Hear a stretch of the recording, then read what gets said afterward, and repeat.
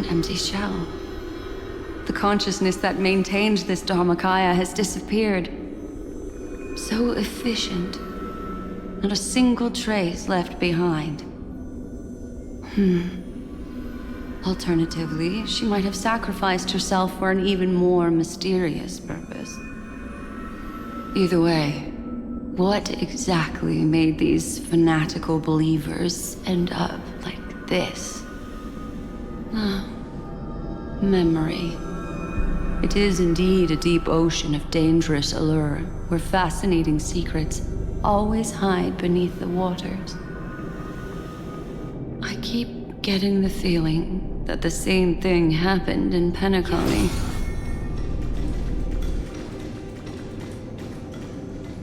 Get ready. We're about to head off. Is it really gonna be okay? That world's surrounded by a mass of chaotic material. That white band of light has already foiled our plans multiple times. Don't worry. After the pink girl from the Astral Express broke into Amphorius, that obstructive force preventing the garden from entry disappeared. That's the Trailblazing Nameless for ya. A huge help. What are you so happy for? Aren't things gonna get messier with more irrelevant people turning up? What if those Trailblazers find the Seed of Remembrance before we do? Then we'll just steal it back. Simple. By the way, there's a messenger and a memo keeper on that express. We don't know where they stand on this matter, so make sure they don't notice you when you make your move. You folks are truly everywhere.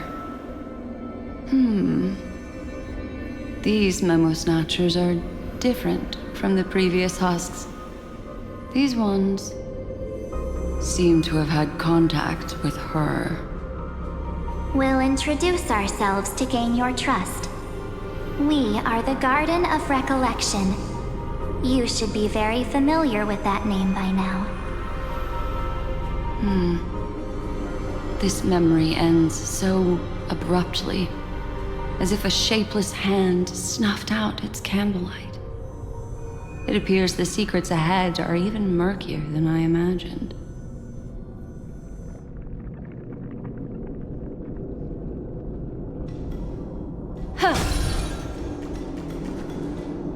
What a bizarre sight. It's spinning out of control! Everything's out of control! Why did no one tell us? That girl is the Memo Keeper's nemesis!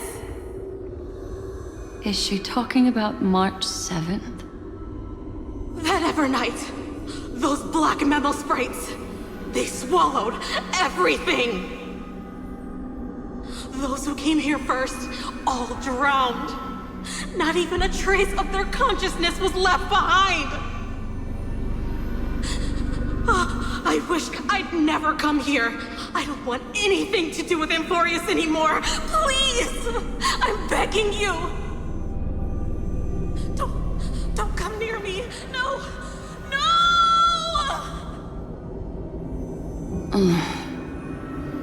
You've involved too many innocent people just to obtain the memory of an eon's fall.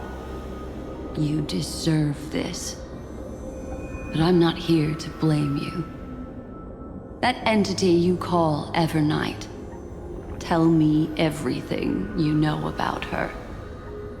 We may yet bring a glimmer of hope for those who are still alive in there.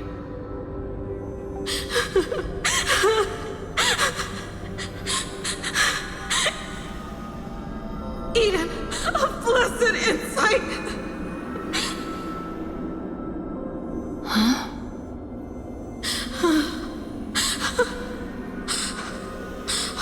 So that's what happened. We were tricked.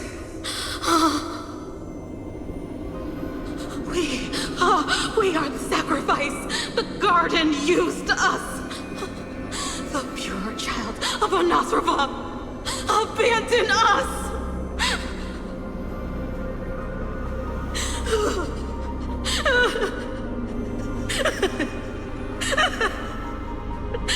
She just wants to find her lost sisters. Find them, kill them, reclaim them.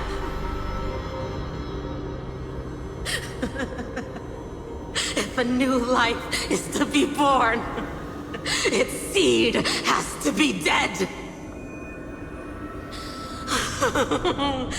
Dead, dead, dead, dead. Dead, dead, dead. Dead, dead, dead, dead. Dead, dead, dead, dead, dead.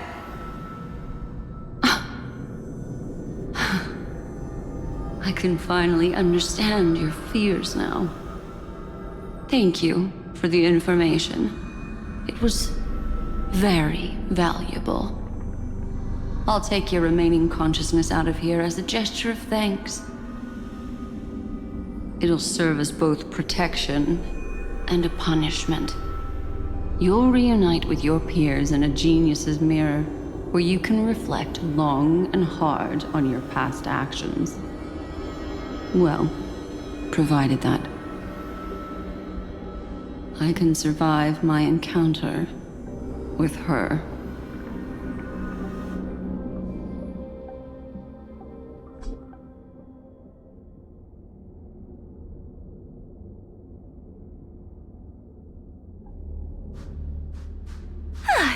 These little critters look scary, but they're not so tough to handle after all.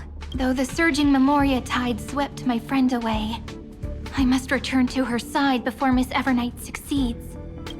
Another one of these stealth missions, huh? Help me out here, friends in her world.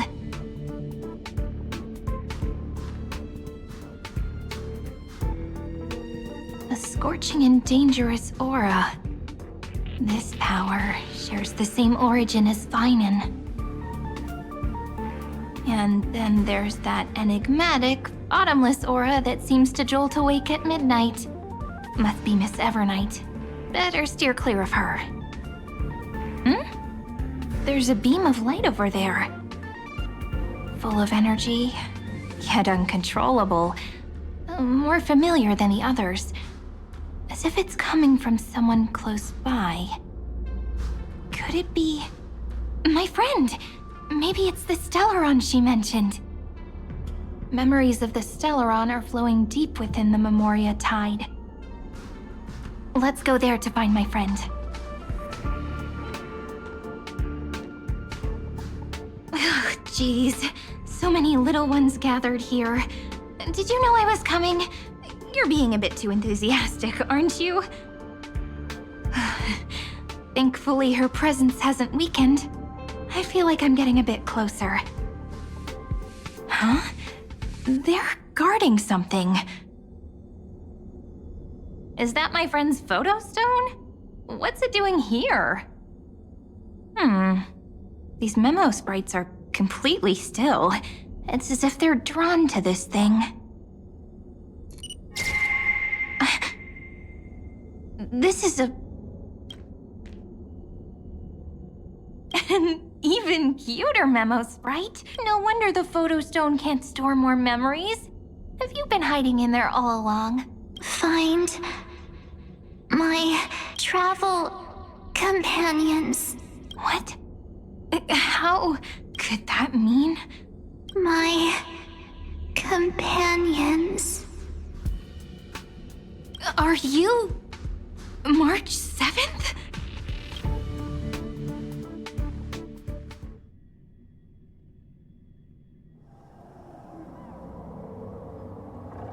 The sky is burning, and the streets are empty.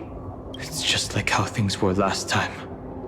How long can the encryption key you wrote for me last, Mr. Screwlum? That is difficult to project. Logic. It is currently unclear how the unknown variable, Miss March, conducts her interference. Please rest assured that I will extract you on time before the encryption key expires. But that means I will no longer be able to hack in via the same method. I only have one chance. The maze of the remembrance is starting to change. I cannot remain your guide on your path forward. That is why we had to form a temporary alliance with our former enemy. I express my utmost respect for your courage to personally face such dangers.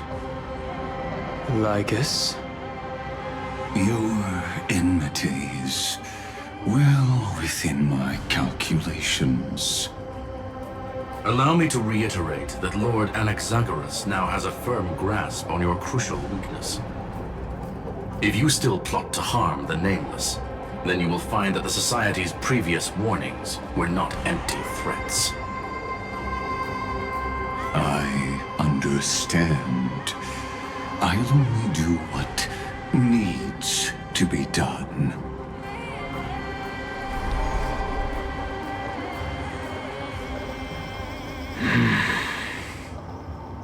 I never imagined that I'd one day walk alongside a genius who offered himself to the destruction. My stance has never changed. The erudition's ruin is inevitable. But before that, I'd be very willing to witness the reunion of the Nameless and to escort you on your way home.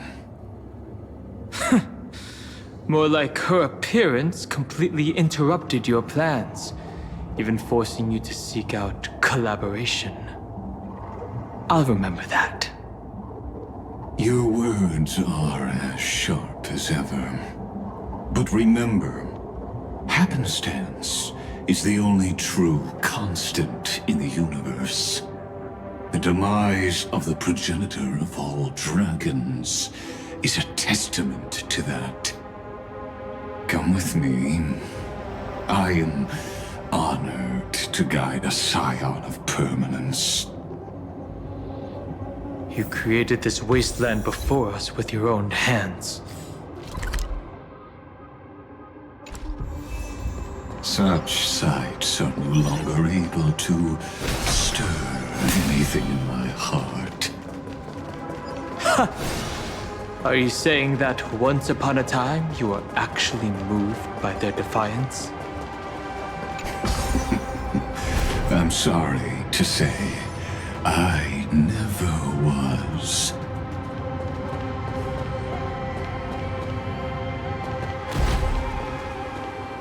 These memo sprites. Is it her?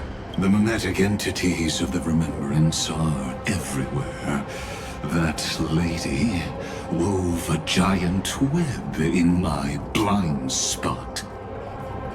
She hacked and infected the Time Titan, converting the built-up data of Emphorius into puppets of the Memory Zone. Sounds like you two have quite the history already. Any variables that desire to influence the experiment deserve my attention. But you never mentioned her before. Could even a genius of the erudition get his brains hacked? Lord Dan Hong, I'm simply stating a fact. That lady is also a threat to you. A threat that you cannot afford to ignore. She snuffed out the Remembrance without any effort and left nothing behind. Her actions were so determined, as if she had an unquenchable hatred against that path.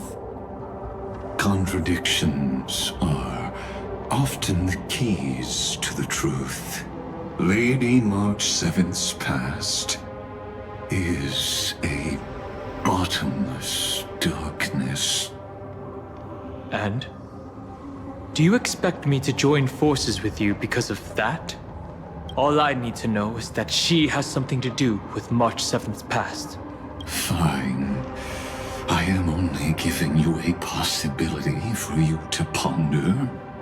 The choice is still in your hands. A heavy past is like an everlasting night. as to what kinds of sins lurk within. You should know that better than I do, former Vidyadhara High Elder. Yes, I indeed know how to face the past better than you do, First Genius. I have no intention of refuting that. Let us keep going, Lord Don Han.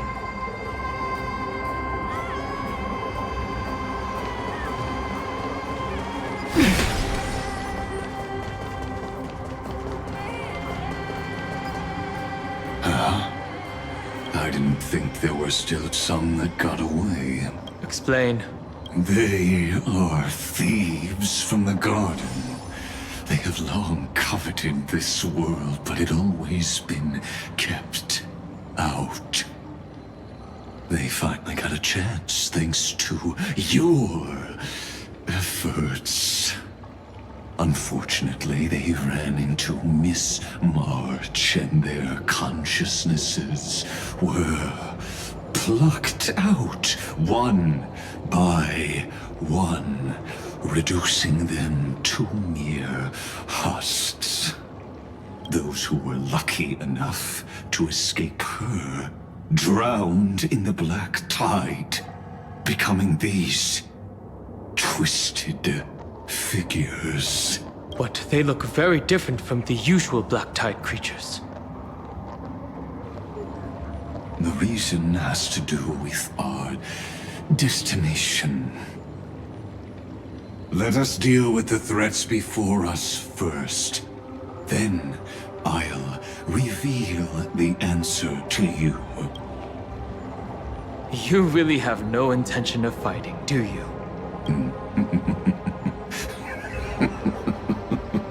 I have no grounds to assist you. Besides, the geniuses are still keeping a close eye on me. I would hate for anything I do to be misconstrued as provocation against you. Never mind. Let me clear the way.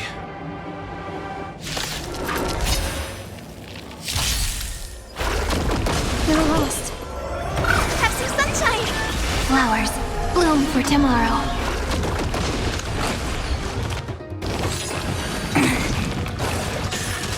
Rise and shine. Treat our guests nicely. Night falls. Good night. That hurts a bit. Embrace a new life.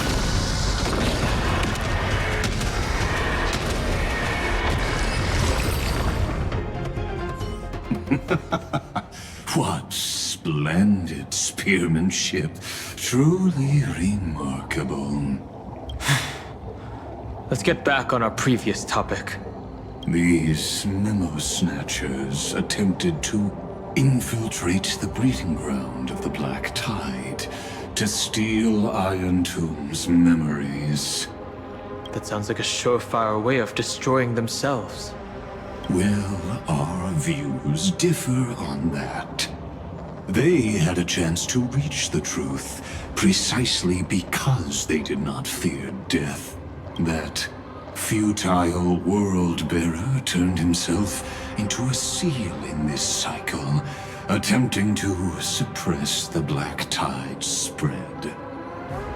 His golden blood soaked into the ocean tides and covered the earth, etching the scar of destruction into this world. And that scar shall point the way forward for you. Erudition, destruction, remembrance. When the three paths cross once again, Amphorius shall face a most magnificent end.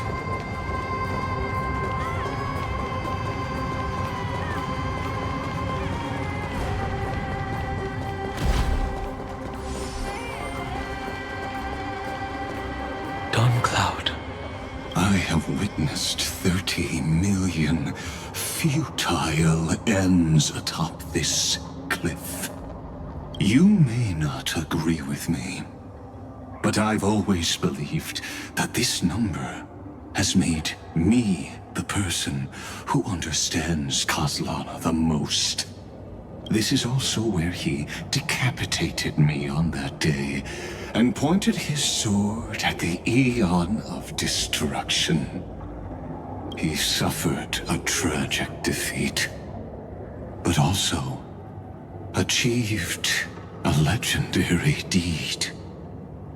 A drop of burning golden blood. The blood that will cleanse the world. Dripped from the god's wound. Nanook? Fiden managed to hurt them? Yes. It melded into Kozlana's body, becoming the Destruction's final blessing. If you wish to dispel the fog and find that March 7th, then go and awaken his fury. She hides in the crevices of time, in the most concealed corner of Amphorius.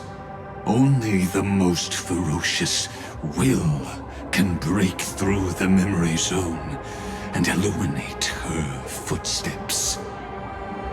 Just like how the blazing sun can only rise at the end of the Evernight. How do I know this won't be another trick of yours? I have nothing to gain from helping you two work together. But in this cycle, Kozlana never answered my calls. Perhaps his mind has already eroded away. Or perhaps he is still awake, still fighting the whispers of the Black Tide.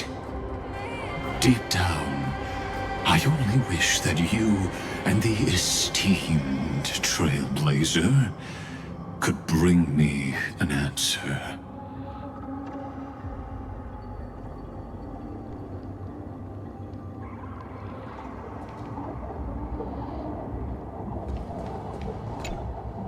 Is there really no other way? How long has it been for you? Kozlana. Finen. I'm back. What? The moment you took the world upon your shoulders without hesitation, you lost the chance to ever be yourself. Duty does not drive you to wield your blade, but hate.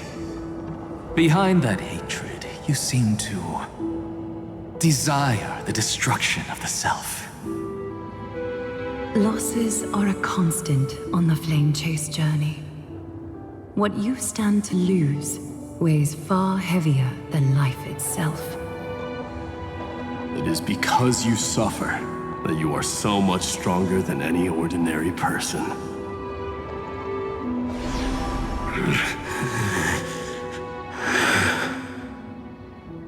Partner. And done hung. You still remember us? Those two names are like brands.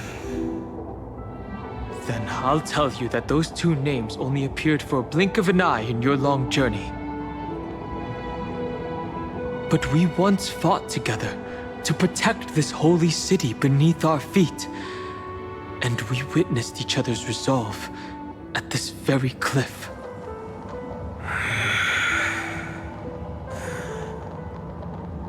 I have forgotten everything except the belief I had when I set off. Even this body is as alien to me as your words. All I know is that I must imprison the destruction that swallows all. What if I tell you that we're here for the same thing? Look at what this world has become. You know what it's waiting for. Even if you've forgotten everything, I still believe that you'll make the right choice, like you did in the past.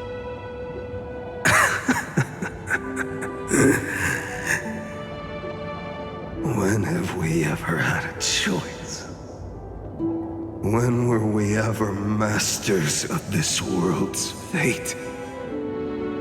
Even though I shoulder the dreams of millions of lives, I could only forge the destruction's evil will.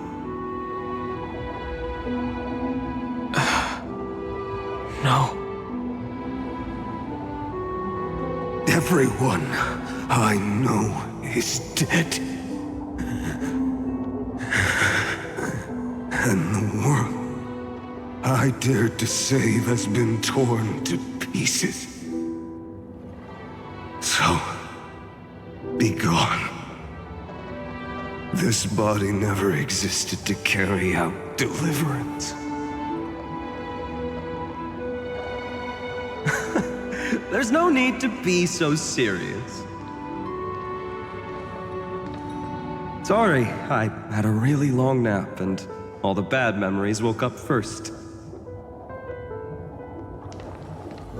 Long time no see, partner. Well, it was only a very brief farewell for me. We once walked side by side and trusted each other to watch our backs. That memory will never fade away, even if all else does.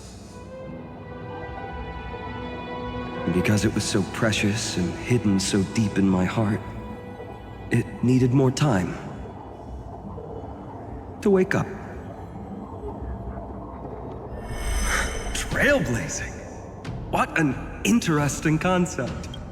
Surely on your worlds, that is also a titan revered by the masses.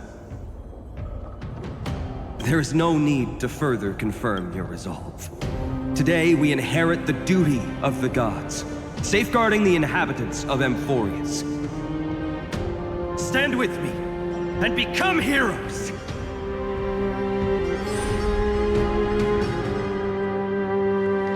Did you hear that? Heroes! I have never forgotten the weight of that word. Even though I am no longer a hero, and the only thing remaining in me is the boundless flames of wrath. But lighting a fire can also illuminate the path ahead. Everyone I know is dead, and the world I dared to save has been torn to pieces. But there is still a group of heroes that I know. And they will bring the true tomorrow to Amphorius.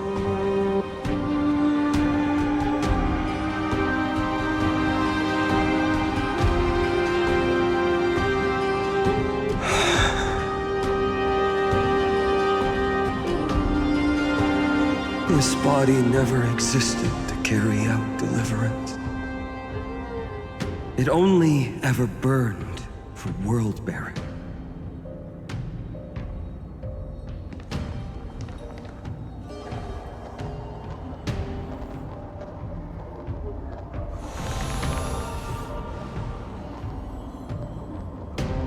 So, I'm going to head towards tomorrow first. Don't make me wait too long, Donna. Partner.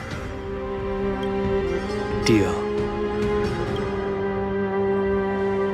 What if we were born from the destruction? There is no need to question your heart. No need to crave victory. If I am born to be a vessel of sin, then I shall roar at evil and trailblaze a dawn for future generations to come.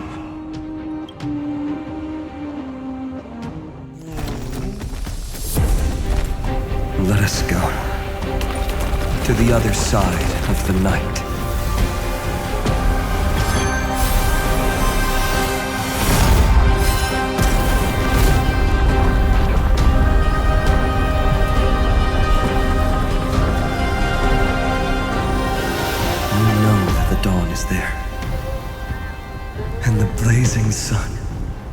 destined to rise.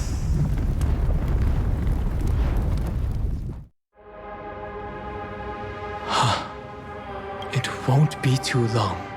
There is a ruckus coming from the Grove of Epiphany.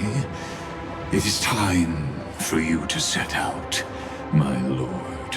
I have another notice for you. In this cycle, an eccentric demigod deviated from their flame-chased destiny.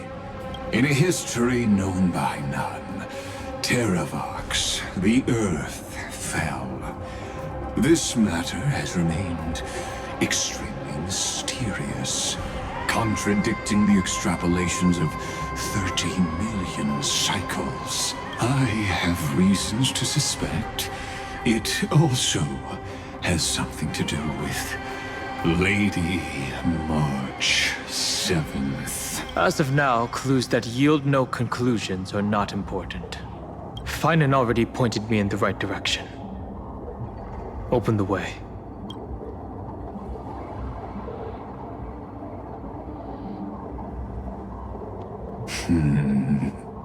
Lord Dan Heng is gone.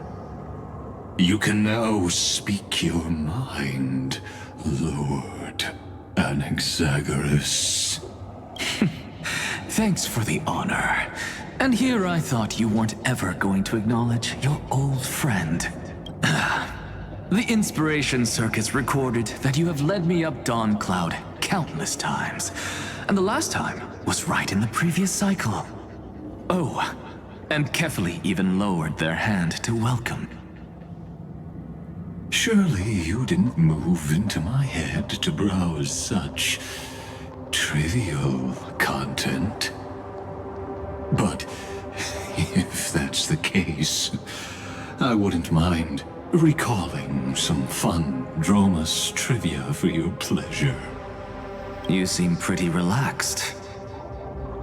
Indeed. The experiment's variable will be eliminated by my enemy's very hands. A beautiful way to kill two birds with one stone, isn't it? You know very well that everything I said about that Remembrance Pathstrider was true. Both my hypothesis regarding her identity and my recommendations to Lord Dan Heng. Yes, I know. You haven't told a single lie so far. But I noticed your thoughts would generate a curious ripple whenever you mentioned her. It's almost like you were deliberately trying to hide something into the depths of your brain. Since you're talking in such a blunt way, I'm assuming you haven't actually found any concrete evidence. That is correct. Thanks to that mechanical body, you can control the boundaries of your thoughts, opting to only show partial truths. Pity that I still managed to grasp a shiver of fear that escaped your control, and I traced it upstream to discover one single word.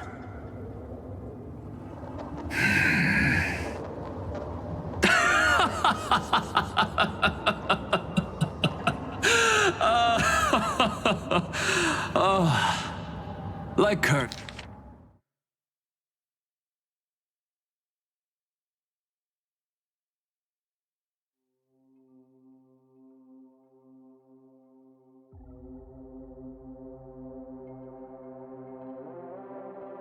Urgus, tell me,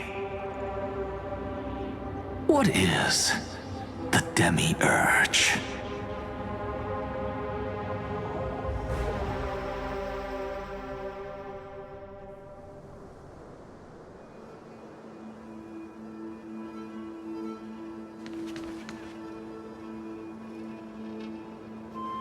The grove. Even the branches and leaves of the sacred tree have been dyed gold. Finan gave his all for her. Now that the destruction has quelled the Memoria tide, it's time for me to go deeper into the grove.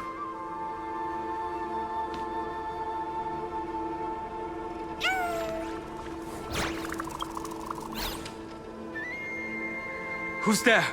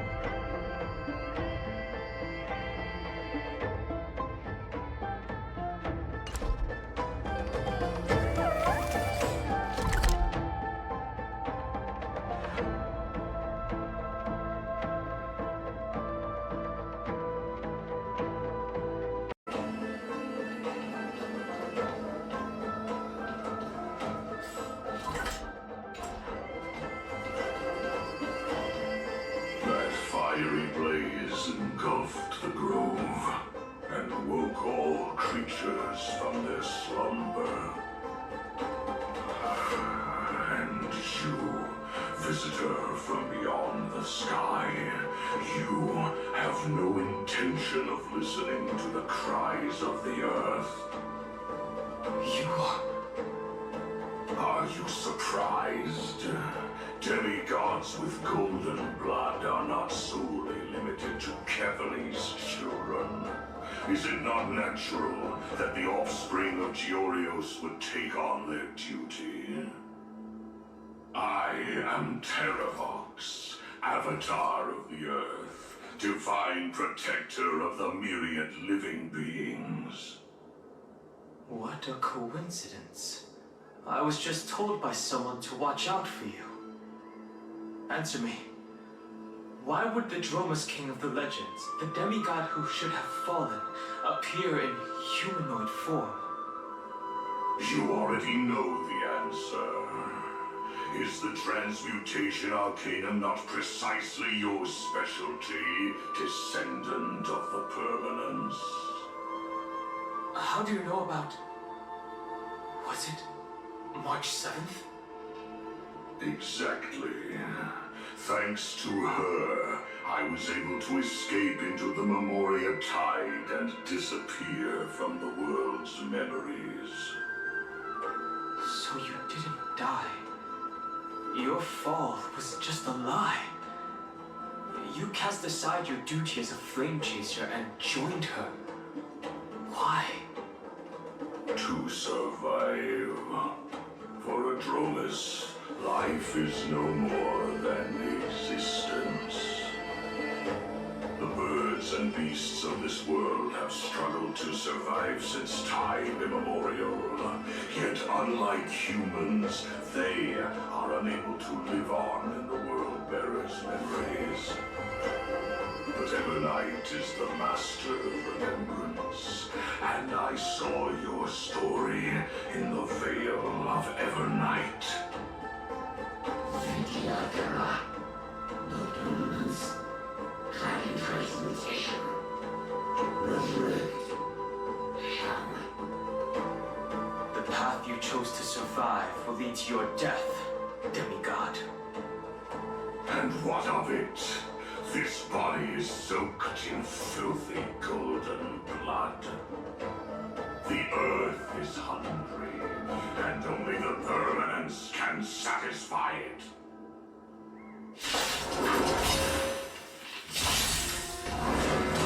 This madness is exactly like Mara struck.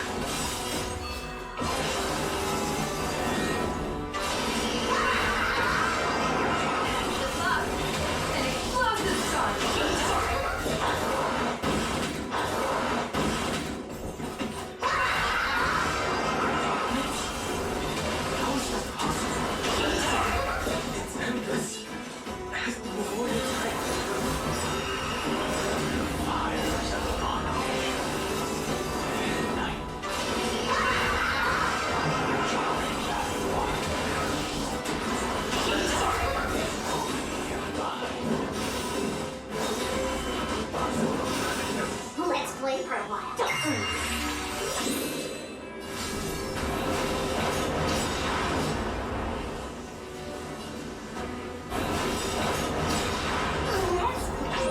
find the answer? Dragons, obey this order.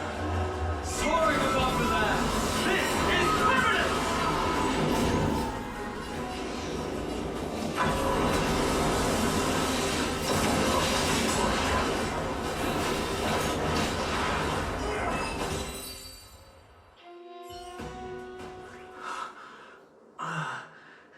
Is this some disordered memory?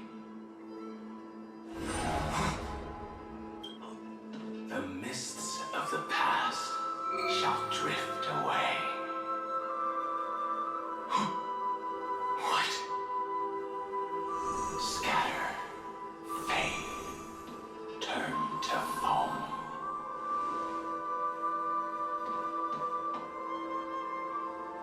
Do you not remember me? After all, I am the heavy burden you must bear. How could I be so easily forsaken? Dan Feng? Is this another memo snatcher trick? Vidyadhara are supposed to forget the past during hatching Reaper. But the Preceptors interfered back then and allowed me to remain deep in your consciousness. If you do not wish to use that bloodstained name, you may call me Obliviated Memory. That's not necessary. Though we've long parted ways, I won't ever forget you. So, who is that giant? That is Amphorius' Earth demigod. He should be on our side, but he was led astray and intends to seize the power of dragon transmutation. The dragon descends upon the earth, and all beings look to it in reverence. You and I know that all life in the universe covets permanence. Are you trying to say I'll end up like you? One day you will, and as I see it, that day won't be far from the end of this journey.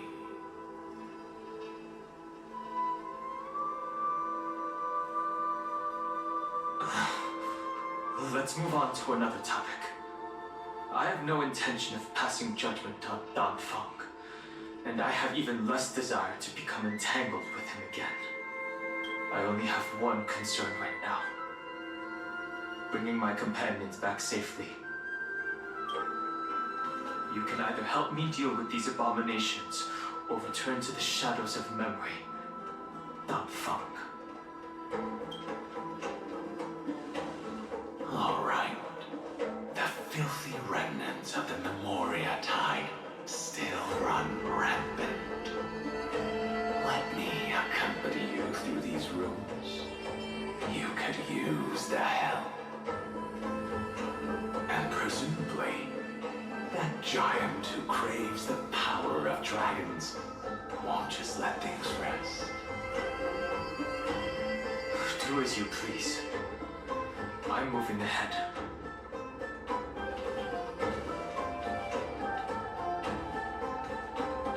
Speaking of Terravox, his aggression just now was probably some distraction. His madness is plain as day. I agree.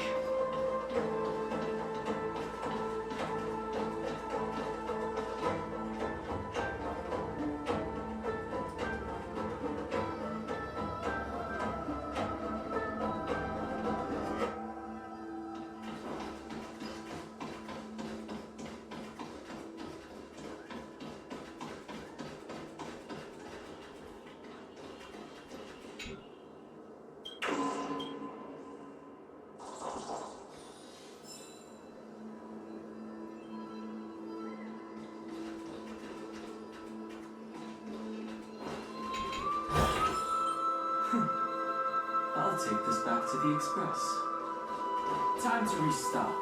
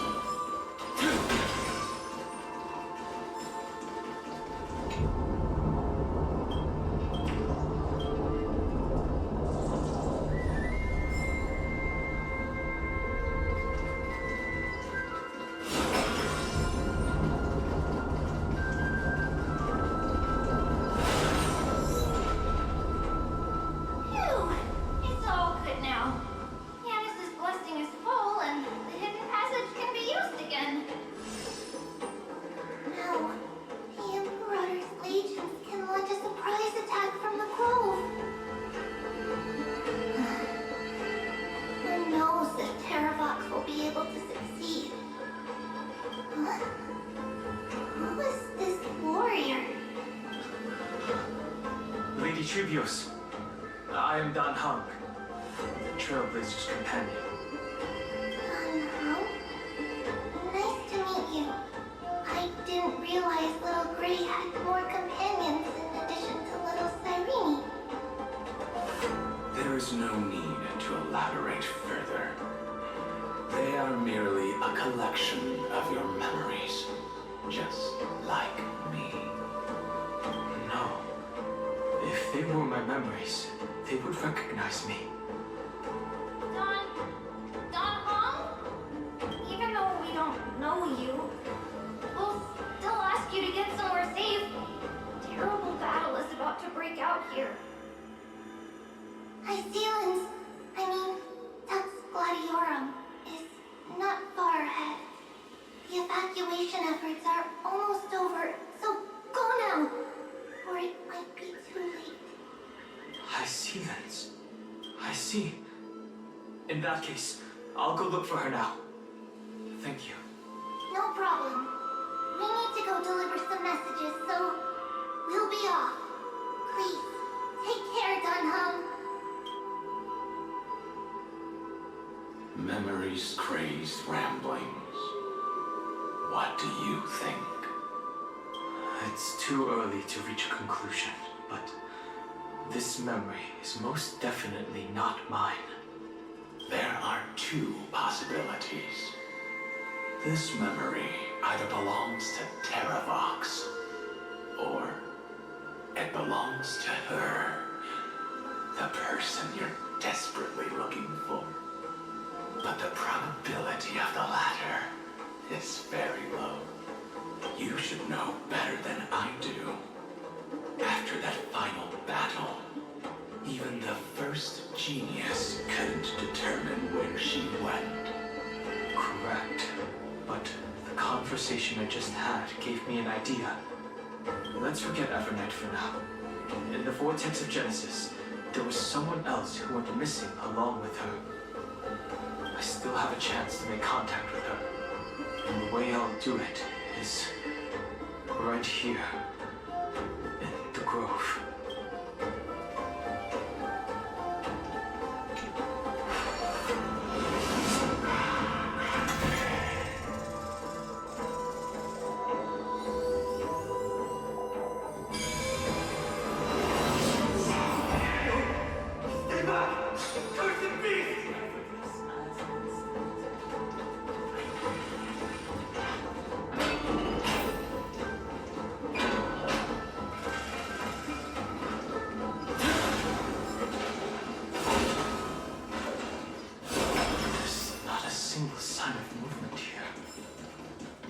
Probably just the echoes of the Memoria Tide.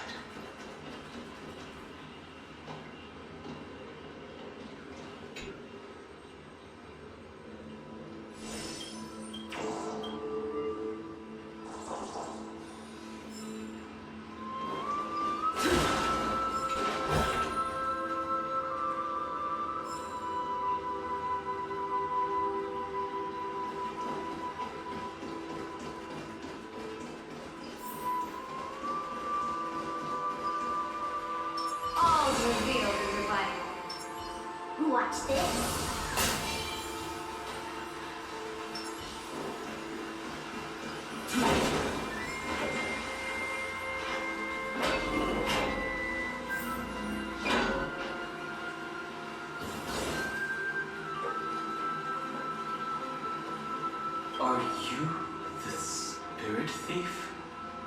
Bartolos?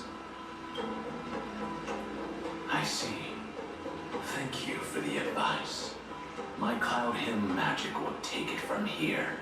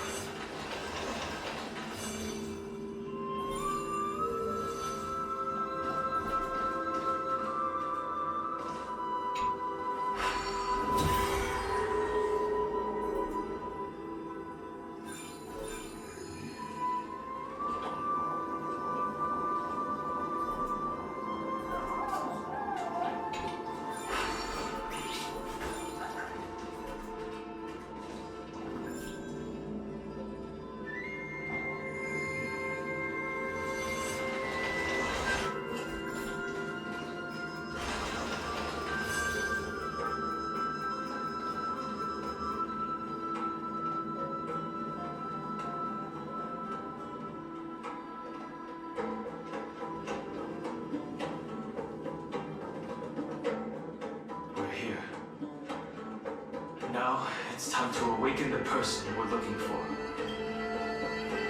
A pool of spirit water. I see. You plan to Compared to the currents of my home, the waters of Emphorius are rather untamed. Subduing the waters wasn't easy, but I've gotten the hang of it now. Under the raucous steps of their frenzied dance, the roar of celebration calls forth the spirit water's memories. How incredible. There are still survivors in Emphorius. And this one even knows how to use the arts of water. Very good. It's nice to meet the ocean demigod, Lady High Sealands. A green dragonfish. The Yudon Hum. I hope I've remembered your name correctly. Scale Gorge Waterscape is your home, isn't it? In Greyfriar's memories, I saw you two standing side by side. That's fortunate. It means I won't have to introduce myself. I can get straight to the point. Tell me, where are Evernight and her? The stranger snatched away the deliverer right before my eyes. I commanded the waters to surge after them, but layered cliffs block the water's current. You must be careful. Earth has abandoned the Flame Chase mission. Though Terravox still lives, they're not an ally of the Trailblazer. That's no surprise. I've already exchanged blows with that mad demigod. I didn't think the worst would still come to pass. He also intends to get his hands on a dangerous power. As his comrade in arms, do you know what his goal is? Terravox has only ever cared for life born from this soil. If they covet powers from beyond the sky, I suppose it's out of the same care. Even so, their behavior is far too unusual. I presume they wouldn't have made such a drastic and irreversible decision if they had not exhausted all other means. But embracing the permanence may result in even more misfortune. While I admire that demigod's willpower, my position has not changed. It seems that if I want to find Evernight, I will have to confront Earth. Since my opponent has already turned into a vicious beast, what I do won't weigh on my conscience. Then allow my specter to accompany you, Lord Damha, as the demigod who witnessed the end of this world. At least let me sing an elegy for my last comrade. That doesn't sound like something you would normally say. Huh? What I do won't weigh on my conscience. I can certainly guess what you mean by that. I will never hesitate for my companions. I am a nameless. And what I'm going to do is defend all the hopes that are on the verge of fading away. Then I misspoke. That is exactly how the guard of the Astral Express should act. If you please, Lady High Sealands. Hold on to this current, for it still carries the warmth of the god. Hopefully, it will lead us to the depths where our companion is hidden.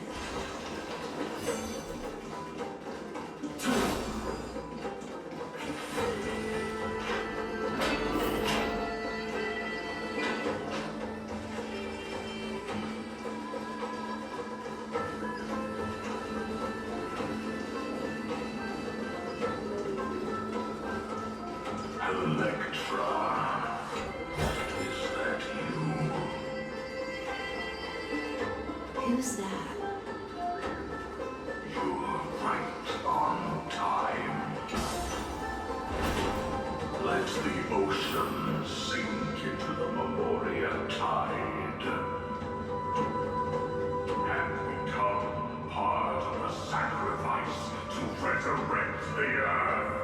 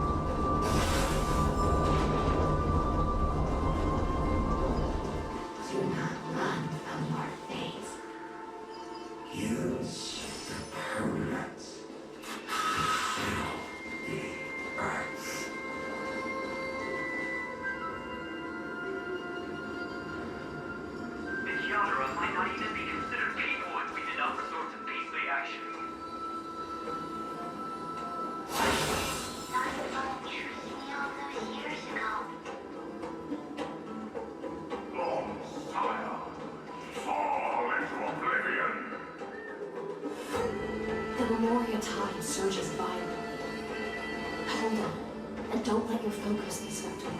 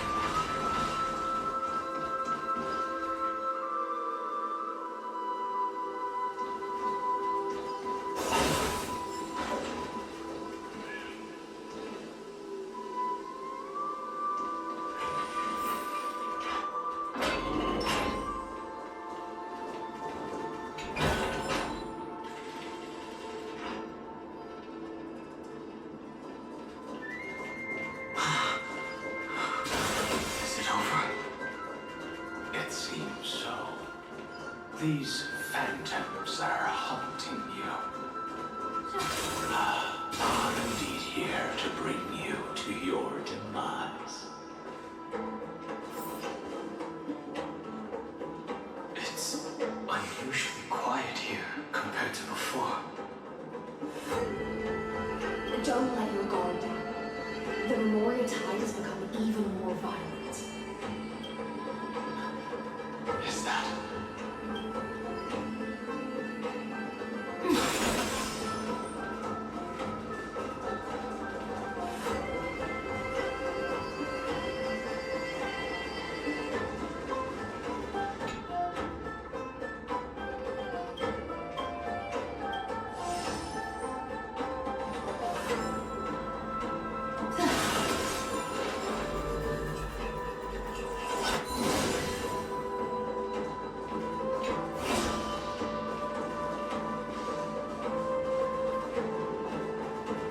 This is an interesting-looking wine jar.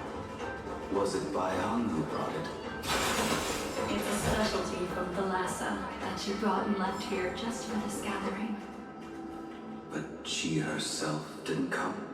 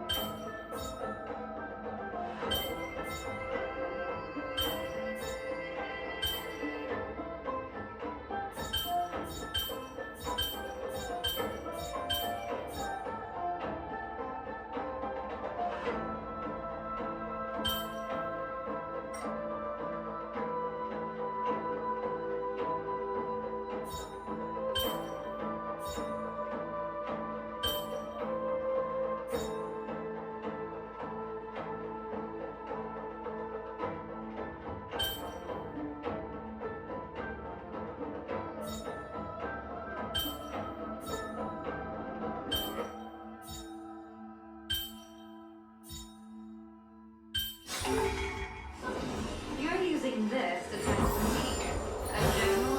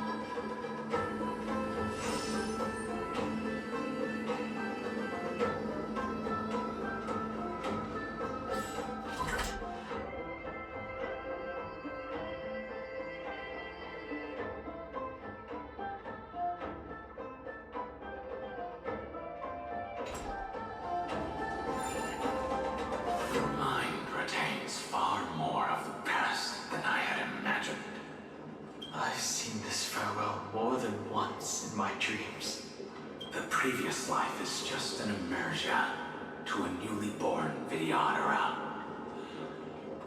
You know rationally that these are your memories, but it doesn't feel like you experienced them yourself. I use dragon transmutation for selfish reasons, and close friends turn to enemies. You probably want to ask me if it was worth it.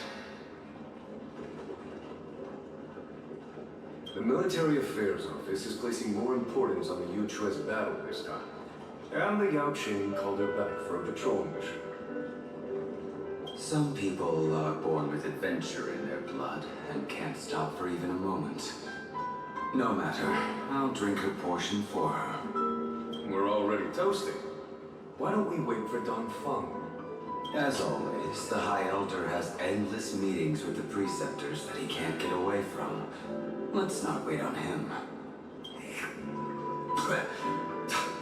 Isn't this just water? I'll relay her exact words. It is a mistake to drink too much before a battle, so I'll leave a jar of spring water from Thalassa's Crystal Palace. She said that wine only has flavor after a triumphant return. Why didn't you say so earlier? I didn't want to go along with her, but she insisted on seeing your expression after your first sip. Any gift from a friend, whether it is water or wine, is rich in flavor all the same. I see you still speak as if every sentence must add something of profound value. I see you still speak as if every sentence must add something of profound value. Ah, you're just in time. The punishment for making us all wait should be 3 cups of wine. Spare me, please. I've already suffered enough next to the ancient sea. I've convinced the Preceptors. Videodora, Cloud, and Magi will join the battle on the front lines, and our armies will fight side by side. It seems like you can now carry out your plan for dealing with the Kitu Mirage, Jingyue. Thank you. We're standing your ground against the dissenters, Don Feng. I never thought those Preceptors would ever relent. After all of this, countless Videodora will lose their lives, with no chance at a molting rebirth. We all understand this. But the Videodora cannot become a part of the Alliance's destiny if we do not share in its joys and sorrows. We would only be bystanders to everyone else's suffering.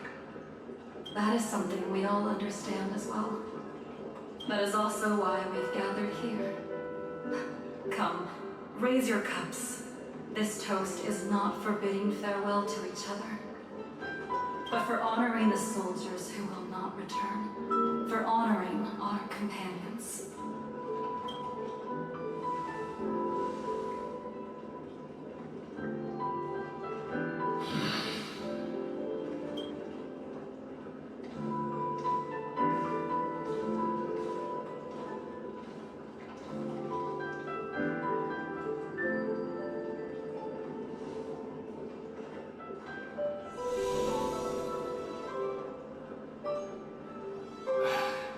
Apologies. My reckless plan must have put a lot of pressure on you. Nonsense. If our positions were flipped, you'd support me no matter how reckless my plan was. Right? Of course. But let's try not to be too reckless.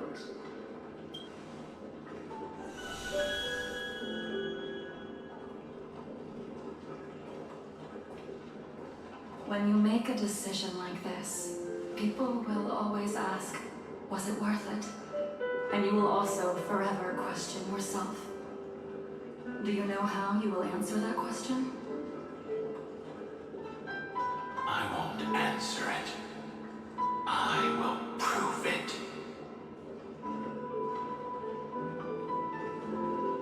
That's right. My sword is my answer. Thank you, Dan Feng. Thank you, Jing Yuan. Oh, thank you, Jing Liu. And thank you, Bai Han, wherever you've run off to. Ridiculous. How did you get drunk from spring water? I'm just full of joy. It feels like I've just forged a divine weapon with masterful craftsmanship. I'd rather leave this world in a blaze than live until the end of time. That's what I always firmly believed in the past.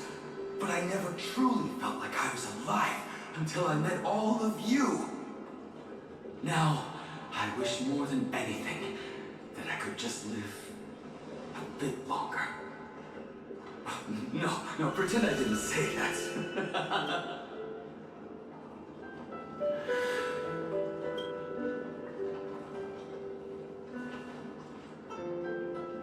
It's over. And you know exactly what happened to these 5 afterward. So, can you understand it now? After both she and March 7th have left you. Losing a dear friend with whom you've shared so much can never be considered a victory. It's a failure that torments you for the rest of your life. I could never accept that kind of fate. So you made a decision. I was the one who used the transmutation arcanum. I was the one who swore to bring Bai Han back to life. And the one who brought everything past the point of no return. That was also me. Do you have any regrets, Dan Feng?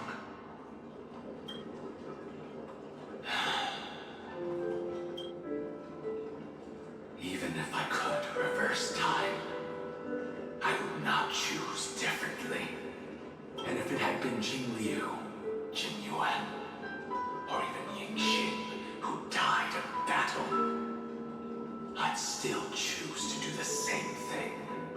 Because only I could make that choice and protect all of this. Now, for the sake of your companions, for the sake of those two who walk alongside you, how much are you willing to sacrifice? Da. How much are you willing to sacrifice? Dan Hong.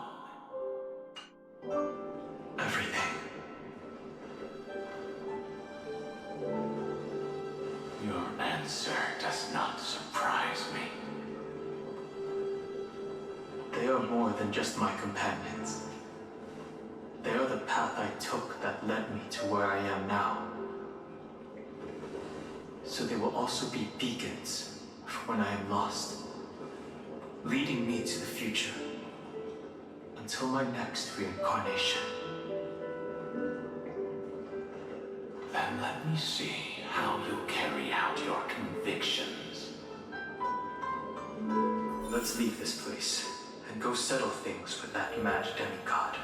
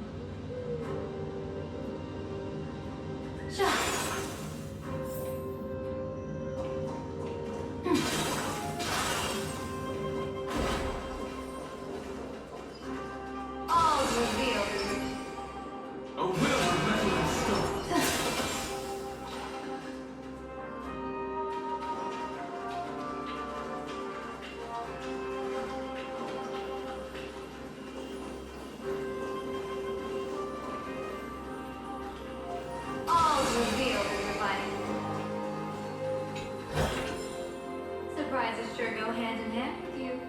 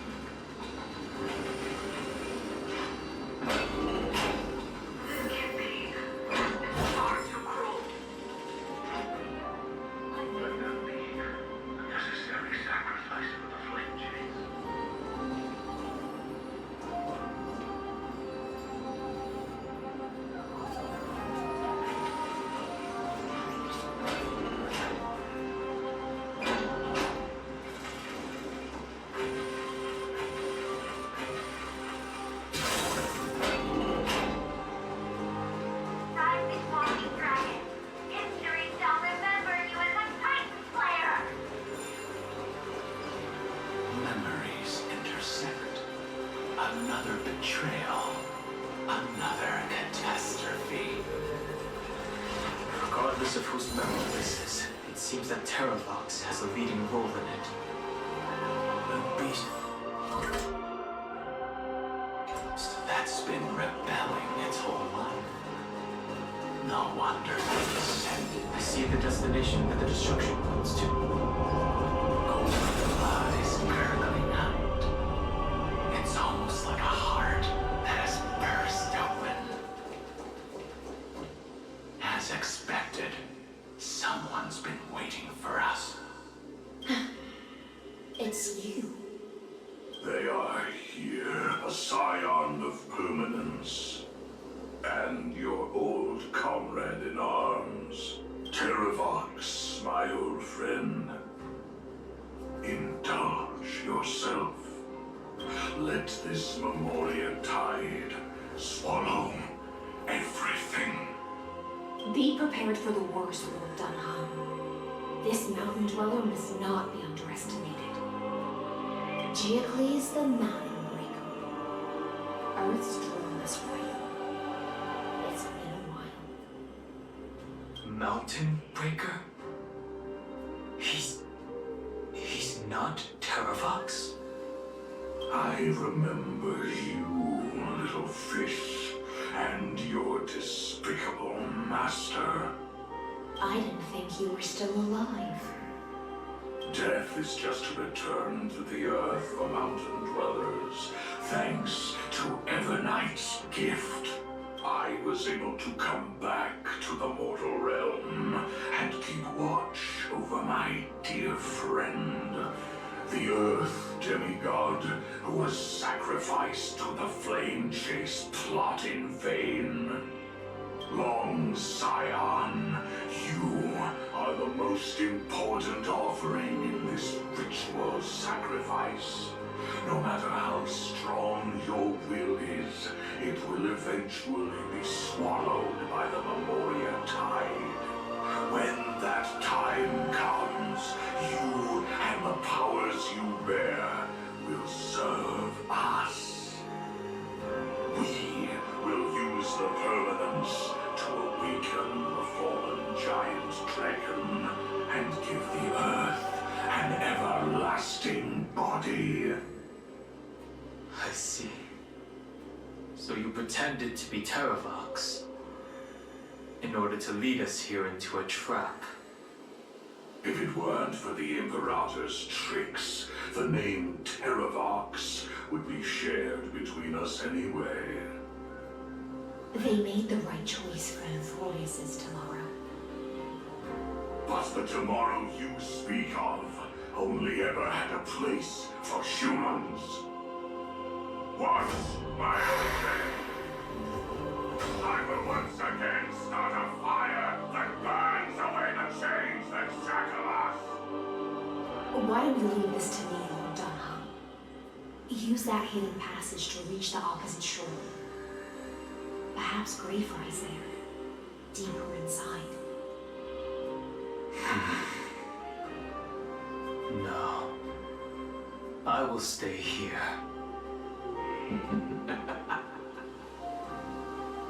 Mountain Breaker, hero of the Mountain Dwellers.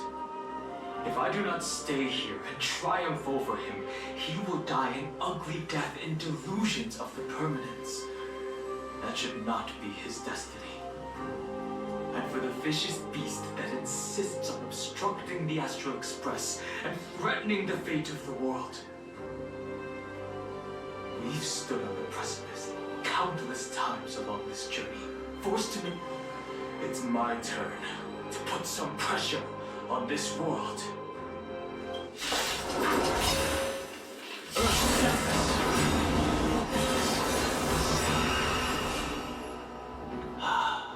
All too similar.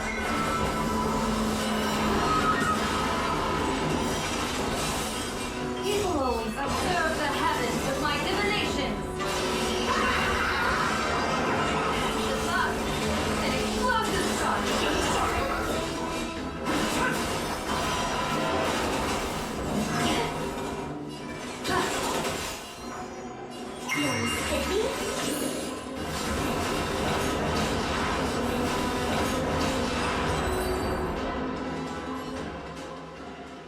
It's time to stop struggling, Geocles.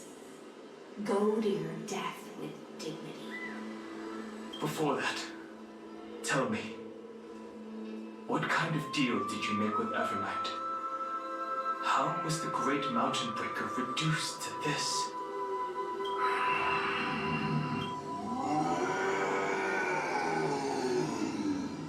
That's... Leave it to me. I'll recount the Earth's heaviest past and sever its deepest delusion. Terravox? Is that you? Your body has become so frail. Even mountain ranges grow old and eventually die. But I can hear the sound of blood still surging through your veins, fast and strong. I suppose you are the true Earth demigod. I am near my end, and the demigod title means nothing to me now. The being who stands here now is just the former comrade of the Mountain Breaker, and the traitor who abandoned him. Traitor? Terravox was once a member of Geocles' Dromus Legion. This force was famous for its skilled riders and their brave Dromuses. Terravox himself was the Dromus King, the giant dragon who swore their life to the Mountain Breaker. In the battle against Georios, the Imperator could not surmount this mountain, and thus had to break it from the inside. Terravox's betrayal was key to the Flame Chase Army's victory. The age of the gods was coming to an end. Living beings had adapted to the changes amidst the rifts of the earth, and now they had to learn to survive in the crevices of the epics. Someone had to watch over the earth, so I agreed to a deal.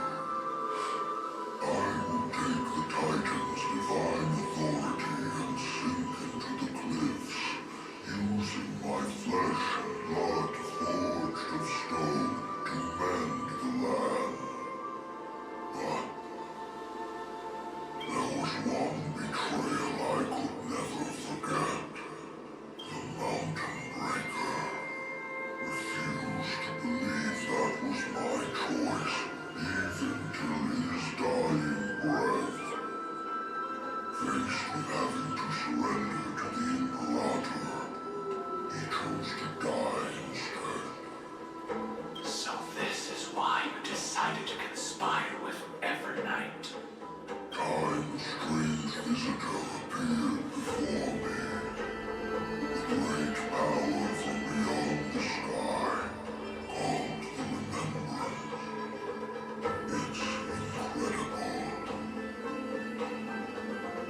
Geocles was able to be reborn as a memo sprite. He mumbled about the times we fought side by side. Just like how all the lives this body carries speak to me. Evernight did not ask for much in return. She only wished for me to use the divine authority of Earth to hide her tracks. Since you're being so candid, does this mean you've given up resisting? Resistance. For a beast on the brink of death. What is the point of resistance? I see. 1,000 years have passed, and your mind has long since been shattered. This frail body bears the weight of all those I've betrayed. And now, my only wish is to rest with them in the unchanging paths. Go, long Scion. That fiery blaze has already burned through Earth's protection, revealing the secrets underneath. The deepest depths in Amphorius, the great tomb where all the past is buried. The one you seek, Evernight, walked out of that place. Before her arrival, no one knew of its existence. In other words, that is the place where Evernight came into being. And it is also where she is now. You sank willingly into the past, and now your memories have turned into this form. Was... At least I still remember. As long as I never forget, they will live on. primitive and animalistic. I understand these instincts. Have you ever regretted anything? The Earth is not a lonely island in the middle of the ocean. It is the sum of all the living things that stand on it. I have never regretted defending the creatures of this world. Then, a final question. Terravox, after all of this, how much are you willing to sacrifice for the power of the permanence? Everything. My journey up to here has allowed me to fully understand my destiny. No matter how I struggle, the Earth will never be able to reach the stars. But my compatriots deserve to continue their struggle. At the end of my life, I want to make one last effort to give them a chance to move on to the future. Even if it is a future I am not able to witness.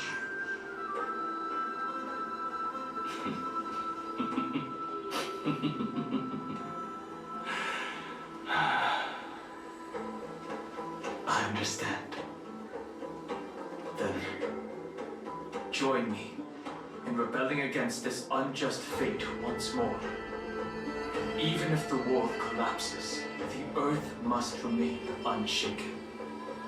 Give me the core flame that burns within you, and allow this immortal body of the Permanence to bear the furnace of life for you.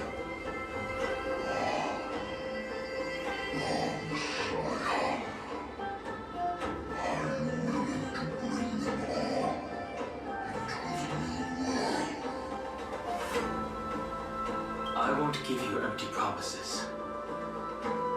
Allow me to answer your question from a different perspective.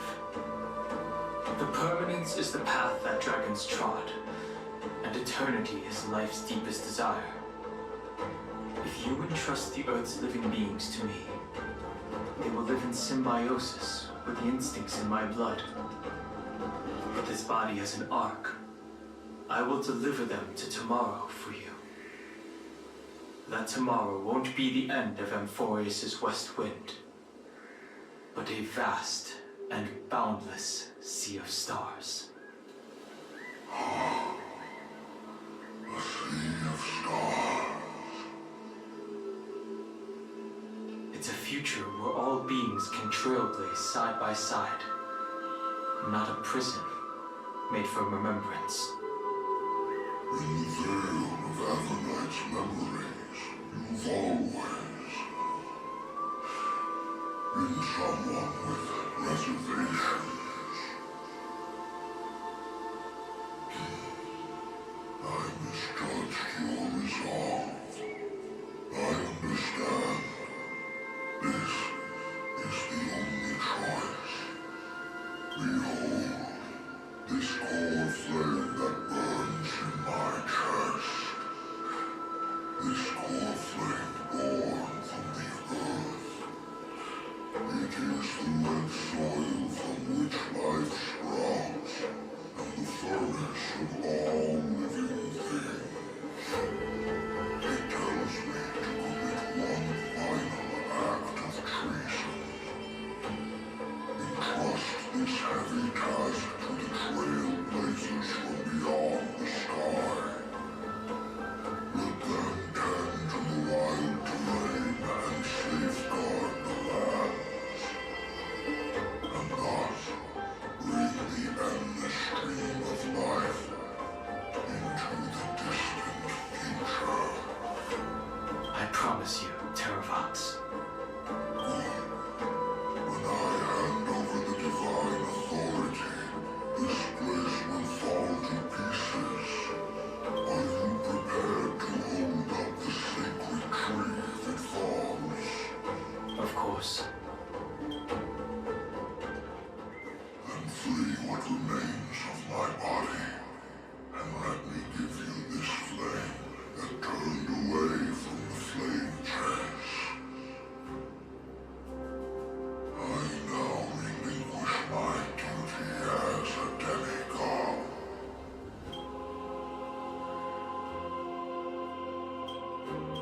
You shall dig your own grave and burn in the furnace of rebellion.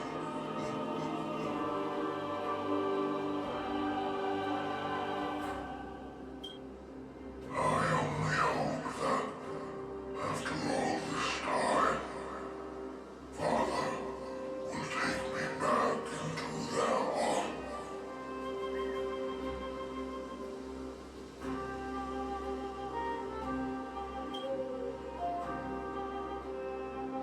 Come, crouching beast, for the endless life of this world. Rise from your dormancy and follow me as soaring dragons of the wilderness.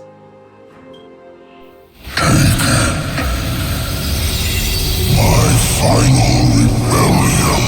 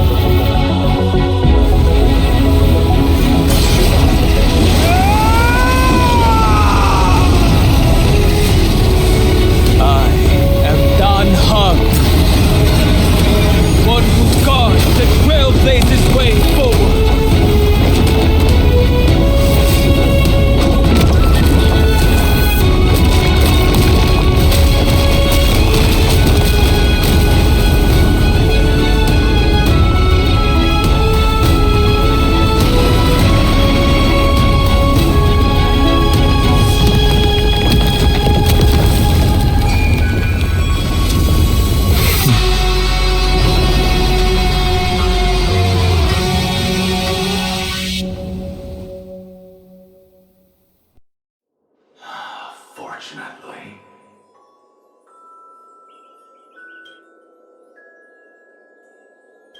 the worst did not come to pass.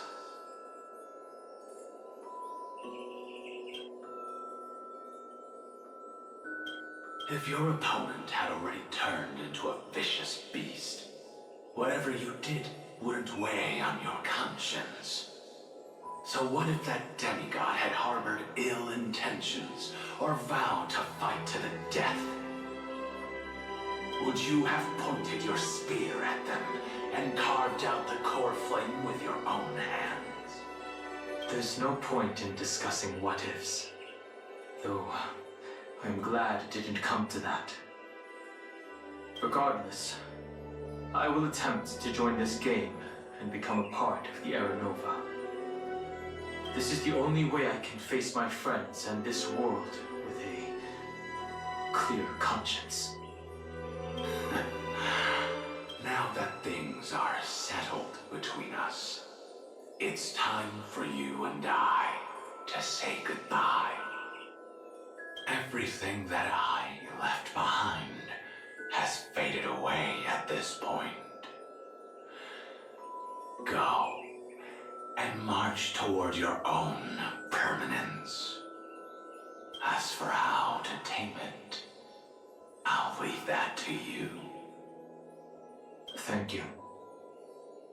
We can't go back to the past and make better choices, but at least we can do better in the future.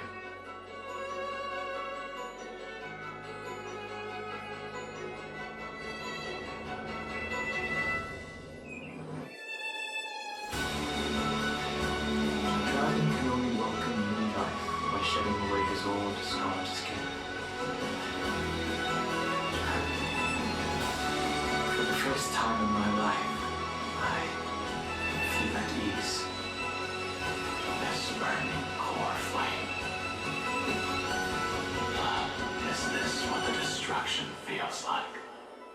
The light is unexpectedly warm. It's just like the fleeting moments when one wakes from a dream. Farewell, Don Funk. Now, it's time for me to set out once more. The final rebellion of Earth was to bestow trailblazing wings upon all living beings. The Terravox. This was probably the best possible ending. Behind that scar lies what we call the deepest depths. The rising, but right now, she's trapped in the bottomless pit. Is Evernight with her? I'm afraid I can't tell. A scorching abyss. If I were to enter it alone, I'd almost certainly get lost. And Miss High Stevens, would you give me cover? I'll need to focus completely on what's ahead, and may not be able to pay attention to my surroundings.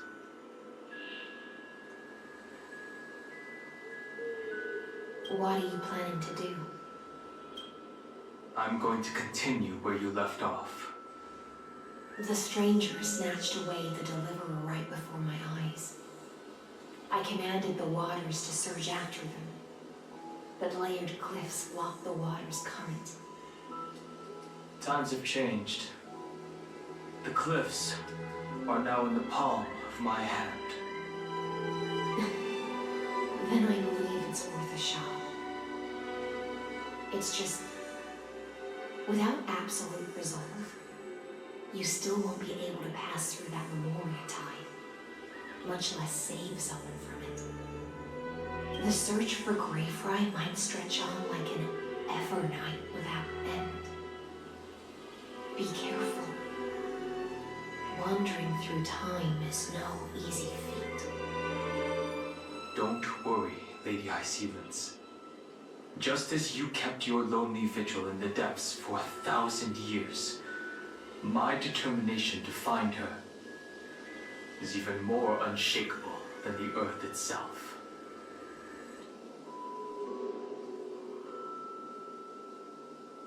Ancient sacred tree, lend me your roots. With the core flame I carry, let me resonate with this land. With heaven and earth as my map, and time as my compass, I will find that one singular point. Even if I must cross every mountain and valley on my own 2 feet, I will bring you home. Circe's giant tree, witness to Amphorius. This time, I will follow its roots into the ancient earth until I find you. On this journey, I will become the bedrock of mountains and bear the cities above. With the currents, I merge into the tide, crashing upon the land's jagged reefs. I sweep across the nameless barrens, scattering endless snow and frost. Entwined in the cycle of day and night, into the deepest depths of this world, adrift in the darkness that was before all else. When can I lead you out of this maze?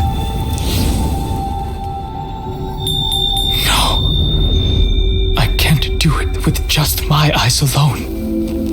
Maybe it was never me. Maybe it was always you who could set us free. Long time no see.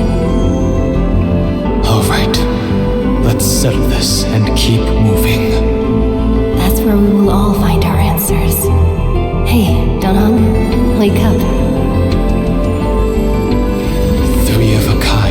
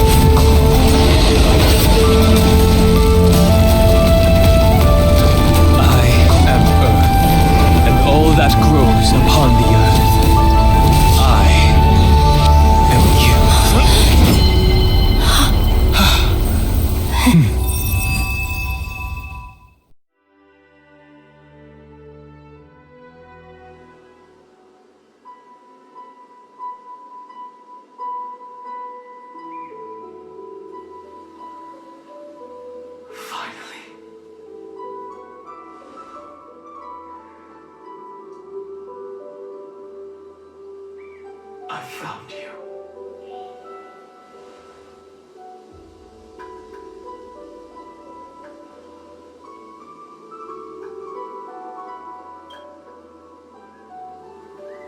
It really has been a long time. Don't be so sentimental. That's not like you.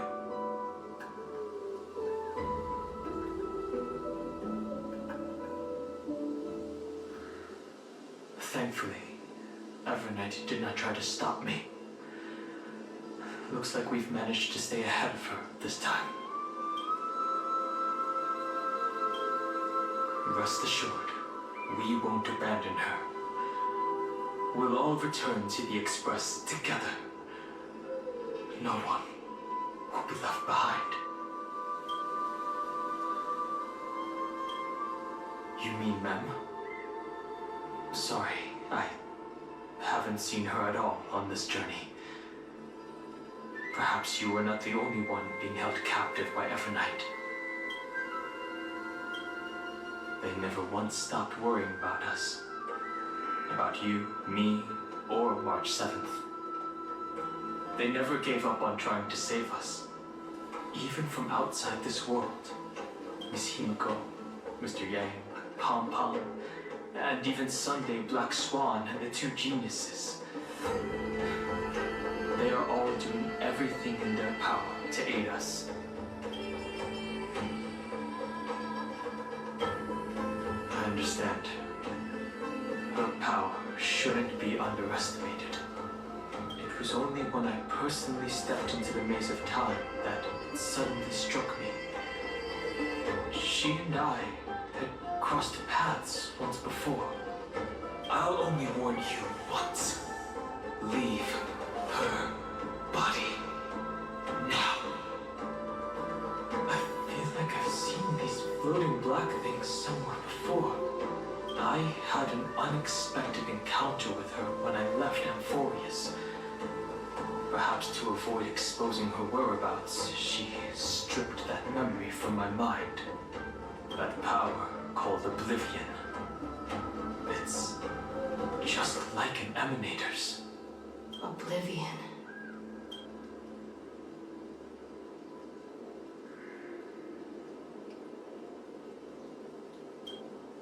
I know. But you still remember me and our companions. For now. Do you have any clues about the memories you may have lost?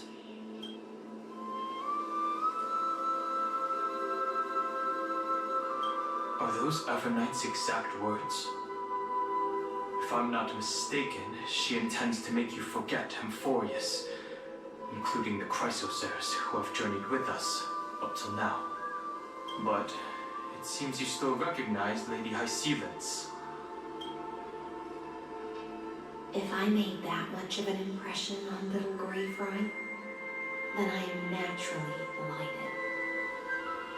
But I fear your escape from that power they call Oblivion is thanks to someone else.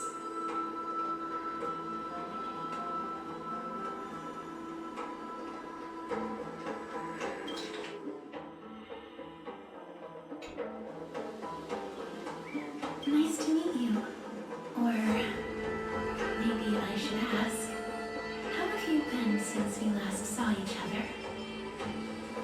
Along with you, this little butterfly fish's memory was also salvaged from the depths of that whirlpool. Just as a pearl is cradled within its shell, the power of Thanatos surrounds you, shielding your soul from corrosion. Miss Irene has spoken of you often to me. But though we've never met in this life, I believe there's a kind of warmth that can transcend time itself. Through the endless flow of time, I guarded the secret passage between Styxia and the Vortex. When the Memoria tide flowed backwards into the River of Souls, even in deep slumber, I could feel that warmth. And with all my might, I protected that warmth. I apologize if that seemed improper. I hope you'll forgive me.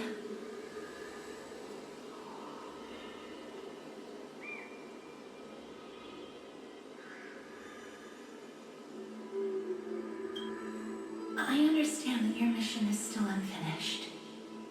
The path ahead is treacherous, and even though my body is bound to these dark currents, I'll do everything I can to watch over you both. The little butterfly fish is right. There is still a pair of eyes watching from the shadows, but we won't let them get anywhere near you. Go forth, golden dragonfish, and you, deliverer. Seek out your companion. Go forth and illuminate the lightless Evernight. I cannot thank you enough. Accept this promise from the Nameless. Amphorius will definitely right brand new ending for itself. Of course. We'll write it together.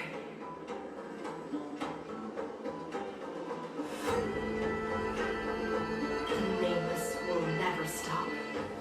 Until all of us stand side by side in the true.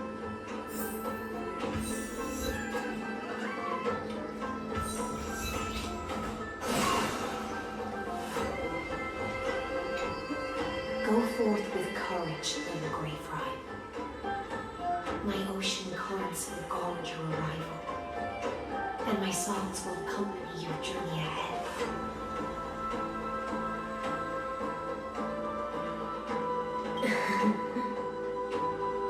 You still remember how much I love fire and feasts. All right then. It's a promise. Go find your companion and see your journey through. I'll raise a glass while I await your triumphant return. And then, when we reunite in the ocean at the boundaries of this world, let me play a song for you beneath the glow of fire. At the end of the sea of flowers, the souls of the living shall warm thy fingertips, and after an embrace, there shall be eternal separation. If I hadn't met you at the end of the world, I would have thought Lady Trinan's prophecy was wrong.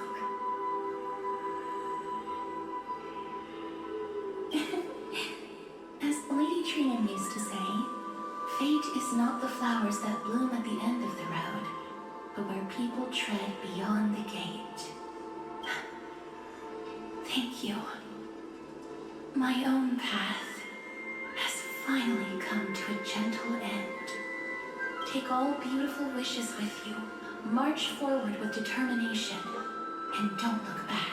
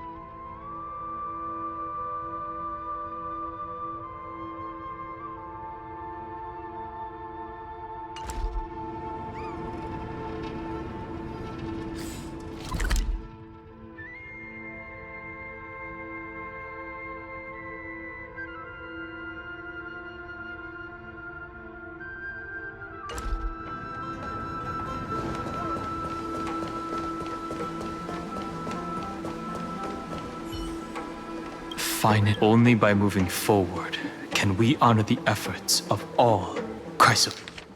Finan is still fighting against the destruction. Hycelans and Castorus remain on watch, guarding the path that led us here.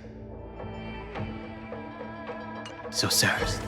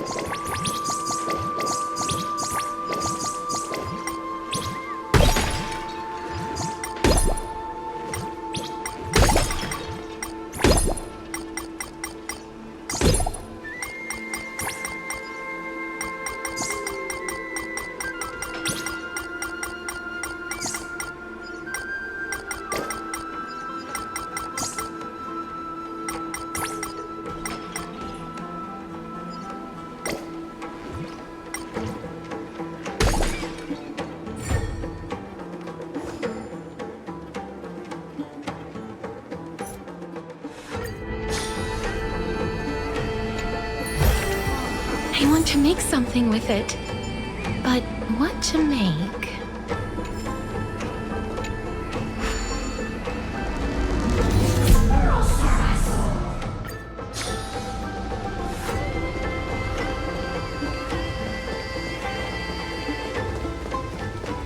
This place was once Nestia's altar. Could the golden thread be leading us to the world's deepest secret?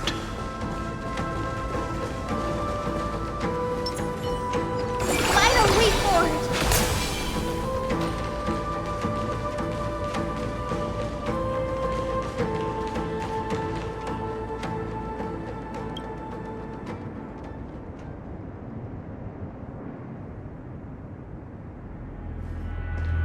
Is this a symbol in the shape of Amphorius?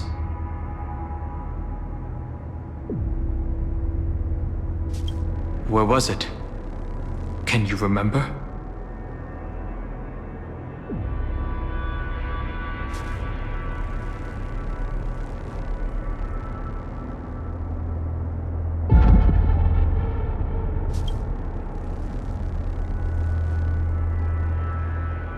That doesn't make sense.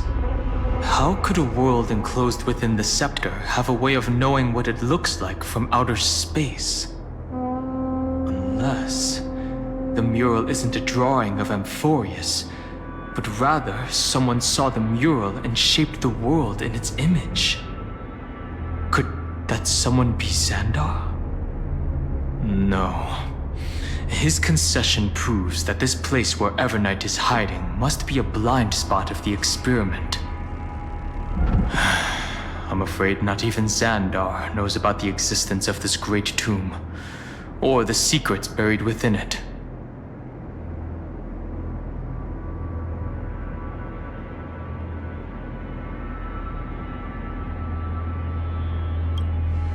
It's hard to tell right now. But this definitely isn't the outcome he wants to see. For something to be hidden even from him, it must either be extraordinary or unimaginably dangerous. This forbidden realm remains undetectable to Xandar, and even Fine and Strike merely opened the entrance, yet Evernight can freely swim through it as she pleases. It cannot be reached by the erudition, nor can it be erased by the destruction. Be careful. What lies dormant beneath may well be Amphorius' final path. Remembrance.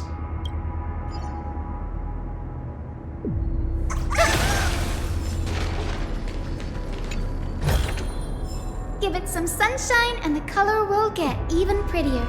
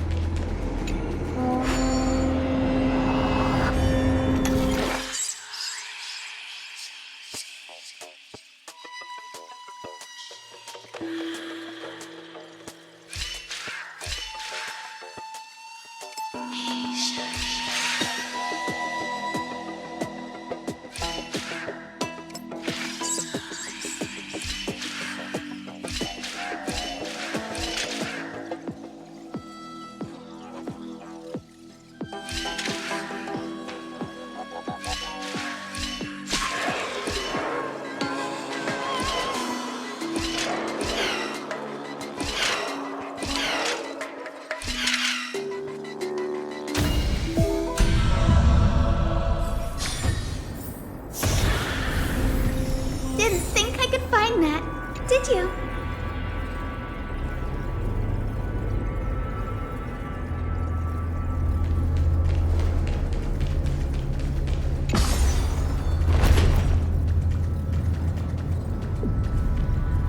It's endless. It feels like we're plunging into an abyss.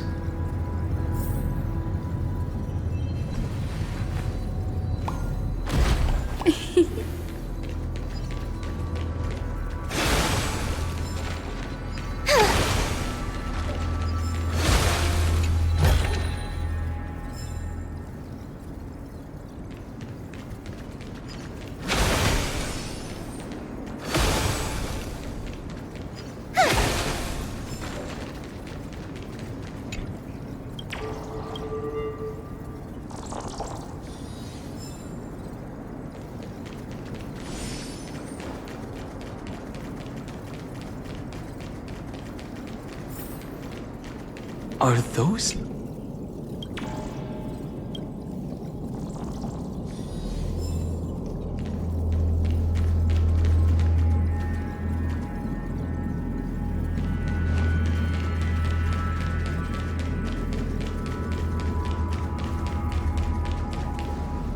The whirlpool of remembrance. Bottomless and unfathomable. Behind this mist must be Evernight's domain. Ready? Once we step inside, I'm afraid there'll be no turning back. For March 7th, and for Amphorius. Let's go. On the Trailblaze, no one gets left behind.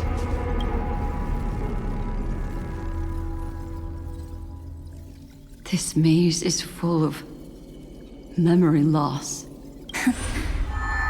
Your voice sounds different from usual. I only hear a hint of curiosity. The rest is all fear. Beautiful memo keeper. Ugh. I know exactly where that fear comes from. The Evernight is a mimetic entity's natural nemesis. They will swallow you whole with just a flick of my pinky finger. I am the garden's enemy. I have never denied that fact. I have to say, Miss Evernight, you've certainly got a unique way of protecting people. At least she's still willing to talk. Is it because I disobeyed the garden's rules? Maybe I still have a chance. No, I don't think you do. It's not very elegant to spy on someone's thoughts, you know? Well, before you get rid of this beautiful memo keeper, the least you could do is answer some of my questions. Why should I do that? So you can buy more time and send a message to your companions? And here I thought you were already watching my companions' every move. I am. Earth's stirrings have ceased. They have defeated Terravox and are heading here as we speak. Don't tell me that's part of your plan, too. It's not. But I'll make good use of it. Fighting alone against an entire world, even I might miss something. But I know how to adapt to the circumstances. Just like right now. How I've decided to let you go. I like you, little bird. Your longing for memories remains pure. Unlike those memo snatchers. Your most precious quality is how you've yet to be tainted by the garden's dark side. I'll take that as a compliment. But I still don't understand why you've kidnapped me here. Well, seeing is believing. So, why don't we take a stroll together? This ruin buried deep underground is called the Kernel in the language of erudition. But I gave it a friendlier name. The Heart of Amphorius. The great tomb of the Nameless Titan. The Nameless Titan? You'll see with your own eyes just how important the remembrance has been in this world. And how we will stir up the waves of oblivion to douse an eon's ambition. You've been hiding here all this time. That's right. Curious about how I discovered this place?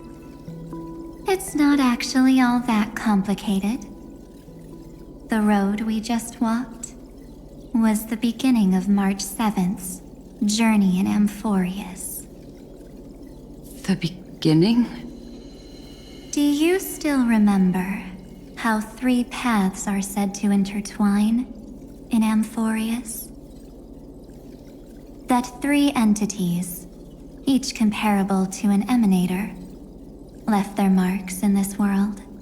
There's Xandar, Iron Tomb, and... That's right. To this day, there have been no signs of the entity corresponding to the remembrance. The Garden of Recollection was curious about that too. So the Memo Snatchers spent an unimaginably long time chiseling out a tiny channel to peek into this world.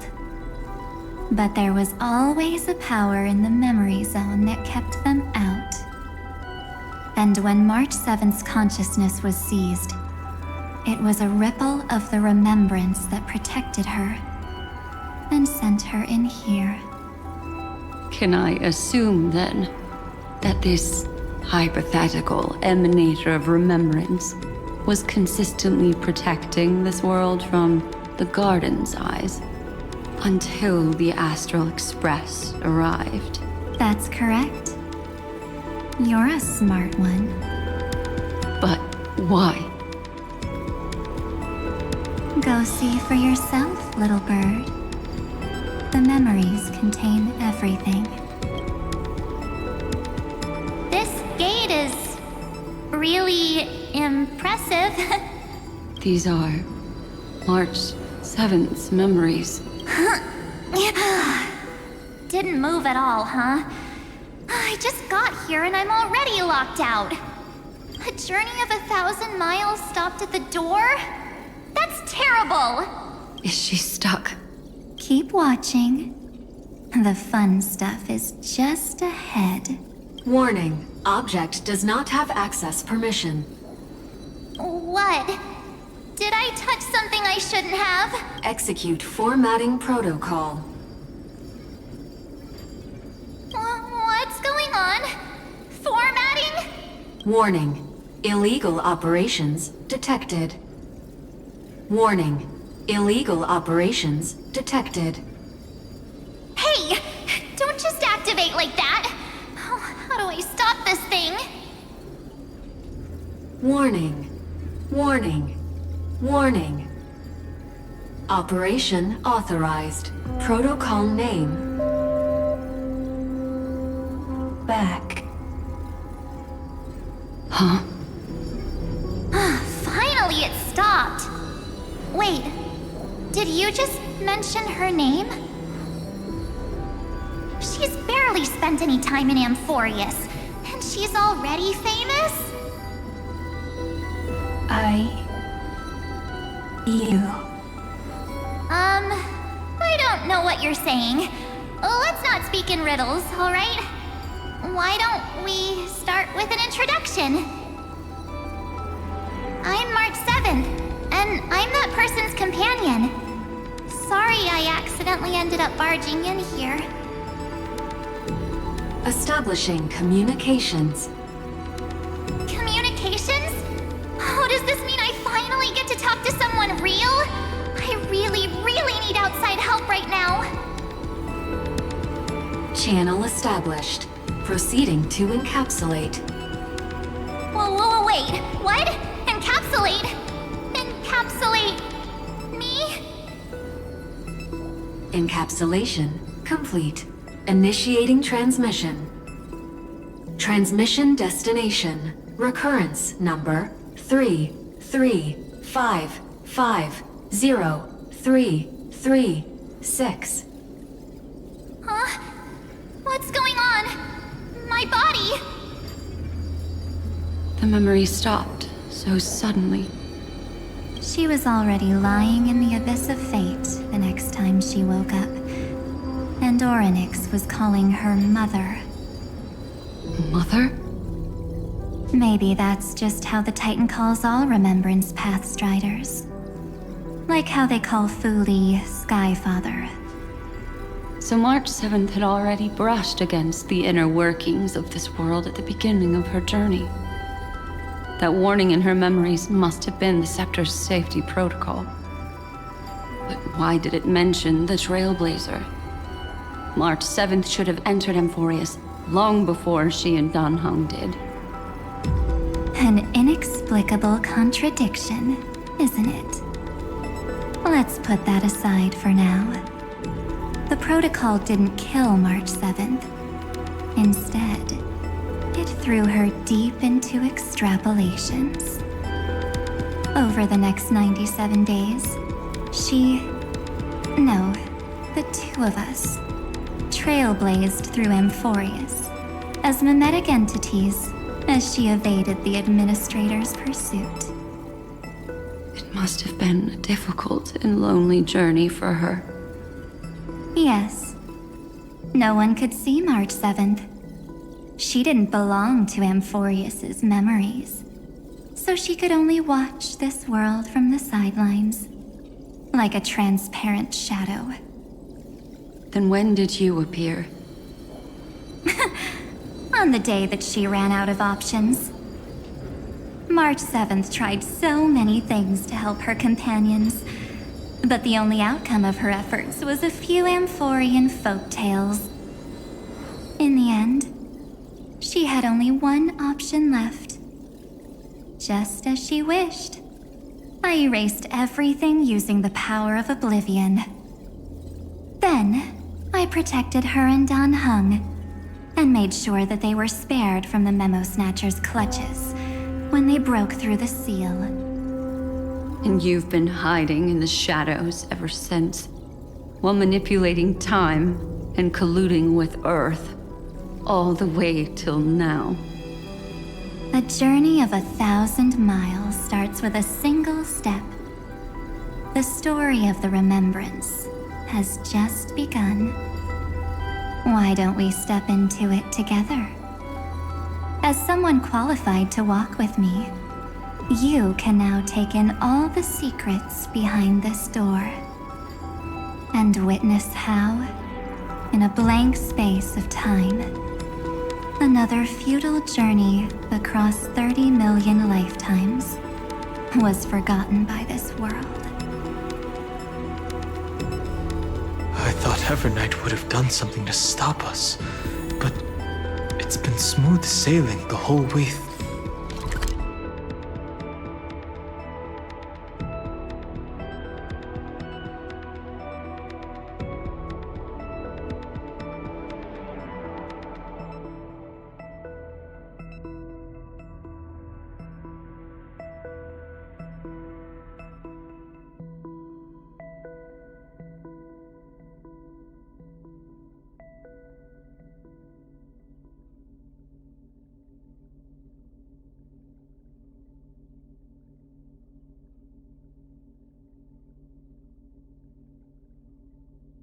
Through.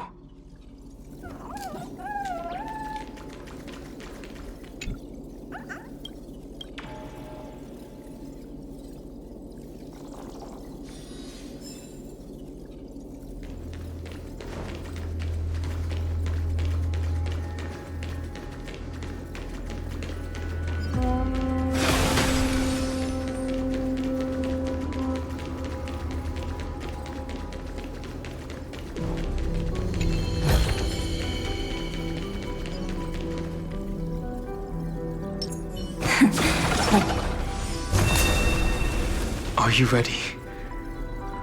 I'm going to open this door.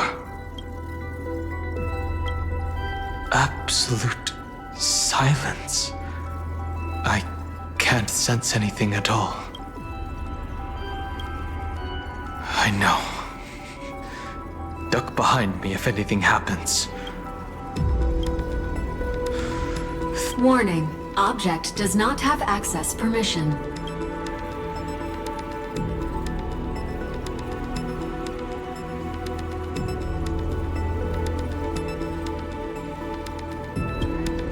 It's got nothing to do with you. That's the Scepter's safety protocol. It means we're in the right place. Warning. Warning. Get ready. Welcome back. What? I'll be waiting for you. It mentioned your name.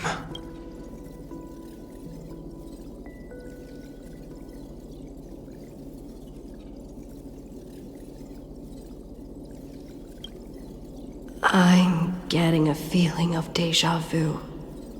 Like the first time I opened As I've Written. Thankfully, Evernight didn't take that book. Let's try using it. Operation authorized. Protocol name. The seal's gone. Didn't think this book would have a use here.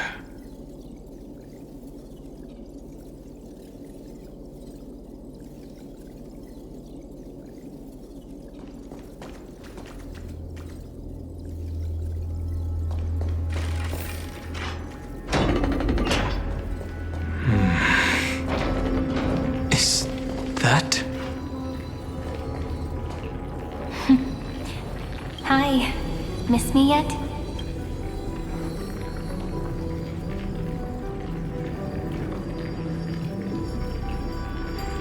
I'm just messing with you. This is the first time I have met you. Executing protocol. Format object. Formatting progress. 0.015%. And it looks like it'll also be the last. Something's wrong. She's not talking to us. She's not the mem you know. Could she be a Cyrene from the past? Formatting progress. 23.815. Since we don't have all day, let's get started, shall we?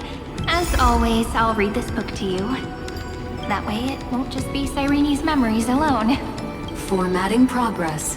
45.147%. Where should I start this time? Let me see. There. Shall we start with the meeting between the Helcolithist sage Midamos and the King's Aegis, Anaxa? Formatting complete. What? Did you hear that? She just said...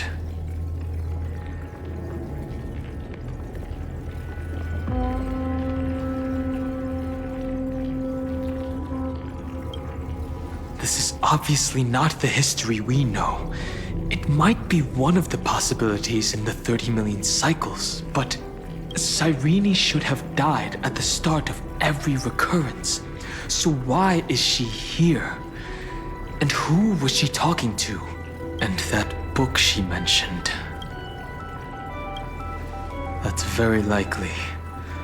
That door reacted to the book as well. Let's try copying what she did.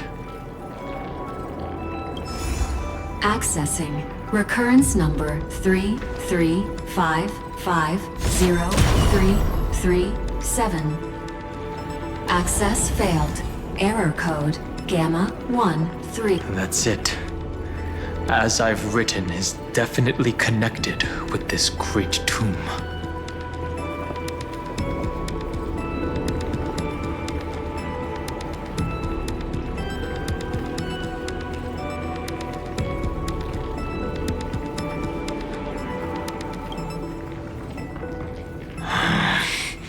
There are 12 chapters in As I've Written, corresponding to the 12 demigods.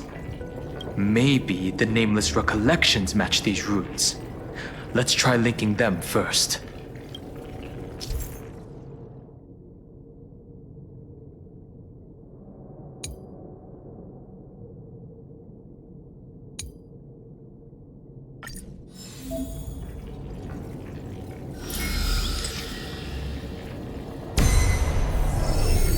Uvris 504.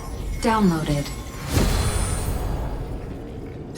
As expected, the data stream flew into the crystal in the middle. It's absorbing the memories in the book in this manner.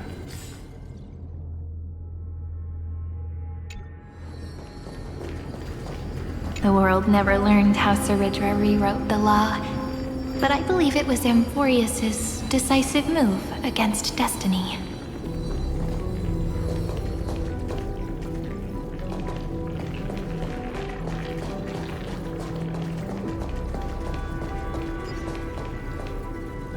$30 million departures. 30 million shatterings, and the beginning of 30 million flame chase journeys. Fate betrayed Trebios, but she was never betrayed by humanity.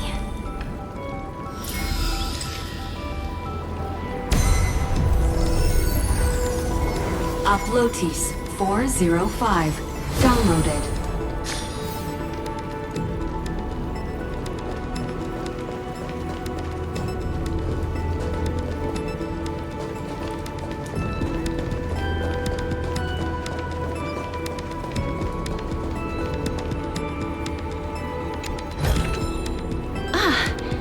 Make sure you keep it safe.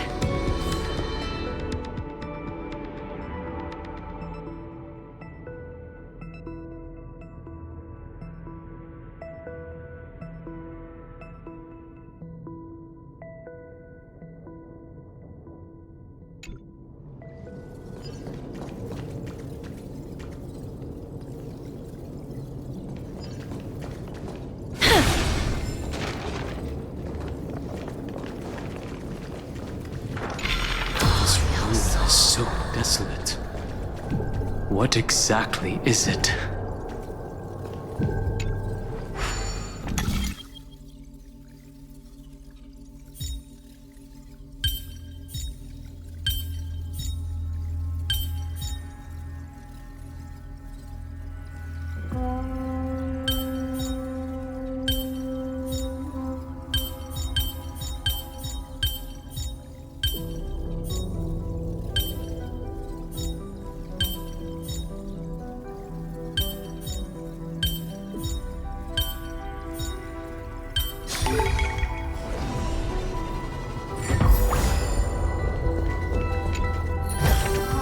I want to make something with it, but what to make?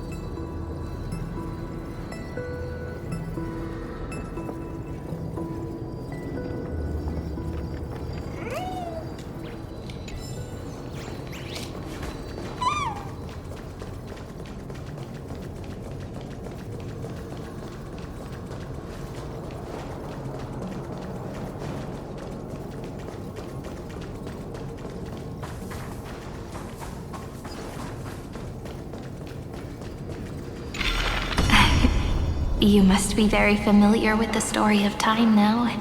So why don't we leave some pages for the heroes instead?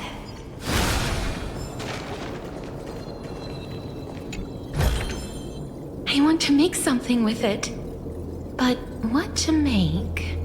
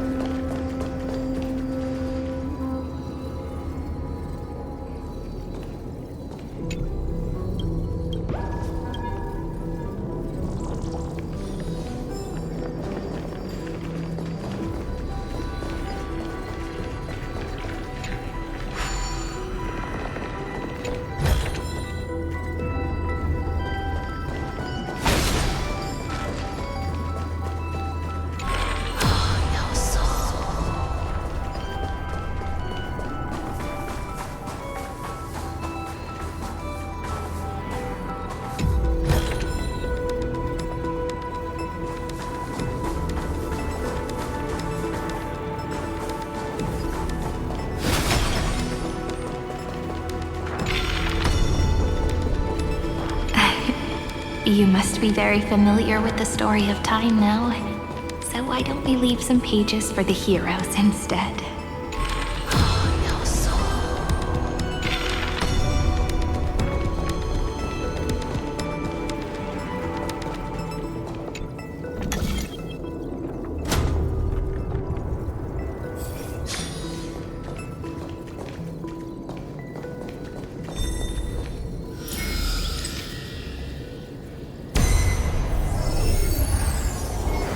Yulia 093.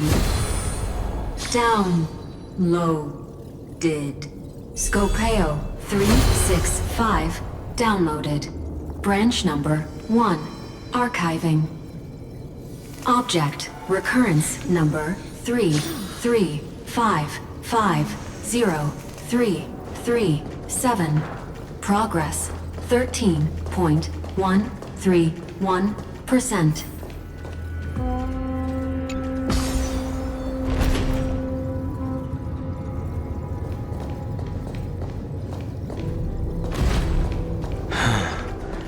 There's a notch in the terminal that's just the right size for this book.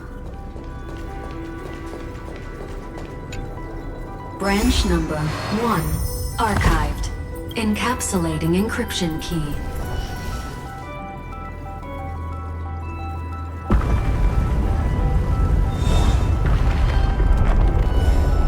I see. This As I've Written book is a data terminal that has been modified by the Remembrance. It might have looked like Cyrene was reading a story, but she was actually carrying out a data transfer.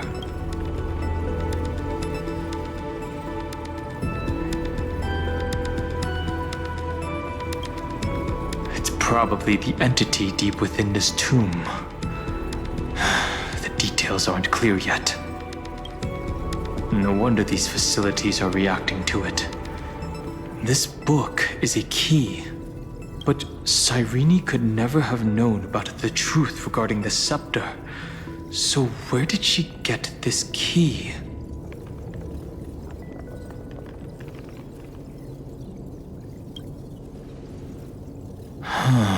Do you remember? During her brief existence, Cyrene once encountered a certain Eon. Yeah. So, I can only place my hopes on that childhood dream, and the god behind Orynyx that appeared in that dream. It's no secret that Orynyx and Fuli are related. That Eon also appeared when you encountered Mem. We still don't know the role they play in Amphorius.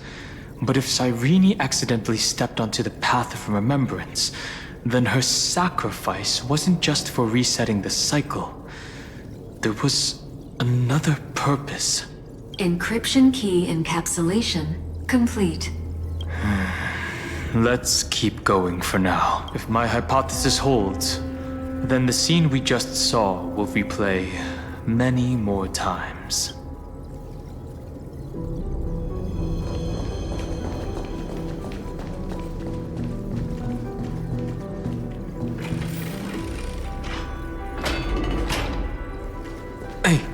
Be careful. Evernight's eyes are everywhere.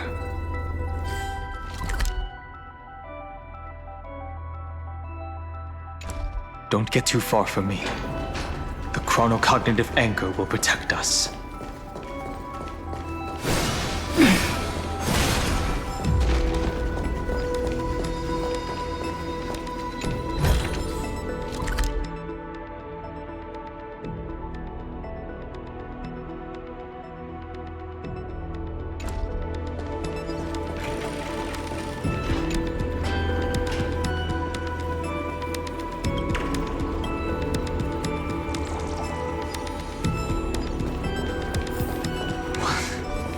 What is this? It's hard to believe. Is this still Amphorius?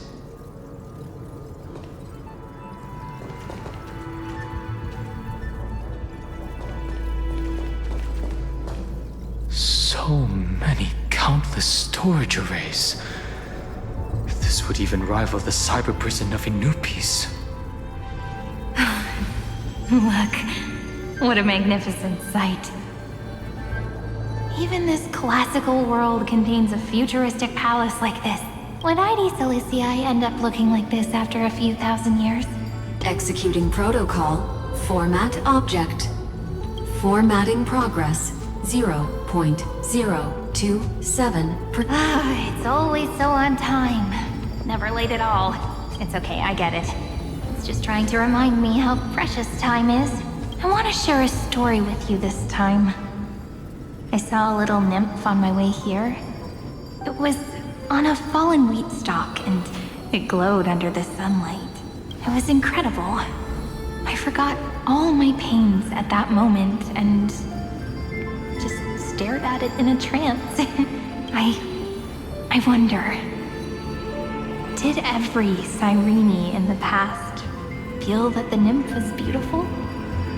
Would they also have recorded that scene into the Eternal Saga? So, could you give me more time, please? I want to leave behind more memories for the future. Formatting complete. As I expected. The answer is the remembrance. An eon appearing in her dreams, 3 paths intertwining in Amphorius, and the Garden trying to infiltrate this world at all costs. I have reasons to suspect that Fooley's gaze once swept over this world before the scepter completely fell into destruction, and that Cyrene basked in that divine gaze.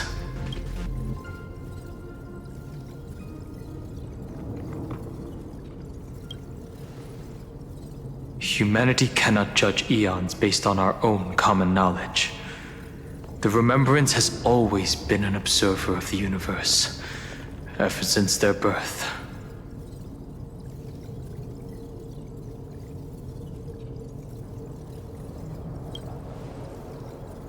That's to be expected. The various factions are only followers of their eons, and Fooley was never known to be friendly with humanity. But there's still something I don't understand. According to Black Swan, the Garden is internally fractured, and there's a party that craves the memory of an eon's fall. They would do anything to achieve that goal. Yet, I feel as though those memo snatchers didn't try to stop us at all. Instead, it feels like they were trying to cover something up.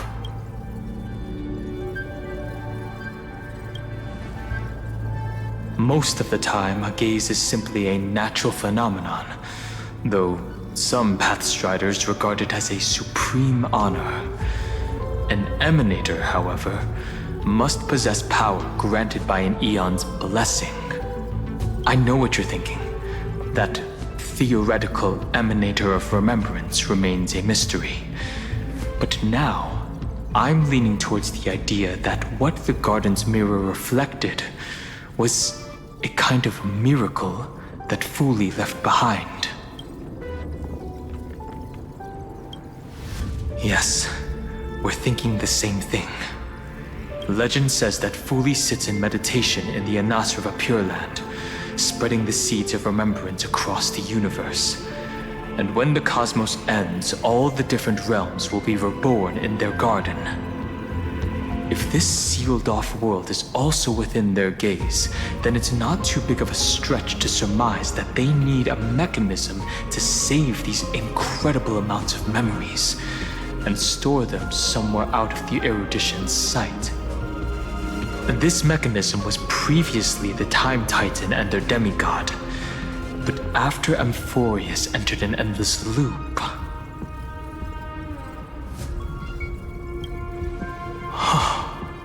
it's that ceremonial blade. Now, I can say with certainty, time is the page on which that eon records Amphorius.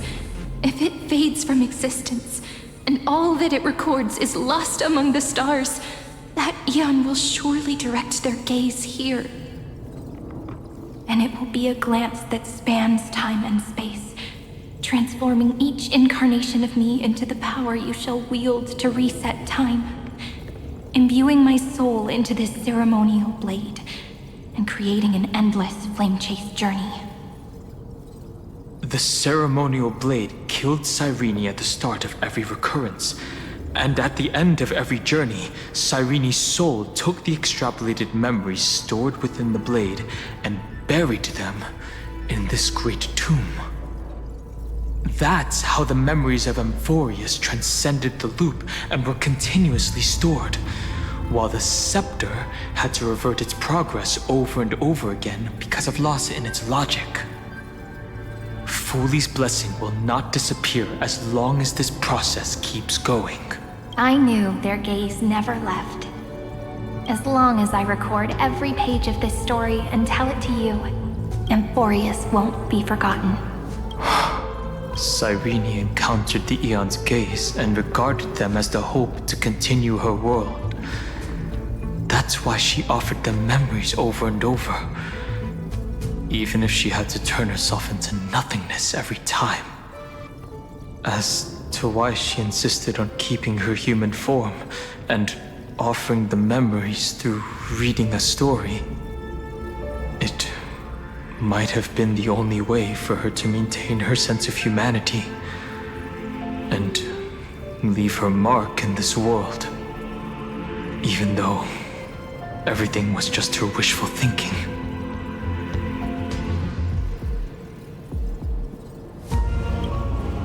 Right. Based on the runes on the floor, the encryption key from earlier should be used here. There are 3 keys in total.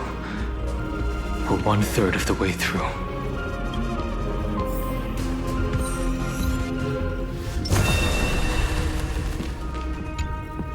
I'll leave it to you.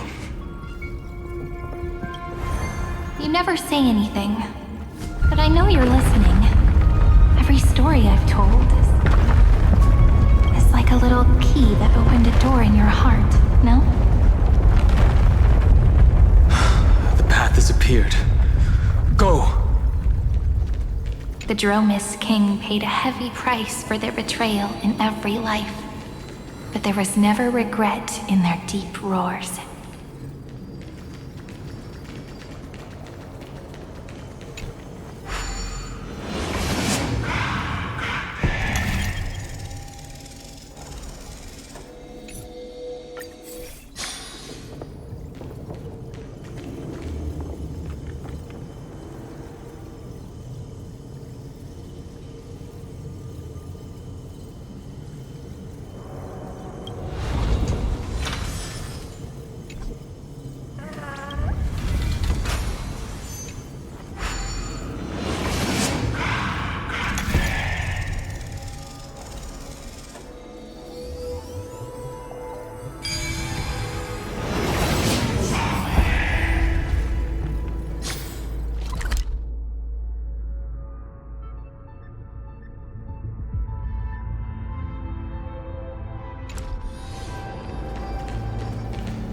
Then, the sky sent down rainbows and showed the world a gentle smile. Formatting progress, 93.998. Looks like it's time to say goodbye again. Before I was even aware of it, this book had already recorded too many emotions. Every page has become so heavy. I've started to feel uneasy whenever I take it into my hands. Where did the very first ripples want these memories to be sent to? Formatting progress, 94.423. How many times has it been? It faithfully fulfills its duty, activating and formatting. Never changing, like the fate of the flame chase in every cycle. If I can only write the same ending every time I lift my pen, then is this weighty saga just an overly naive dream? Formatting progress, 96.024%. Process error. Analyzing. Process error. Analyzing. Really? Are you encouraging me? Thank you. I'm sorry for making you see this embarrassing side of me. Everyone's still working so hard. If I'm the only one who's crying, that wouldn't be romantic at all, would it? Thank you for listening to me all this time. So, shall we continue? Formatting complete. The endless cycle took its toll on her. Even Cyrene could not resist despair when faced with eternal stasis. Like Aslana, she started to wonder whether everything was futile.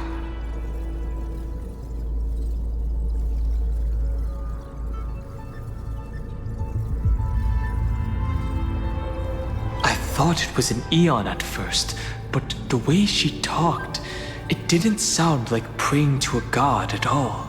Maybe she's talking to her imagination? A hero within? But that wouldn't explain the process error. No matter who that listener is, Cyrene's storytelling is just a data stream for the scepter.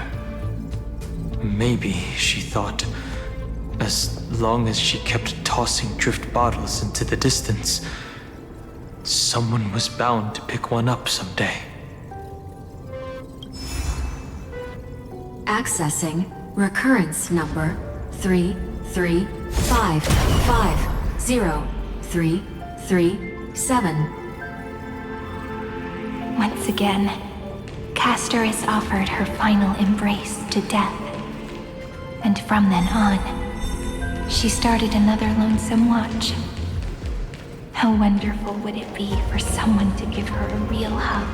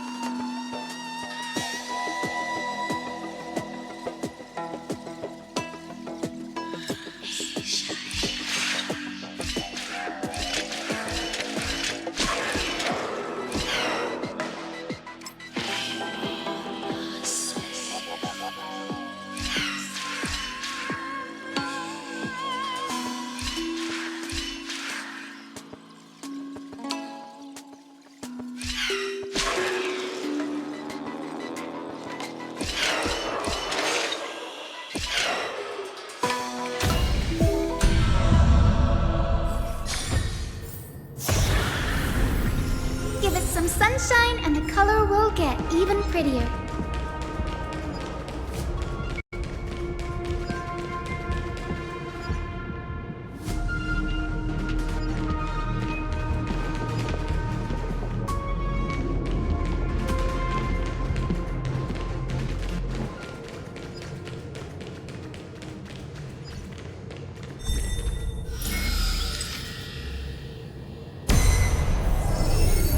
Epi-Ikia 216 downloaded.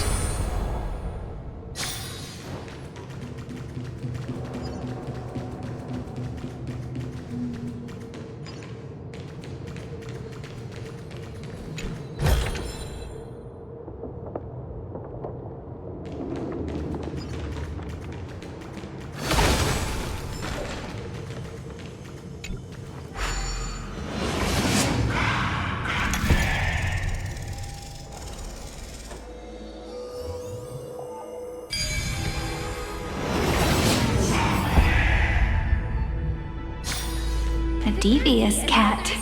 The trickery that fooled the entire world. No matter how her identity changes, she will always end up being a pillar that stands tall for the holy city for 1,000 years.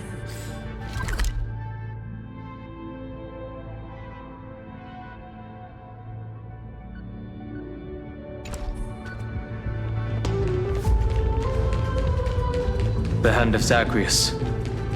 Seems like we'll need it here. Didn't think I could find that, did you?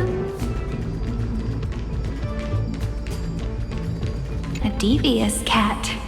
The trickery that fooled the entire world. No matter how her identity changes. Maybe the room will only be completed after the modules are inserted into the slot.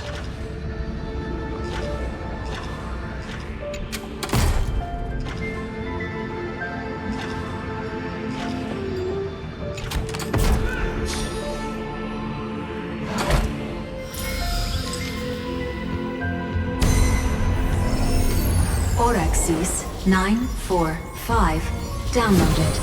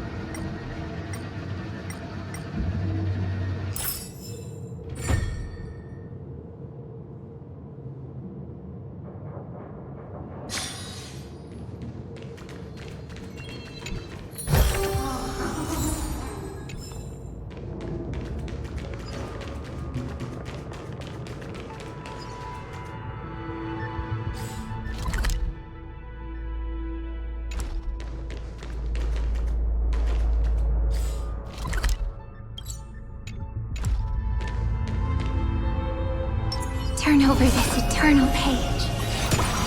Midamos's road of strife once again reached its glorious and lonely end. As always.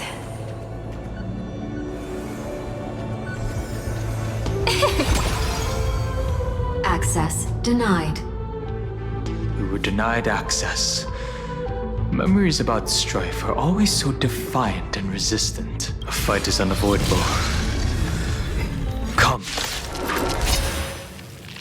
Warning. Illegal operations detected. Warning. Illegal operations detected.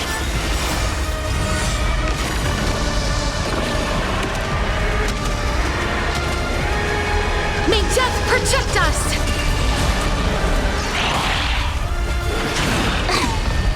Rise and shine. Stars, shine for the heroes. Root here. Again, again. Till we meet again. Have some sunshine! Dispel the gloom! Restore the skies!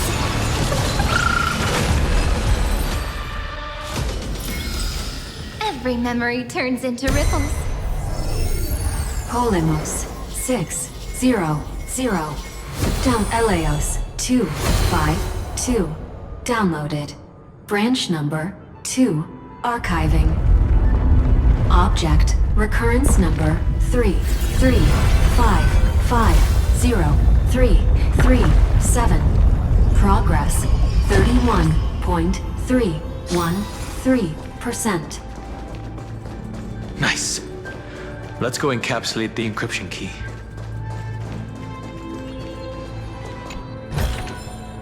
Where might those lovely stellar jades be hiding?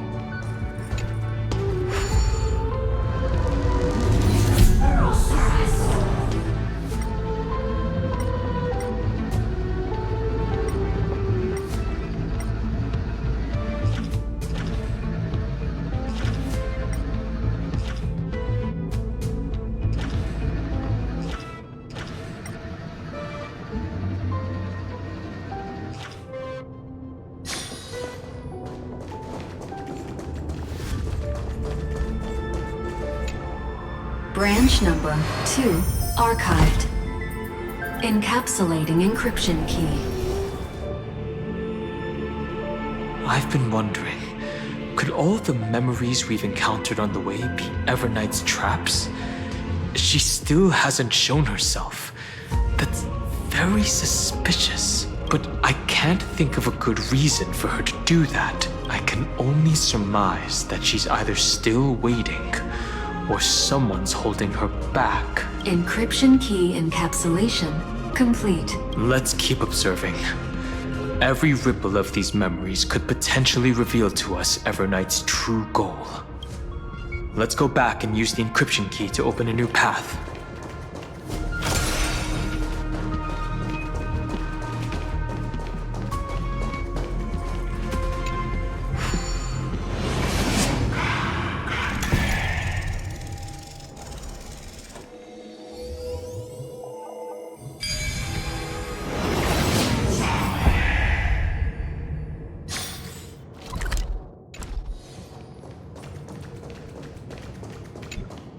Go upload the encryption key, just like last time. What could be behind this door? Glittering crystals? Or a beautiful world I've never seen before? If I tell you all the stories of tomorrow, will I be able to finally welcome the Deliverer and Emphorius' dawn in the next life? The third encryption key belongs to the ocean. Let's get going. In the end, the gentle rainbow covered the sky. Whether in the past, present, or future, Hyacinthia will always illuminate the glimmering light in people's hearts.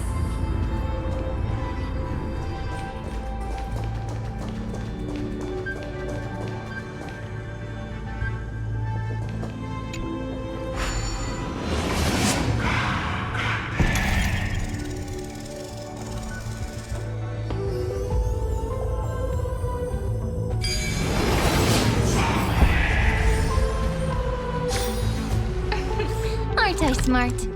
Come on, give me a compliment.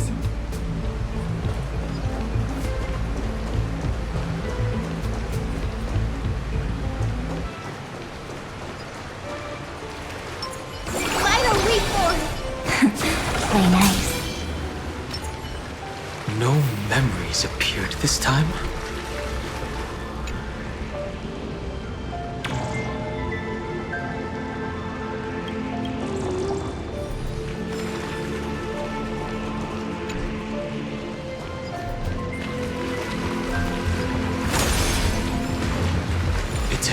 Huge fan. Use the chrono vessel over there to stop it.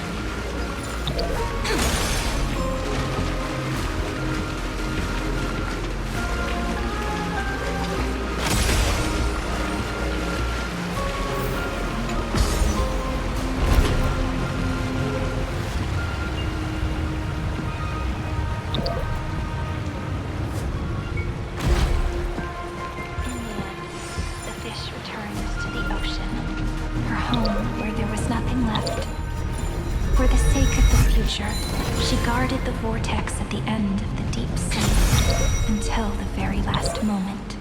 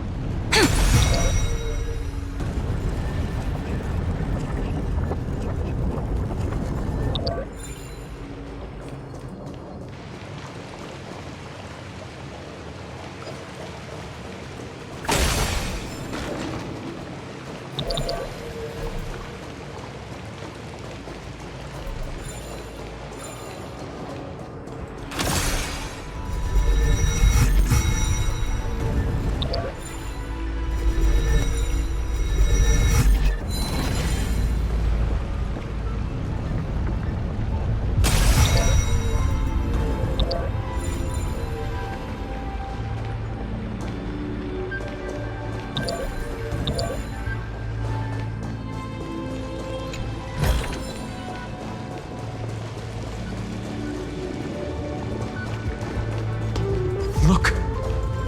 She's over there.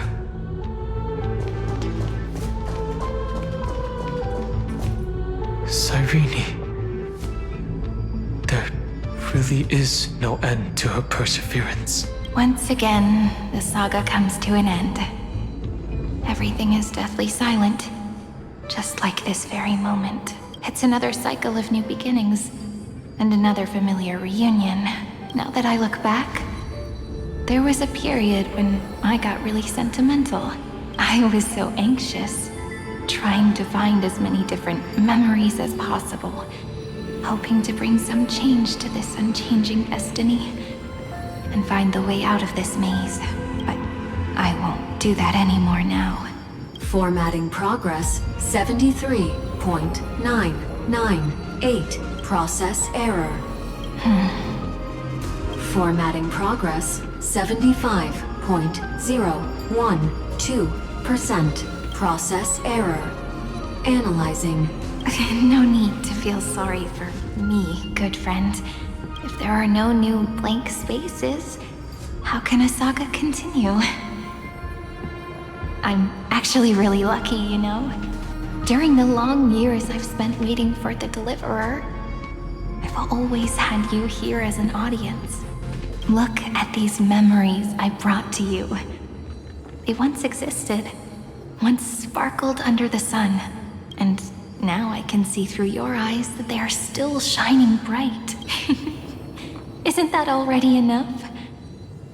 Now, I can rest in peace in the past. As for when tomorrow will come, I'll have to ask the next Cyrene to continue our watch. Formatting complete. Her transformation is painful to watch. Cyrene was always there during the 30 million recurrences. She recorded the flame chase journey in her own way on the reverse side of this world, depositing all the memories in this place. I'm increasingly certain that her audience and companion isn't some figurative entity. The deepest ruin in Amphorius. At the great tomb where the pasts of all worlds are buried. Who exactly is its master? Accessing recurrence number 335503337. Anaxagoras once again completed the proof with his life. His answer was so complete. All he was missing was a last variable from beyond the sky.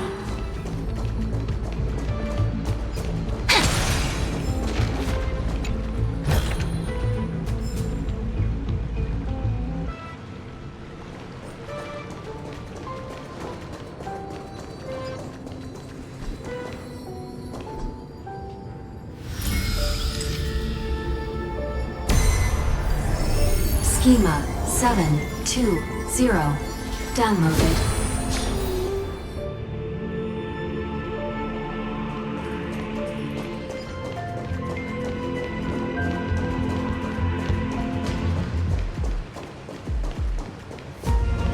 World-bearing. This divine authority is so heavy that I do not know how I can even tell its story.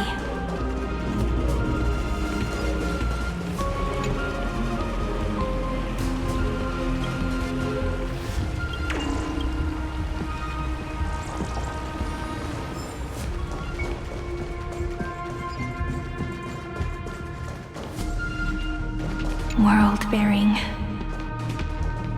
This divine authority is so heavy that I do not know how I can even tell its story.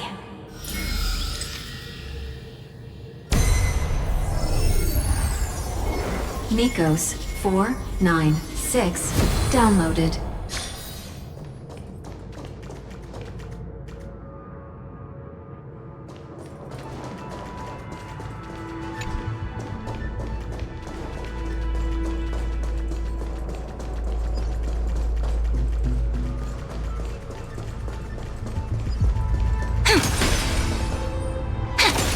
Romance, in warm gold, forged the long staircase for humanity. The runes on the fan. We need to use the chrono vessel to stop it first.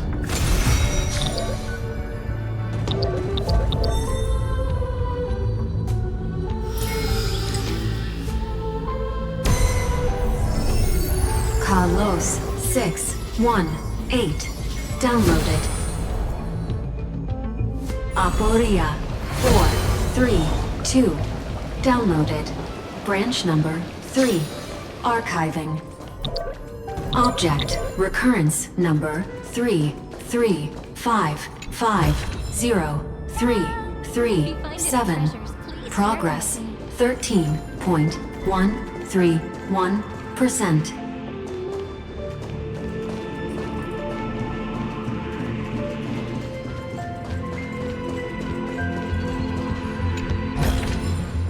Where might those lovely stellar jades be hiding? That's the last encryption key. Take it with you. Branch number 3. Archived. Encapsulating encryption key. Encryption key encapsulate. It's time to go back and activate the system in the middle of the Great Tomb.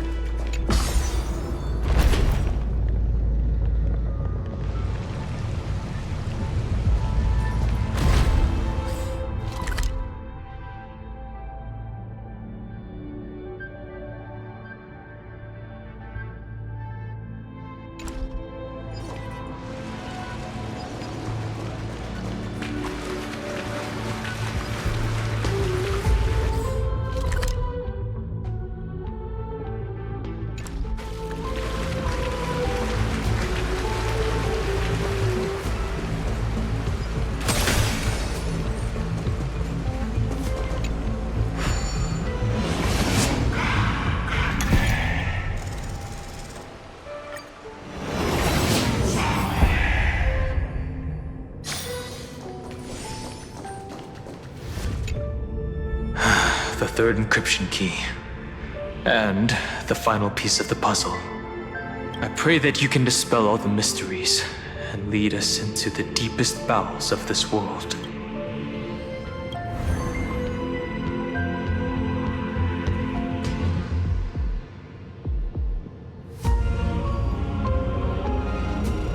Someone once told the very first me that everything was false. That the only life in Emphorius was a great catastrophe, nurtured using the world as a factor. But how could a dream feel so real? That's why I didn't agree with him. My good friend, I'll read this book to you. For the 33,550,335th time. That way, it won't just be Cyrene's memories alone. Formatting progress 23.815%. Process error. Analyzing. It doesn't even make me feel cold anymore. It's like a ceremonial conclusion, ending every cycle's narration with a full stop. Then, there will be a new me returning here with new memories. Before I knew it, this palace we built together was no longer a dream that Cyrene alone indulged in. It's now a saga, composed by you, me, and all the Flame Chasers. It's our weak but endless prayer for tomorrow. There will come a day when someone turns over this nearly eternal page and awakens all the dust-covered memories, so they can be recalled by the world in a more beautiful form. Process error. Analyzing. I'll read, and you'll listen, like how flowers always bloom, then wither. I shall welcome my own decay, becoming nourishment for the next flower's bud. And you shall continue to wait here, protecting this garden of memories. That way, when the Deliverer arrives, the first thing they'll see is an endless sea of flowers. And our stories will be lying silently among the flowers, like every ripple of remembrance. And they shall become the epic known as I've written.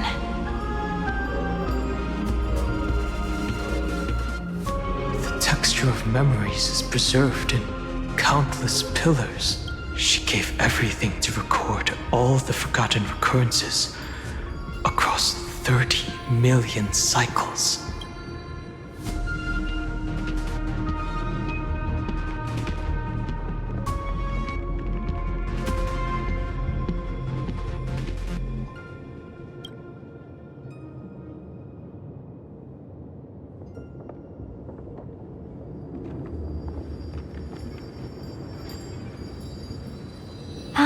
All right.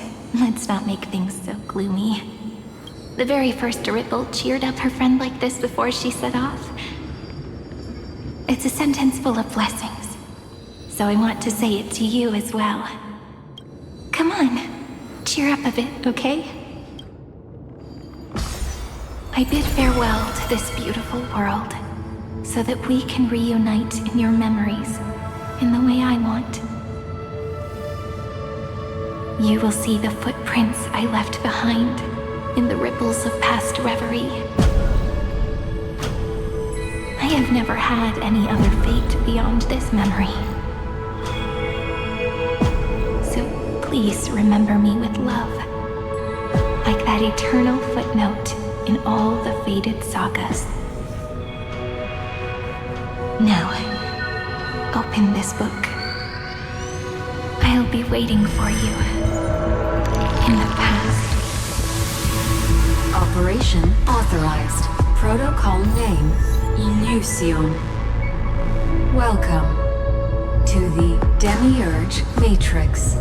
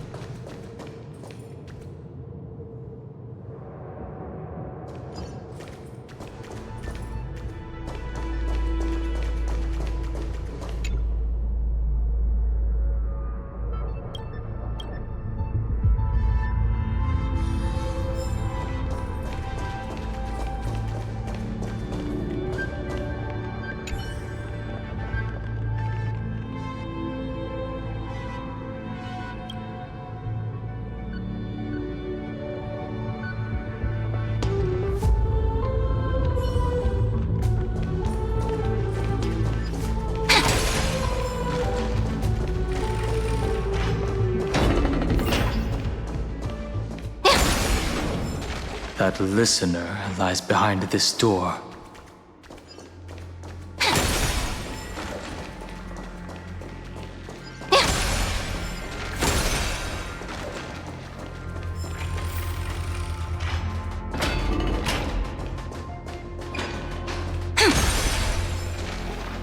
She gave everything to record all the forgotten recurrences across 30 million cycles.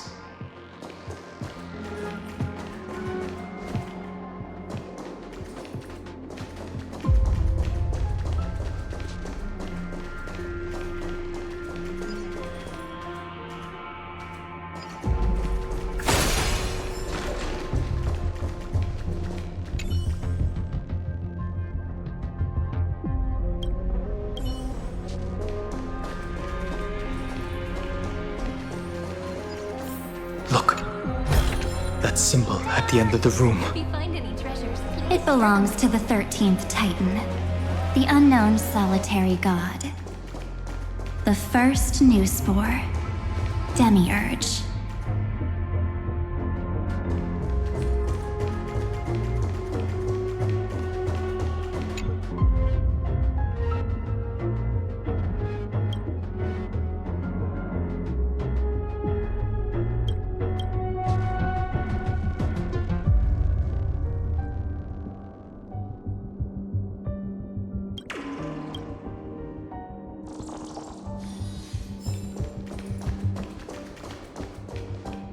Those who are lost remain lost, while those who have met will meet again.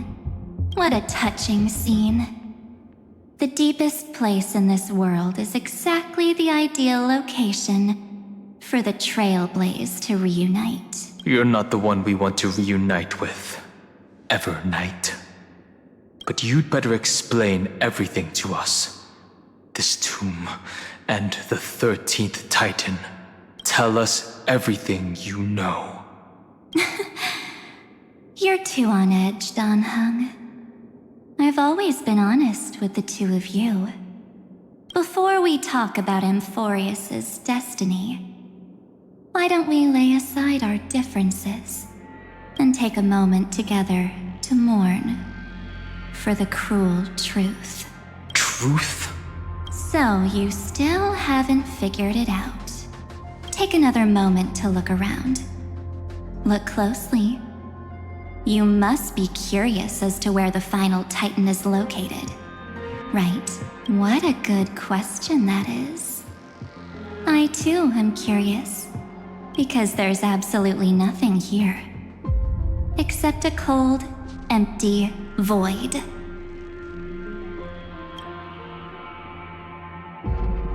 You mean Cyrene was deceived? Indeed. Fu Li planted a false hope in her heart, making her believe that she was special, and that Amphorius still had a chance.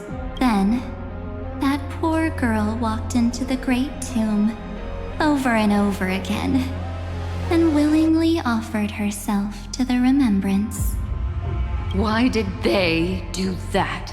Did you really think they would just save this crumbling world? In the way Cyrene was praying for? Don't be naive, Memo Keeper. In this game between gods, the Remembrance chose to stand with the destruction. Given your evident hostility towards the Garden, I find it hard to take anything you say at face value.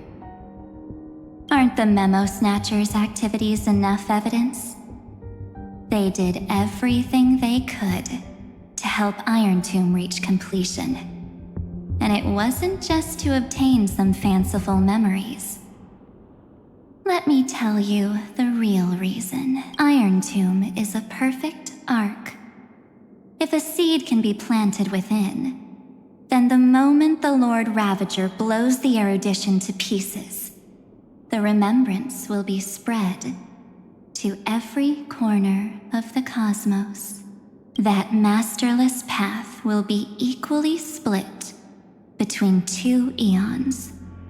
Fu Li will devour the erudition.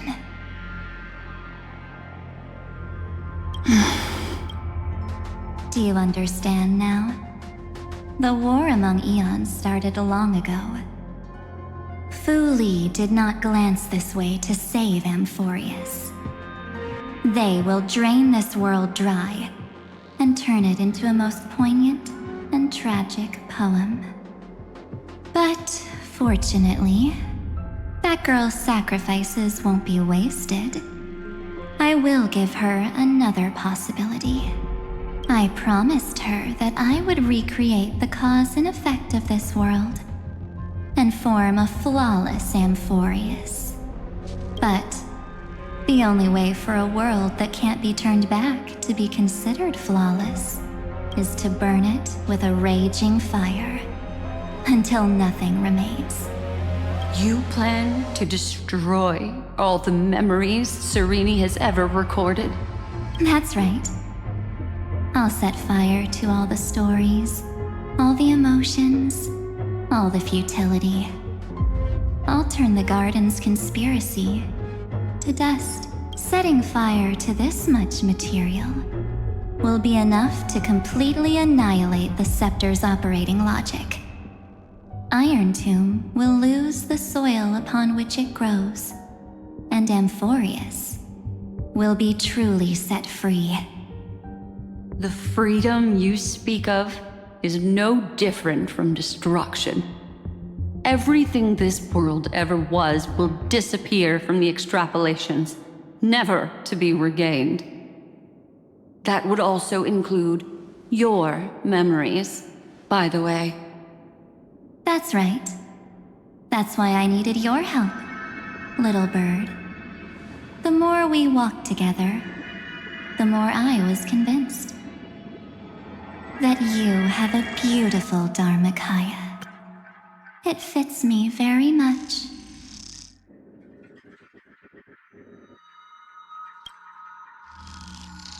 So that's why you took me here.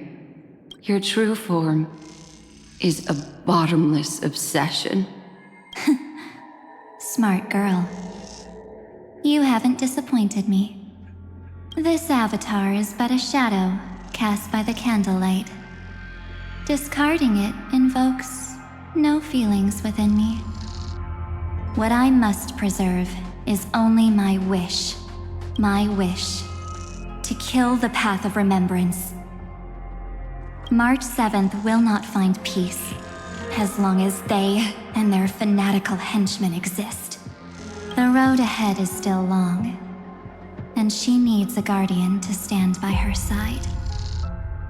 You are my best choice. Allow me to refuse. That duty seems far too heavy. Resistance is pointless, my darling birdie.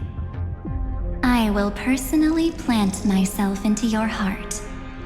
And once I've calmed down those two, I will head into reality and find the true you. So, that wasn't enough to fool you. A genius's mirror trick and a protective mechanism of the erudition. Is that right? Those layers of security do make things a little difficult. But unfortunately, those two nameless are already right outside the door. Your plan is about to encounter a few mishaps until we meet again, Miss Evernight. Will you still not stand with me, my companions? We'll save the beautiful cosmos, and we won't leave even a single scar behind.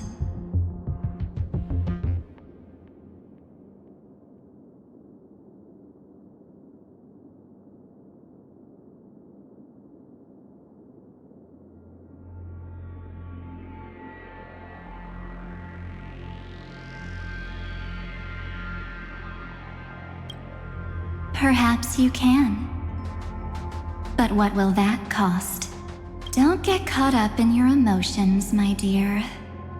The hero's journey in this world is just a narrative embellished with memories.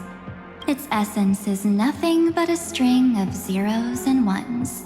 For your own sake, and for the sake of March 7th, I think my choice is a very reasonable one. Come. I hold the core flame of world-bearing. Just fall asleep, and we'll save the cosmos. If you honestly thought we would agree with you, that just proves you don't understand March 7th at all. Seems like I really can't get along with people like you do. But in order to make sure you can still embrace tomorrow and continue this carefree journey, some memories must be set on fire. What can change a person's nature? Is it memories? Unfortunately, the result is just the opposite.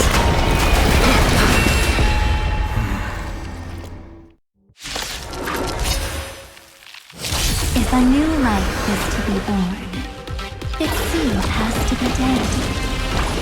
Only through abandonment and oblivion can souls walk from emptiness towards rebirth.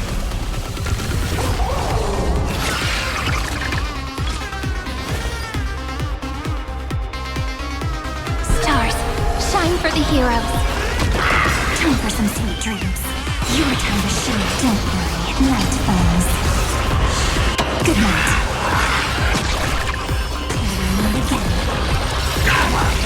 Embrace a new life.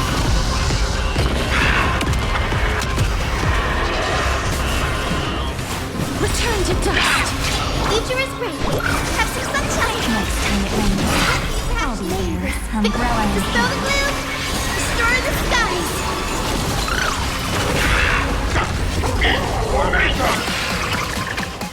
It's my turn to shine. Stop messing around. Have some fun. Rise and shine.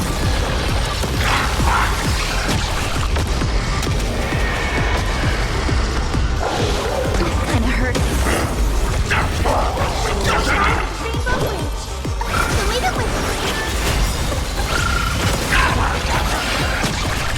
Memories waiting to be woken up by a shooting star.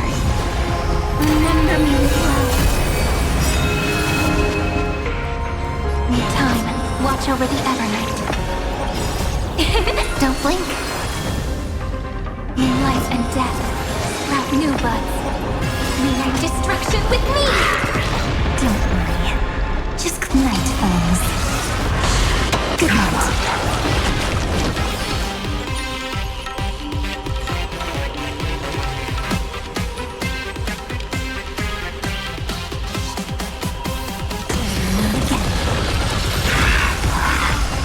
Darkness with me.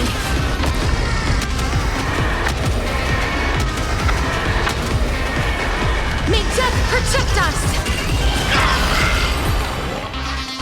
It's time to end this. Return March 7th to us, and end this pointless conflict.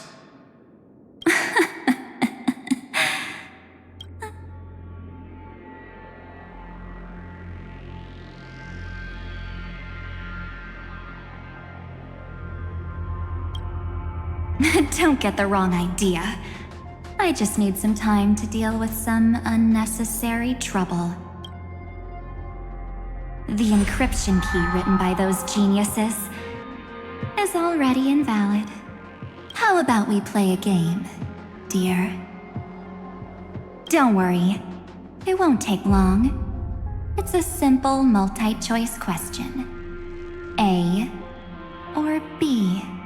I understand it's too difficult for you to treat the Chrysosairs as extrapolated data. Then why don't we assume for now that they're living, breathing humans? Now, the cosmos will face an unprecedented catastrophe. And your choice will determine the fate of countless planets. On the one side are companions who've weathered every storm with you.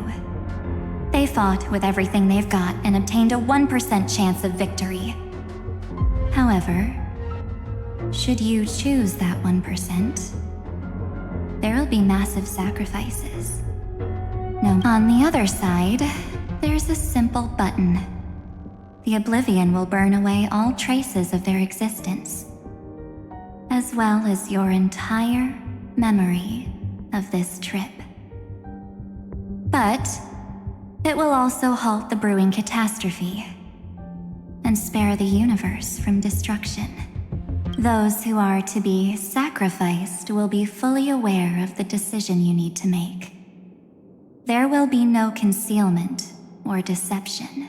Tell me, what will you choose?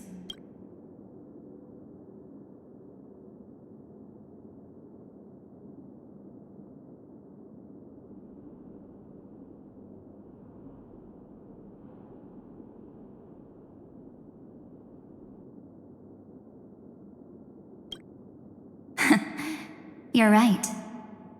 This choice is meaningless and unimportant. The only interesting thing is the number of people making that choice. I've just posed the same question to Don Hung. The answer doesn't matter. Let me see. Is this Trailblaze spirit truly as unified as you all claim it to be? Now, why don't you prove it to me? Wait! Cyrene? Another damsel in distress rescue plays out again. Still think you can do something, little pink memo sprite? What weapons do you have to stand against me? Besides your somewhat witty words. Don't underestimate me. Besides my charm and eloquence, I can stir up ripples of past reverie. What? We don't have time for endless chatter at crucial moments like this.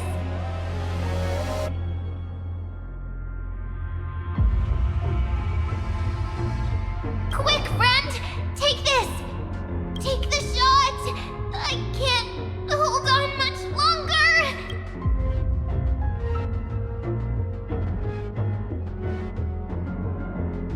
Make sure you get the focus right! No time to explain. Well done, friend! Now leave the rest to us.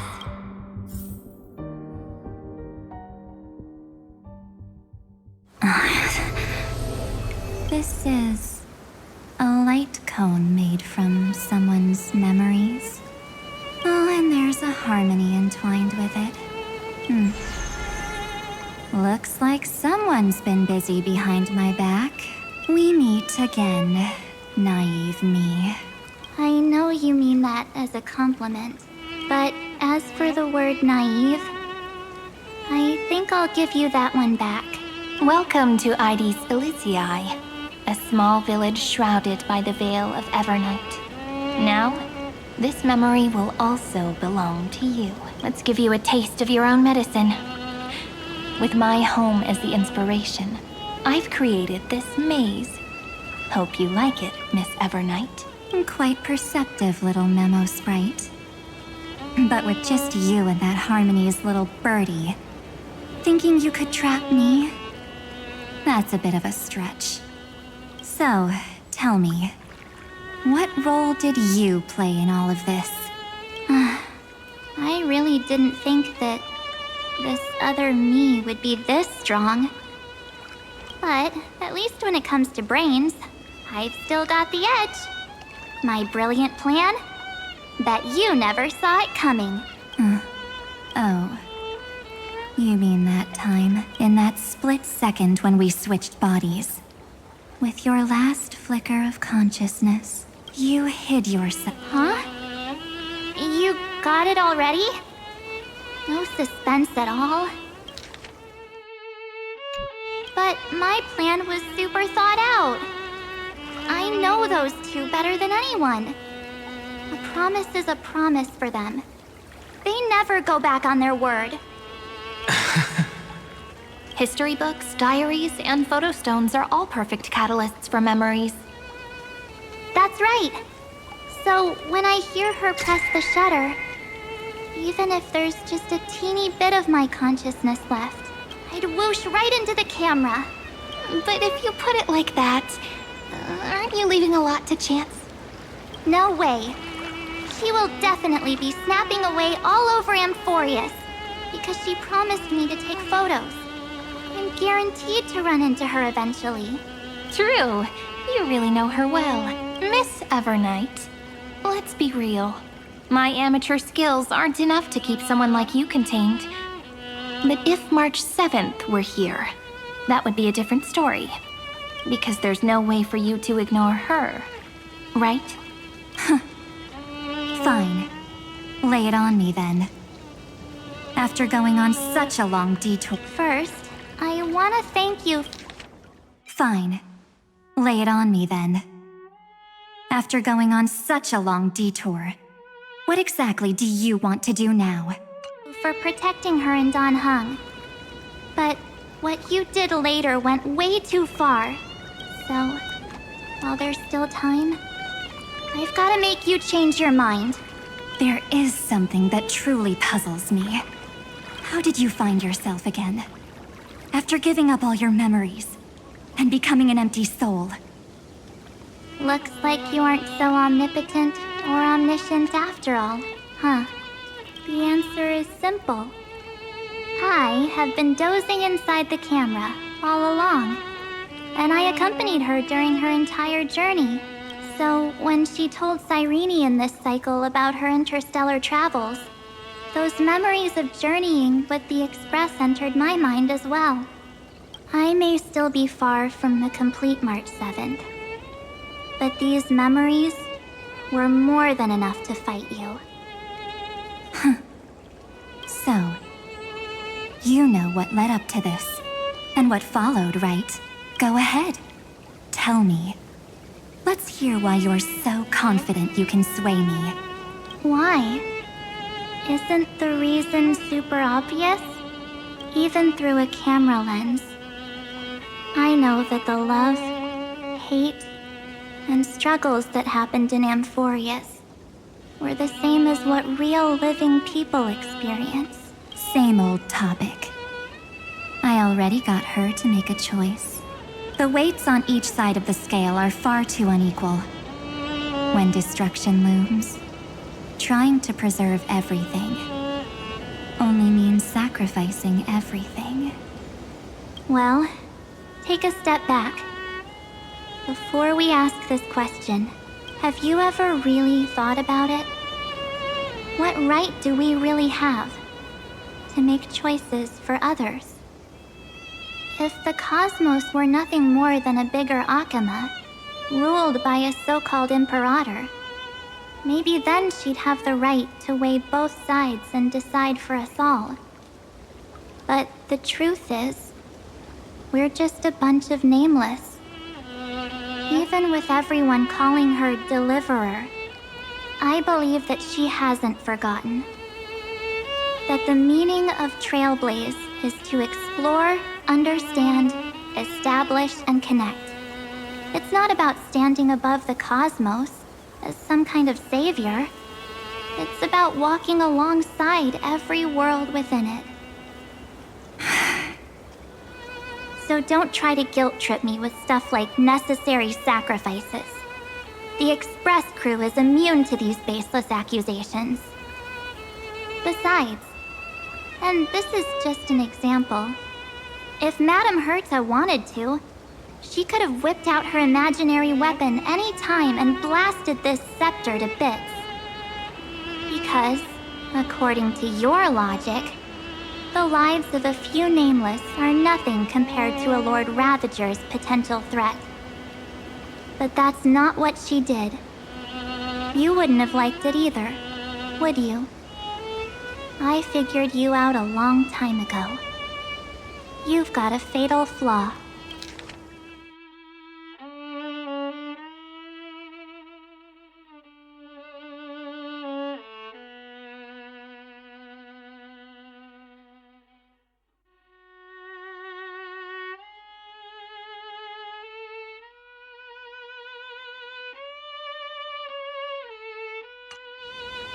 A weakness in the shape of me.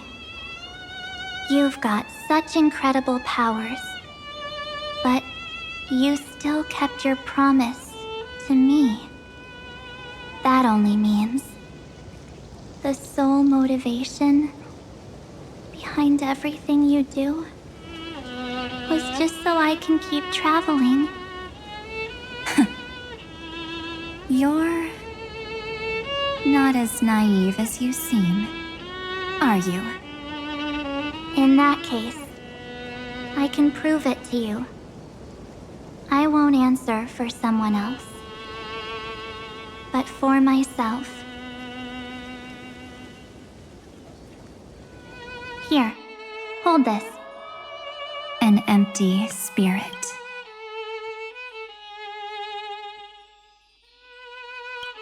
If you want to seriously think about it, this thing actually counts as my body right now.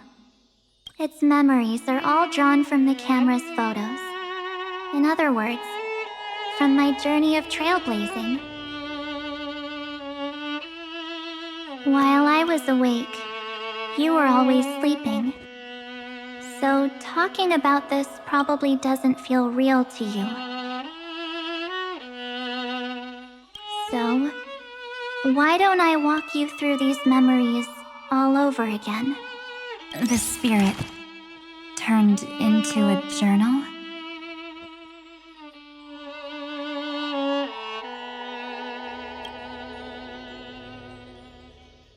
Yep, that's what memories are. You don't know where they are, and you don't know what you actually remember. But when you need them most, the forces that have once changed your soul are guaranteed to appear again.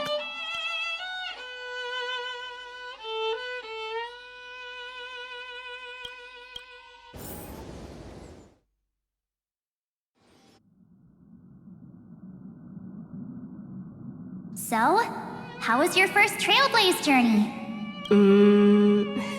It was very fun. We should still be careful in the future. Oh, come on, Don Hung. We're here to celebrate for her tonight. Don't be such a buzzkill. Don't listen to him.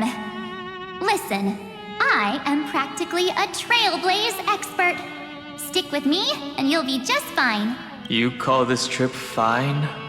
Well, that's because we could only find 700-year-old guides online. So, you've been a lot of places before?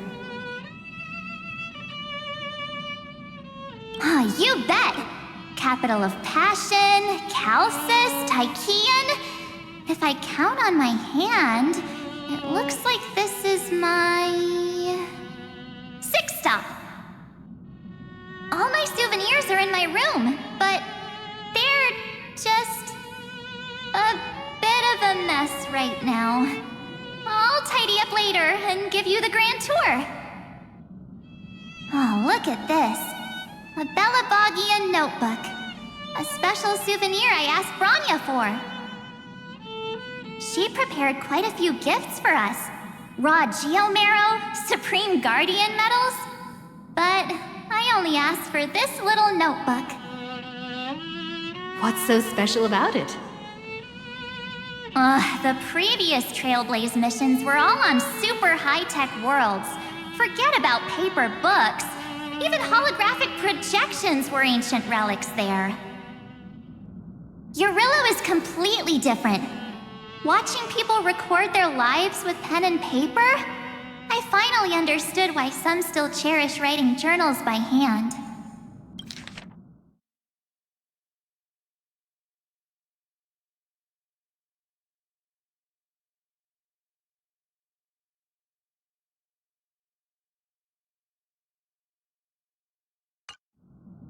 It's just like calligraphy. Those deep emotions buried in human hearts can only be awakened through such seemingly thankless actions. Don Hung, you truly embody both a fierce beast and a delicate rose. Anyways, that's what I thought too. A camera can only capture fleeting moments, but stitching those moments into a story, you've got to use your own hands. In other words, just taking photos isn't enough.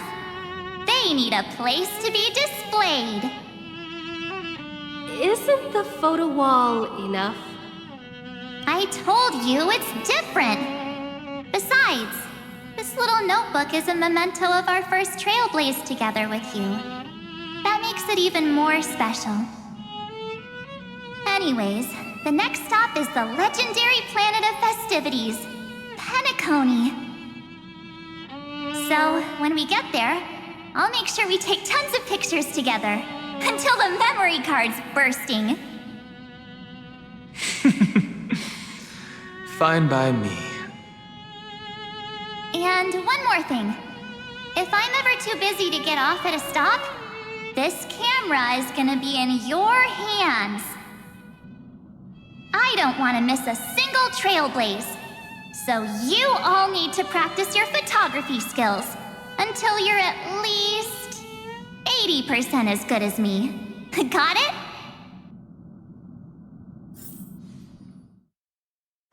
Back then, I was only half joking. I never thought I'd actually miss out. And after just 2 stops, too. Those 97 days alone had me on edge. I honestly thought that was gonna be it for me. Thankfully, with my quick thinking and sharp planning, I managed to keep up with those 2. By hiding in the camera. So what? That's still trailblazing. The camera is my true form. That might have been a joke, but it came true this time. Well, yeah, it was super inconvenient. I couldn't help them when they were in danger. Couldn't complain when they talked total nonsense. And watching her snap a terrible photo, I couldn't even control the shutter. But I stuck with them all the way, till where we are now. Together with them, I got to know this beautiful yet dying world. I claimed our first core flame on the flame chase journey. I met new companions, then bid them farewell. I inherited everyone's determination, carrying it forward into the future they fought for. One they can never see. Until my destiny becomes one with this world's, rewriting the predestined tragic ending, and returning to the true starry skies together with everyone. Only then can I pen the name, March 7th, into this hero's journey called Amphorius. Into this unprecedented trailblaze.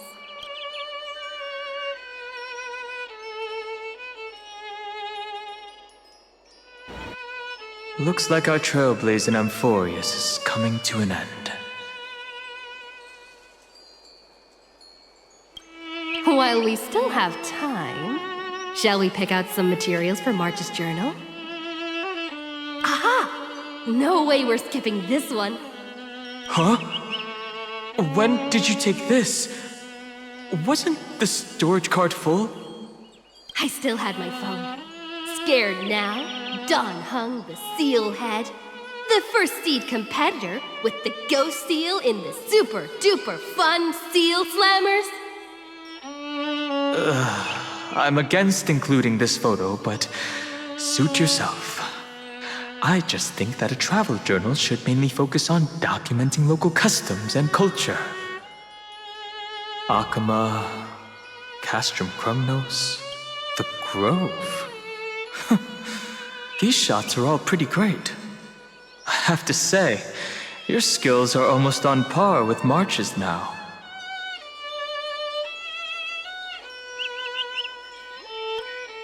That's how awesome I am. Oh, right! How about this one? The Veil of Evernight. Onyx, the Titan lurking behind the mist. Pretty epic, right? Is that actual mist, or just motion blur from your shaky hands? Hey, that was a super super tense moment. I only had the chance to take a quick one. We're lucky to have anything at all. Huh? Did you hear something? March 7th? Perhaps the photo captured a trace of time's divine power, which replayed echoes from your memories. Ugh. All right then. Let's keep going. If March were here, she'd definitely have plenty of great ideas. They went back and forth like that, discussing for hours. It was like they were arguing about which game to play. How to sneak midnight snacks from the dining car without Pom-Pom noticing. Or who was gonna wash Miss Himeko's coffee cup. Just like every other night on the Express. They've always been by my side. No one knows about my forgotten past. But no one holds it against me. That's because... We can't go back to the past and make better choices. But at least we can do better in the future. Isn't that right?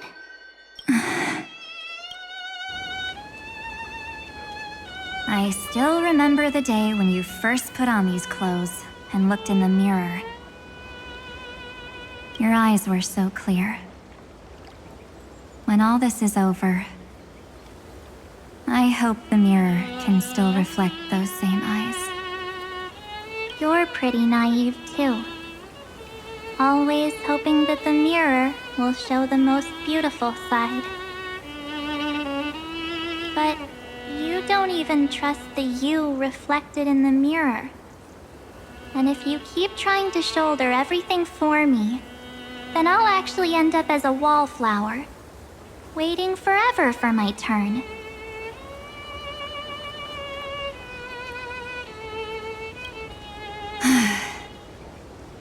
Yes, I get it, March 7th. I only have your memories, and you have always been the me that I wanted the world to see. Just hearing those words from you makes me feel super satisfied. Well, I've appealed to your emotions. As for reasoning with logic, could you help us out here, Cyrene? I'm here. Finally my turn to shine, isn't it? Miss Evernight, you've been so fixated on your targets that you probably haven't even realized that a massive variable has emerged in Amphorius in this cycle. Amphorius is about to be destroyed. There's no time left for pointless debates. There is only one law I want to overturn to aid the final battle of deliverance. So I will only offer the life of one demigod. The Imperator added one extra rule to the final Era Nova at the cost of her life. That's how she can ensure Amphorius doesn't become a sacrifice in the cosmic conflict. Even if this world has to exist in the form of Iron Tomb, it will stand on its own among the stars, just as she had wanted. Oh, interesting. What does she want to do? Simple. If any anomaly occurs during the Era Nova process, all foreign elements will be eliminated immediately. Whether it's the Remembrance or the Trailblaze, and the 12 core flames will complete the final Era Nova through the purest form of destruction. A daring wager indeed. That ruthless Imperator. Could she have already sensed that the Remembrance was plotting in the shadows? No. You managed to fool everyone. There's no way she could have known your plan. Modifying this law was just a precaution, to prevent the Astral Express and the geniuses from betraying Amphorius after her downfall. But if you insist on doing this right now, then the cosmos will undoubtedly face the worst possible outcome. My friend, Dan Heng, and March 7th. we'll all merge with the scepter and become a victim of the destruction.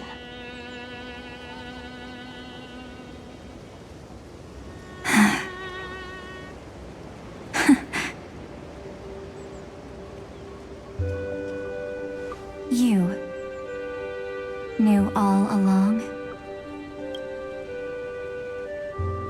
Yep. But I decided I needed to have a heart-to-heart with you first. I won't be afraid. Even if my inner world is nothing but an Evernight. That's because my journey's destination lies among the stars.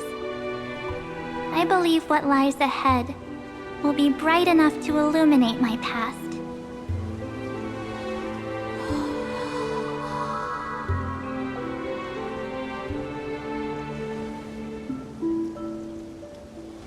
Thank you for your coddling. But please trust me and leave it to me. Both my past and that obsessive oblivion will help me become even stronger than her and Dan Heng.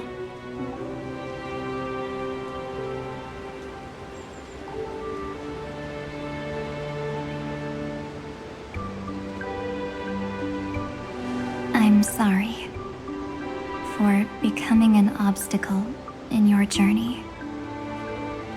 Don't apologize, Evernight. We're just two sides reflected by the same mirror, aren't we? So, when we bid farewell to our division and become one,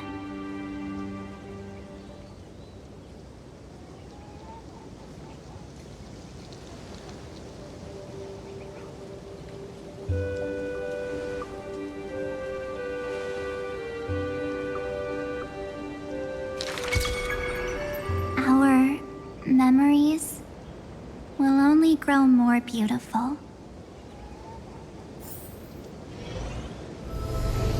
Many thanks, Mr. Sunday. Are they in this memory zone?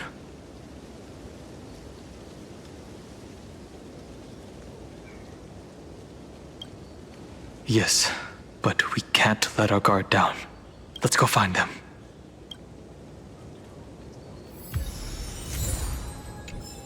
It's unusually quiet here.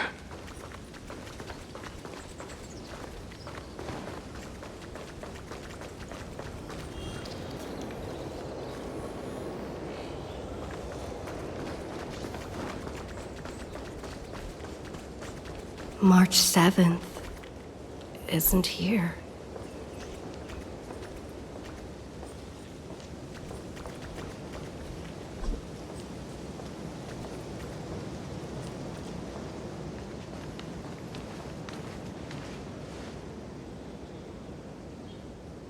Get ready. We can't give her any chance this time. Three of a kind. Two pair. Ace. Ace?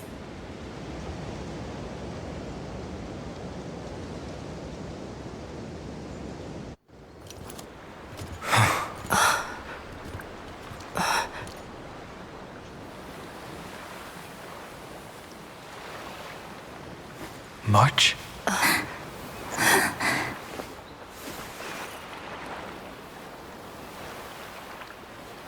Of course it's me. It's been a while.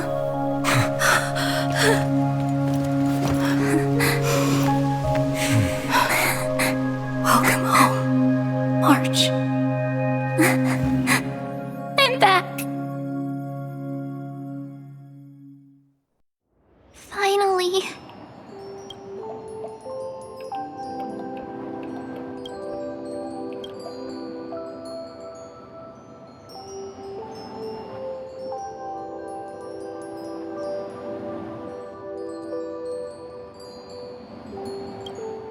Finally, I I can talk to you all. At last.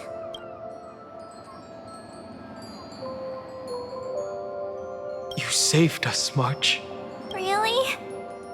That's wonderful. I had so many ideas for our reunion. I was gonna sneak up from behind you when you weren't looking, tap you both on the shoulder, and then flick you each on the head, and shout, "What took you so long to find me? Don't you know how to move faster?"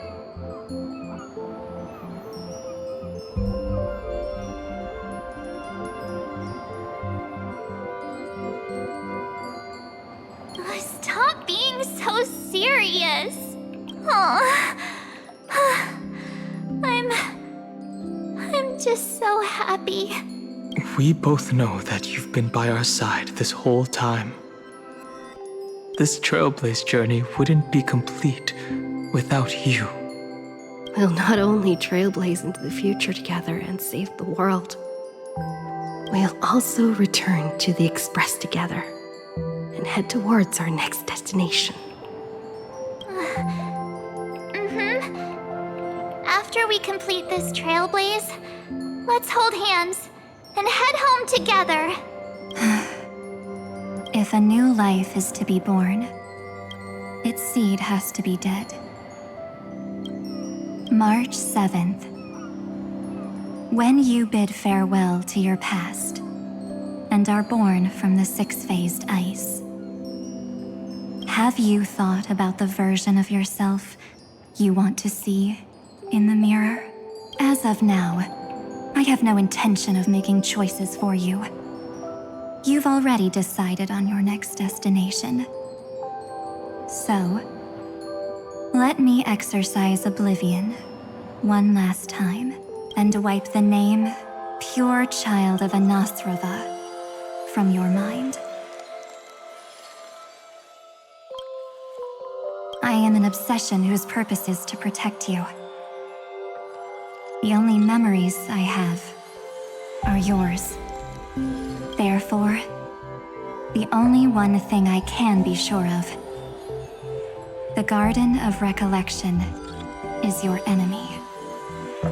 The Path of Remembrance is far more than what people observe on its surface. And I will not allow you to become this broken conspiracy's next sacrifice. If you ever need me again, feel free to awaken my power. And when the time comes, don't hesitate to devour or burn away anything that stands in your way. Then trailblaze through the darkness in my stead. As always, oblivion shall keep watch over your past, veiled in the hush of the Evernight, silent and serene.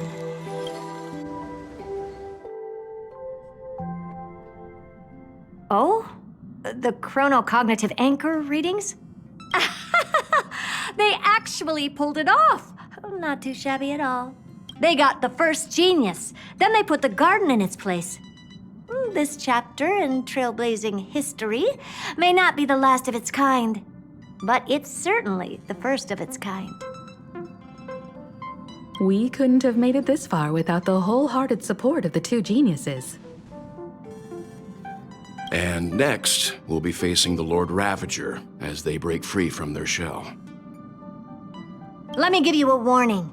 The backdoor Screwy setup in the Era Nova system can only get you as far as breaching the core of the scepter, nothing more.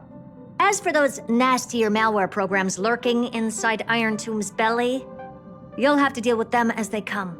That's more than enough to help us. By the way, how are Mr. Screwlum's preparations coming along? Give him a bit more time. Those screwheads at the Imperial Advisory Council need to understand what the concept of war means first. For all we know, they might have already gutted all the fortresses in Screwy's collection while he was away. I've heard Mr. Screwlum's fleet includes planet-class mechs. Hyacinth, Poppy, Oleander. Which one will answer the call, I wonder? You sure know your stuff. I'd rather none of them show up and let my space station save some face.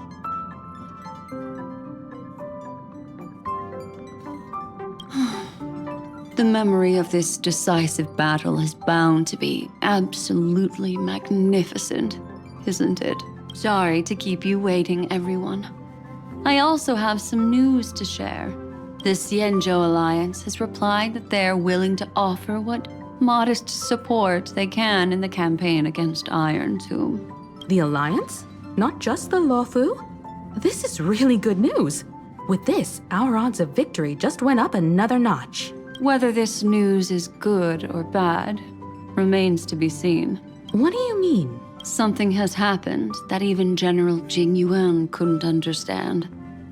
He urgently wants me to inform the two geniuses that Emphorius' causality has vanished from the matrix of Prescience Ultima.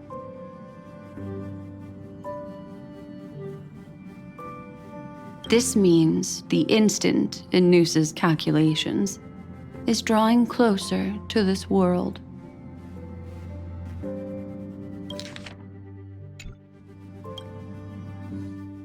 As the Theoros, I have observed. The night has faded away, and what I have created, I will destroy. This starry sky will return to freedom and chaos, just as it was in the beginning. Confident, aren't you?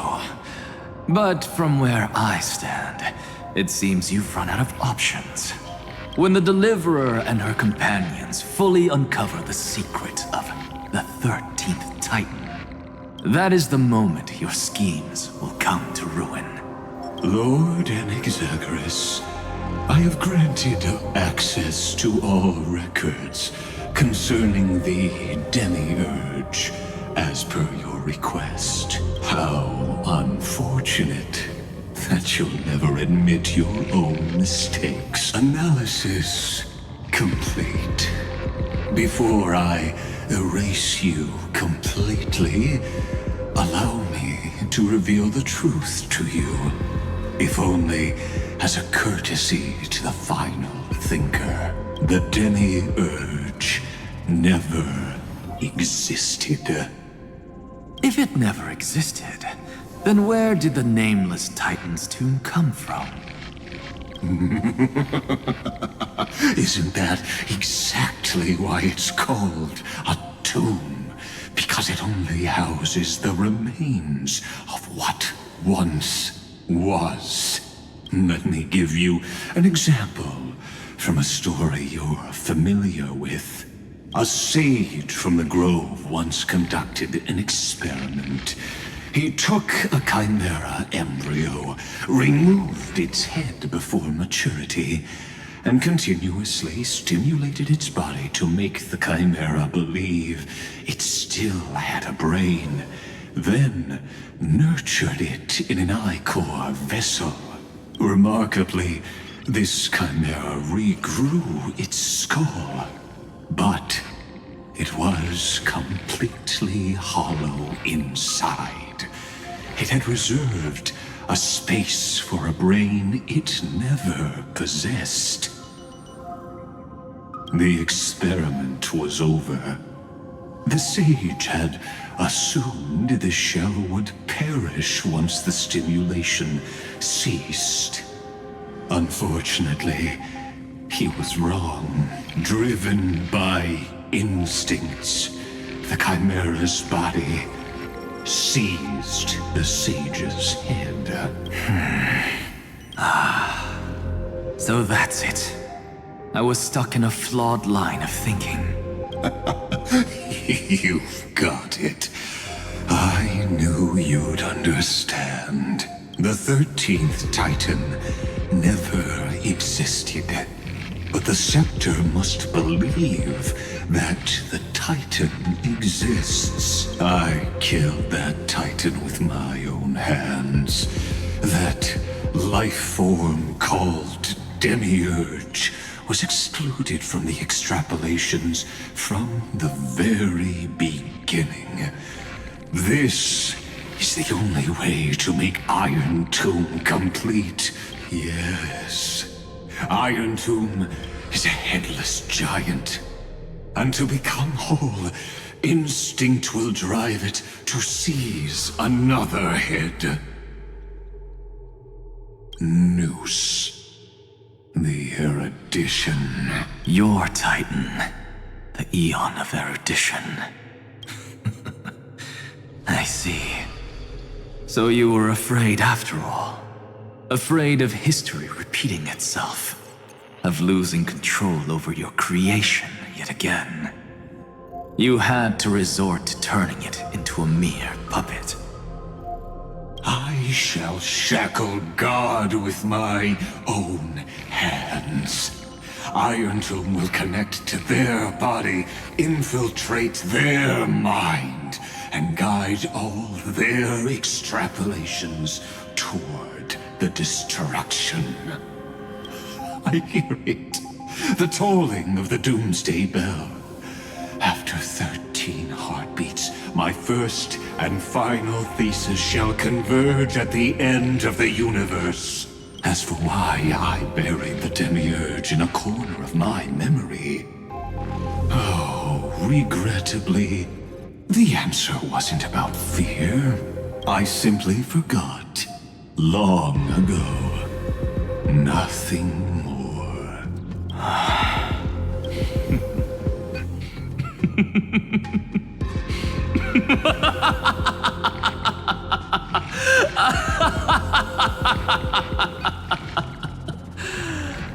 Your laughter is but a helpless sigh. Helpless? What a joke. You merely created a false god. But Amphorius has long since written deicide into its fate. The final Era Nova is at hand. Why don't you wait and see? The Deliverer, myself, and this world will together prove that the original Newspore, the ultimate truth of the universe, is anything but destruction. See you in the next life, Sage. If there's even a 1 in 10,000 chance your conjecture is correct, then, in the name of genius, I shall most certainly witness its failure. All shall bid farewell to one, and that person alone will witness the miracle. Such is the will of fate. But this time, it will be the final flame chase journey. The epic with endless cycles is about to end. The extrapolations of the erudition, the core flames of the destruction, and the textures of the remembrance. The three paths converge once again at the world's end, and the Trailblazer will write a new beginning for this world. Not only that, we'll also carry the history of all 30 million recurrences into the new world with us. It wouldn't be an exaggeration to call it a miracle. This miracle wasn't created by just one person. Finan would have long been consumed by the core flames if he hadn't chiseled his companion's dying wishes into his soul. And if the hero's resolve to chase the flames had wavered, Cyrene's journey would never have begun. The heroes never yielded and never fell during Amphorius' 30 million cycles. It was fate that fell instead.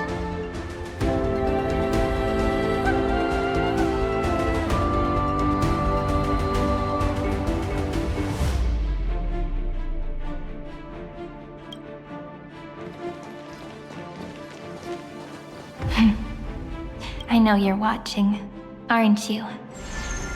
The original Philia. Weird. I still couldn't recover the memories of these 30 million lives in the end. But that doesn't matter anymore, right? I will make the same choice as you, because that's just who I am, and I will always have my charm.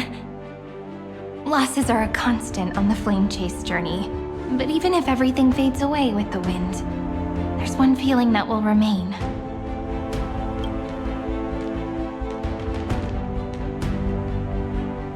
Love will always exist, right?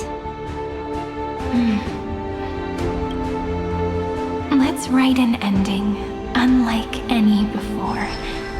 For this world, we so deeply love.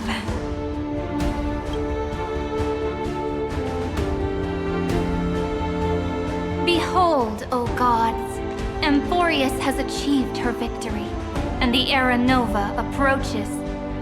The radiant soul has arrived, having walked through the bustling nights, bearing the golden fire and blood, stepping with pride into daylight.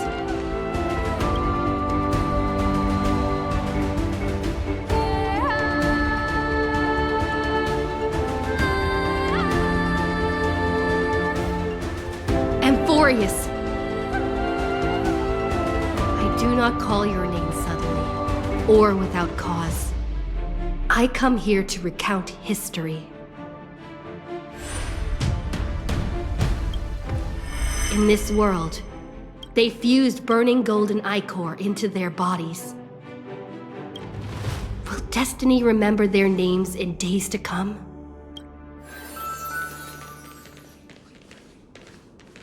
Isn't that gonna be way too many names to remember? 30 million times 1,000? No, wait. Times 1,001. Oh, let's not get hung up on that now. If there are more of us, then there will be more passages in Amphorius too. Together, let's reach the end of the west wind where flowers bloom in spring. See you tomorrow.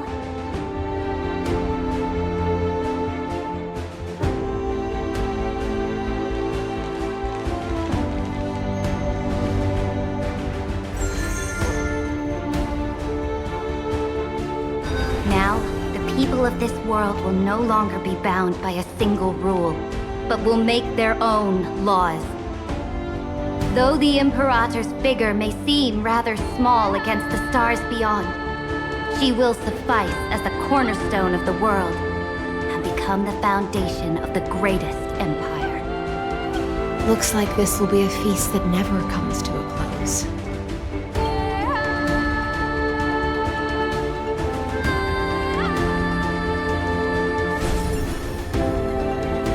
May the fish never leave the ocean, and may the days ahead shine like pearls.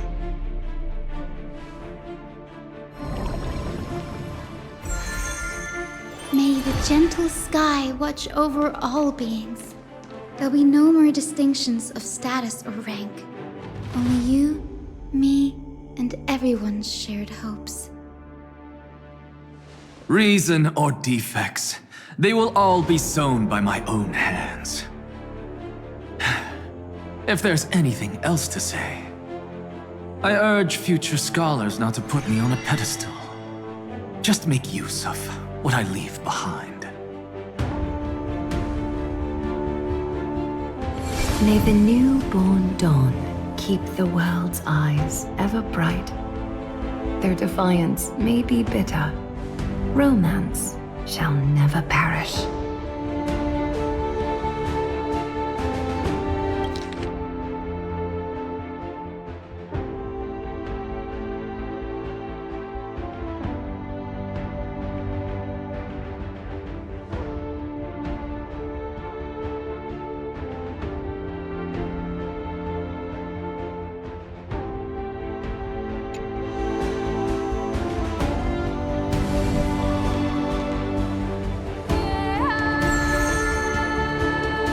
In the name of the son of Gorgo, warriors shall fight for strife, not with glory as their end, but march forward in its light.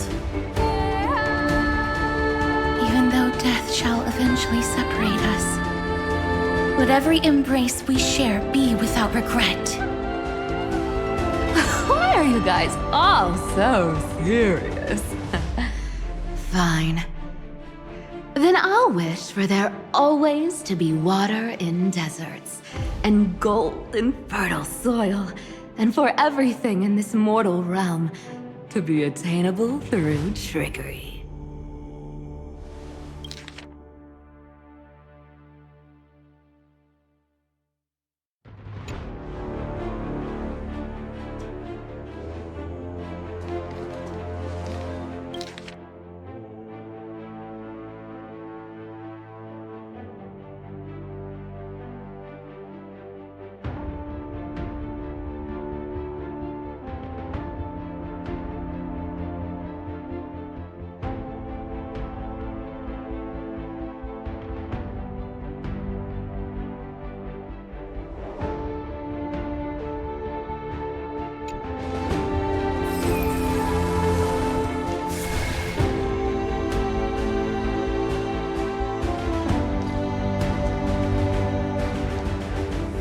Earth shall protect the past, present, and future, eternally sustaining life. Is it my turn? Then let time watch over the past and guide us to the future.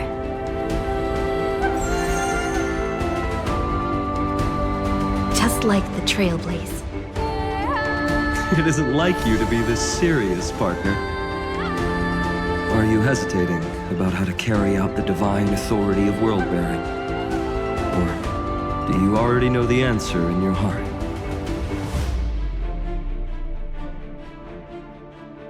That's right. Just keep moving forward. In your own way. Bring a true dawn to Emphorians.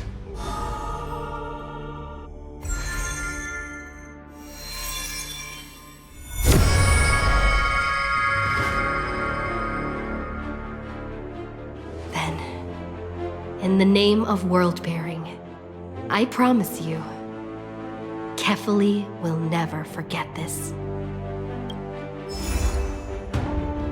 And now, let us all embark on this final grand journey. Stand with me and become heroes.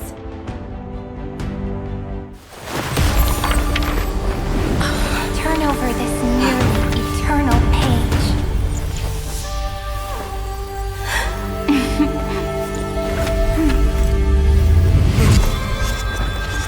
Let the Trailblazer write an ending unlike any that ever was.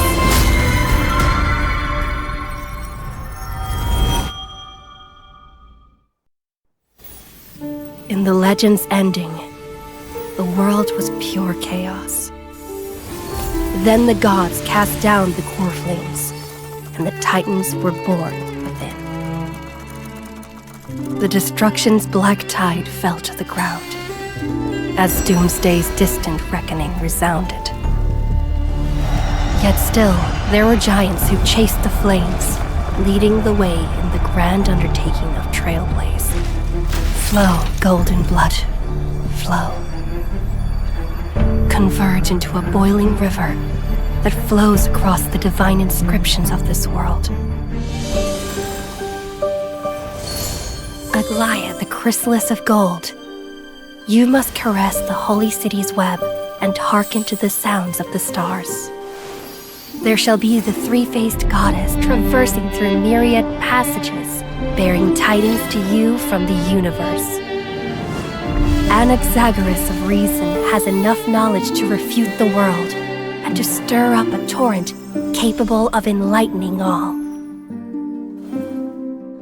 Go seek the holy maiden who severs dawn from dusk, and let the sky become the slumbering cot from which she wakes. Make him return. Mightylos, the lance of fury, pierce the enemy's king with Kremnos' heroic souls. Set her at rest, Cyphera, the coin of whimsy, command the frozen fate to once again flow. And that hand of shadow Castoris, the master of the River of Souls. She has been granted the right to embrace and warm new life, now blossoms at her fingertips. You will hear the chalice of plenty reverberating through eternity. You will see the Veil of Evernight visiting before the break of dawn. Until the journey's end, when all beings reach the end of the earth.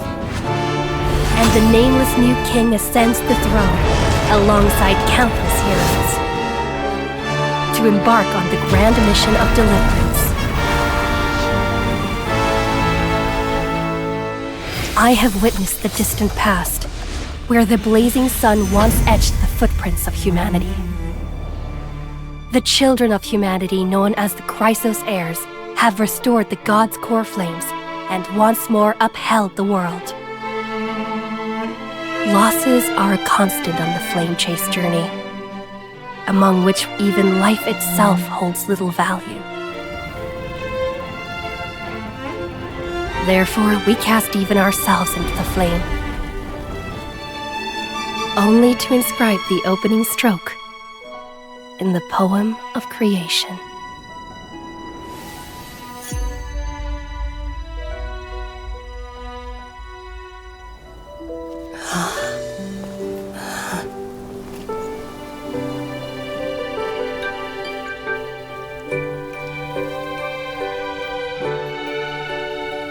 Of course, this will be a romantic story like none that has come before.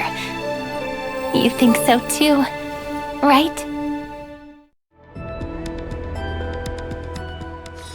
Can we please keep going like this forever?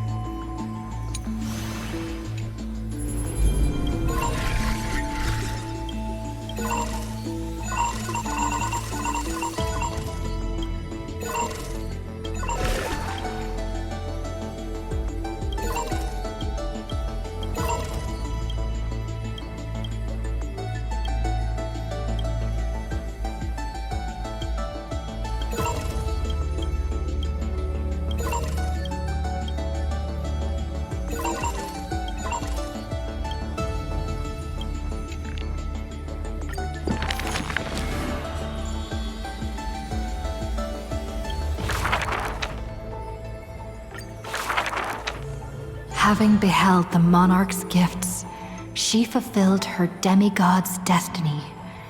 The tides within her heart recede, and her requiem draws near. A sliver of light fell from a crack on the cave ceiling. A blazing ray pierces the surface of the sea. An aching urge in the deep sea, 1,000 years past. The sea siren once swam to the shore with unwavering will. Fish gathered in silent procession to escort the princess. The moment she leapt, ducks fragoras sliced the drum. At last, you have arrived, our belated musician. The gold weaver's silver needles hover in the air, weaving beautiful outfits for her. Electra accepts the gift that does not exist. as salty water wets her new attire. She knows this is not reality, just like the world she loves. Mere foam. Even so, she drank down the warm glow in the cup, as in the drunkenness granted by her mother, in the dream. I too shall have my fill of feasts. Now the musician plucks her strings in the spring, and the waltzing she sings of the once awakened Titan. How the princess accompanied the queen to she sang of the one destined by heaven's will, of demigods who bore 1,000 years of watch for the hero. She sang of that little gray fry, and how the gladius defended the deliverer from apocalypse's storms. She sang of herself, a cup made of fish bones, ever waiting for someone to banish the nihility within, pouring the honey brew of fate for her to the brim. The honey brew ran out, the final notes dispersed, and the feast of fantasy shattered in turn. Before the deadly, quiet seashore, she gave one final smile, then faded into sea foam. To the fish from beyond the sky, we shall sink into the past. For she had glimpsed the sky beyond the cave, and chose to believe in the promised future, embracing a hope as fragile as mist.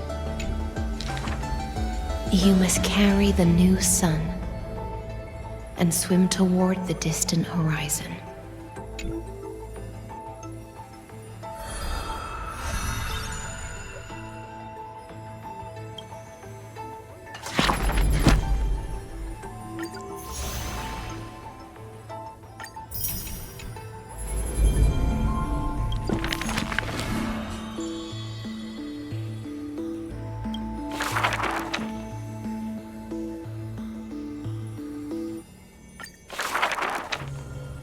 Will win. The fanatical followers of the Eon of Erudition, or the audacious plots of the monarch playing against heaven? The atavist search forest's monkey creatures, the steel soldiers reviving the emperor, that Theoros's visage of arrogance. On her chessboard, all faded to null. In the name of Amphorius, I will grant freedom to the blindly faithful. The monarch stood before the inorganic throne, driving the scepter into the emperor's vacant gaze. Even the gods beyond the sky shall crumble like the titans, as she swears to seize the glory of conquering the stars. Who will win? The immortal faithfuls of the Eon of Abundance, or the storms dancing between the chessmaster's fingertips? The pawns slay the birds, the knights trample the wolves, the rooks smash the trees, and the queen severs the head of pestilence. In the name of Amphorius, I will grant eternal rest to the immortal. The Cienjo lays forth the ocean's tribute, which the monarch grants to her loyal gladius. And upon that knight's sorrow-marked visage appears a smile, precious and rare. Who will win? The raging waves of war from the Eon of Destruction, or the sharp blades of the Empress that has never tasted defeat? Even in the face of the power that swallows the stars, neither monarch nor subject faltered. They would prove their golden blood outshines the lifeblood of the gods themselves. In the name of Amphorius, I will grant destruction to the destruction. The monarch's core flame supplants the flames of annihilation. Soldiers drink deep of the golden blood of the blemished one. She has slain the wellspring of tragedy, once again usurping destiny's crown. Who will win? The light of the esteemed gods beyond the sky, or the core flame lighting up the world in the Imperator's heart? The fury of the stars surges forth, boiling at the edge of the galactic empire. Mighty factions will surge into her realm, yearning to seize back the splendor of old. In the name of Amphorius. Stellar winds scatter the enemy's remaining ashes, as golden blood once again congeals into familiar epitaphs. The master of the infinite cosmos lifts the edict high, declaring to her boundless, ceaseless realm, I shall conquer the heavens, and all stars shall submit. Chuckling, the Imperator tosses her final pawn, her previous delusions withering away during the game. She wiped off the formations that were purely imaginary and caught a glimpse of rust blooming upon the throne. On the night before the monarch faced fate, she left behind a grand dream of conquering the stars. In time, she shall become but a humble pawn, so that this grand illusion retains a sliver of truth. This world's game is nearing its conclusion, but in the distant future. For the raging and burning ambition, for the flame chase through 30 million creations, for the Imperator's realm and all her citizens. Who will win? I will win. Amphorius will win.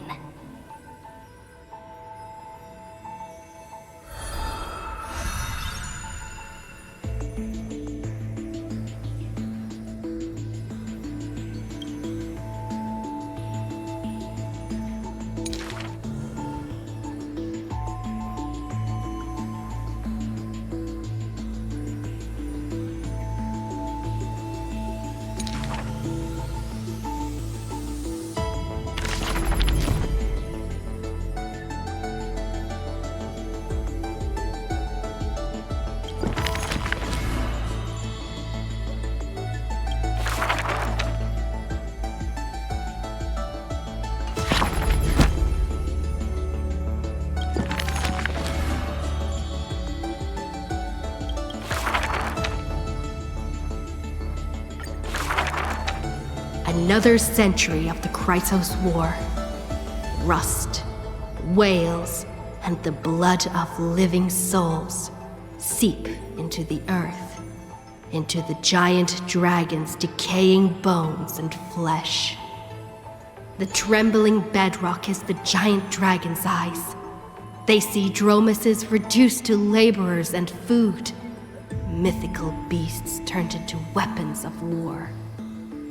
War and flames extinguish all their siblings, yet the giant dragon is powerless, left only with bitter silence and memories filled with guilt. For Earth's trial is to bear the anguish of every living being that walks its surface. Upon the edge of doomsday, the giant dragon's will lies shattered, its scales broken. What greeted them is not a flower-covered Aranova, but a long-fallen black sword. Go weak. I'm a stranger.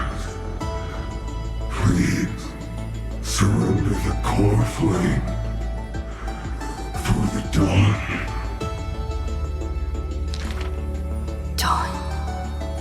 Dawn? If this puppet of destruction yearns for dawn, then what awaits at the end of the flame chase? The torment of the Black Tide, the sacrifice of their kin. Is it an undeserved destiny, or merely futile lament? Won't accept this. The twisted rocks rise like a roaring tide, yet the Swordmaster shows no fear, merely sighs, as if long accustomed to such sights. The rusted joints are shattered, one by one. The cracked husk peels away, spilling golden blood. The earthquake that engulfs Amphorius lasts for 3 days and nights. In its final moments of defiance, the giant dragon suddenly realizes this flame chase is nothing but the kindling of self-pity, the breeding ground for calamity. Yet, Earth's end is not dimmed by the shadow of the dark blade. In that special recurrence, the blazing sun extinguishes itself to set the destruction aflame. At that time, as the giant dragon sinks into the earth, still chewing on the pain of betrayal, it hears the footsteps of Evernight. I need a helper to watch over time until the very end. Evernight waves her sleeve, bathing the giant dragon in a Memoria tide. And so, the giant dragon sees the past and present of Earth, and understands that the starry sky is forever out of reach. The 33,550,337th eternal recurrence. The demigod Terravox feigns their fall, using the tides of memories to dilute their existence, forging an arc with Earth's core flame. In that, the pact with Evernight is simple. Time would erase the pain of Earth and cradle it in peaceful slumber among its own. And Earth shall become Time's ally, for it alone can keep watch until the end of the world.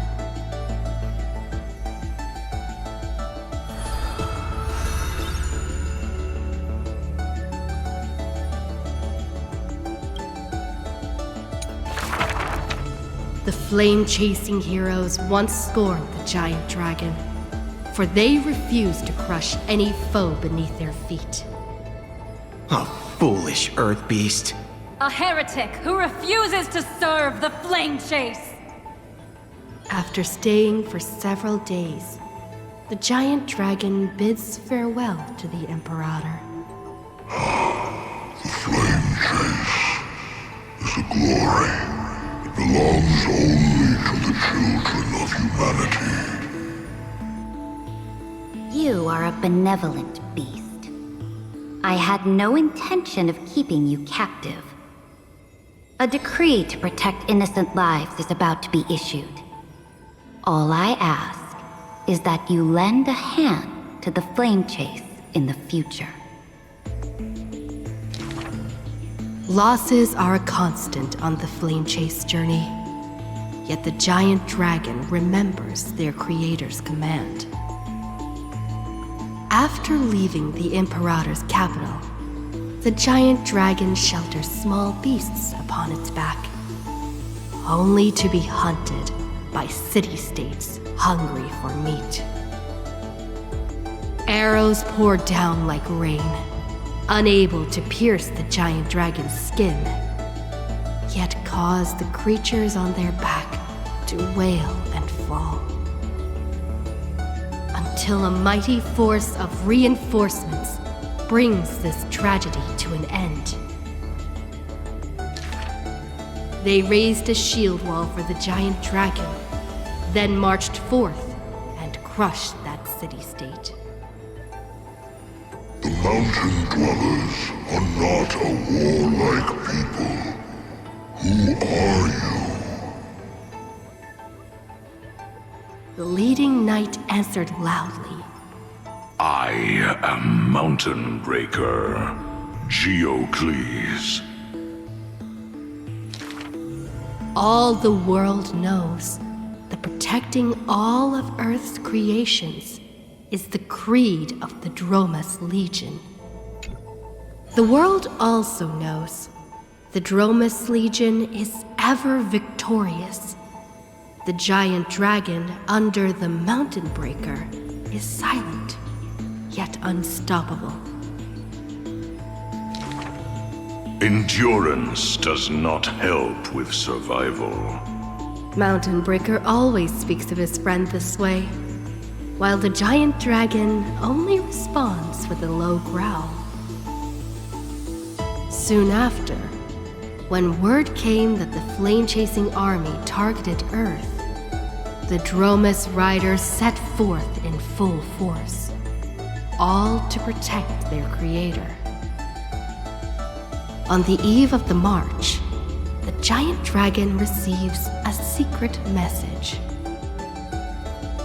Your one and only flame chase must be to slay your creator, and then fight to survive.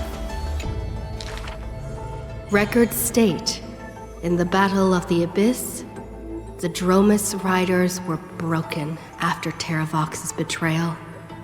The Mountain Breaker shed his armor and fell from the cliffs to his end. Earth carved the memories of the betrayal into its strata, until Evernight would leaf through them. Oh, Earth. Time is willing to wash away that pain of betrayal. As a memo sprite, the mighty Mountain Breaker reunites with the giant dragon. His voice trembles in a whisper. That couldn't have been your choice. The giant dragon only responds with a low growl.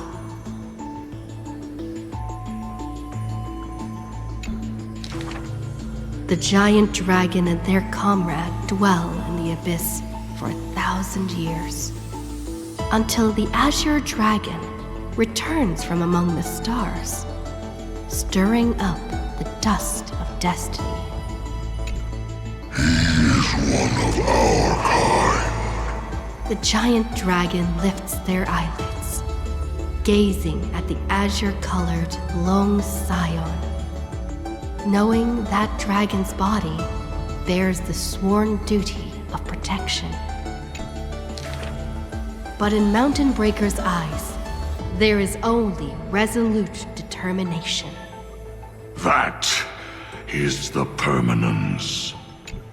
The permanence can heal the divine form of the giant dragon. The permanence can guide life past its end. At the edge of the world, watching their comrade's silhouette fade away, the dying giant dragon shakes its head and sighs. The permanence is not a panacea, but rather a bridge.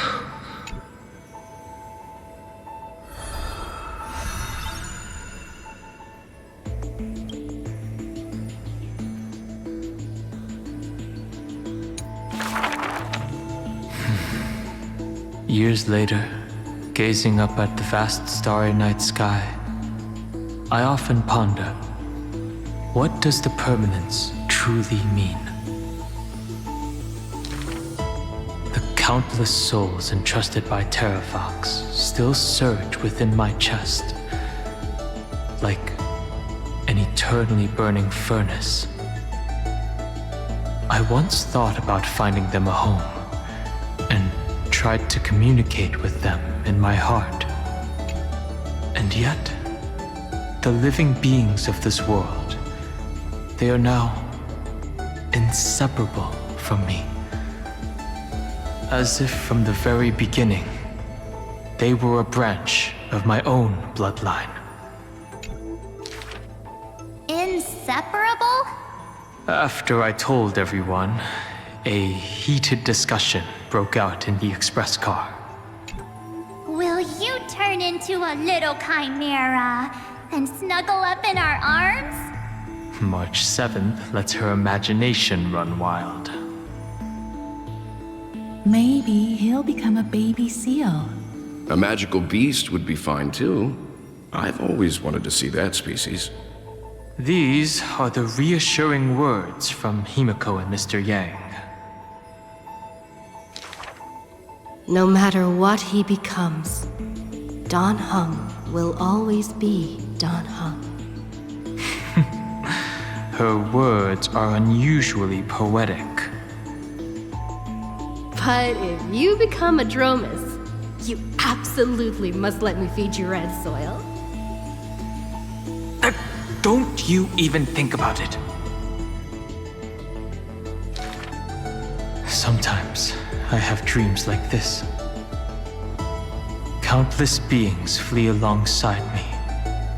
Behind us, black floods blot out the sky as if to devour all signs of life.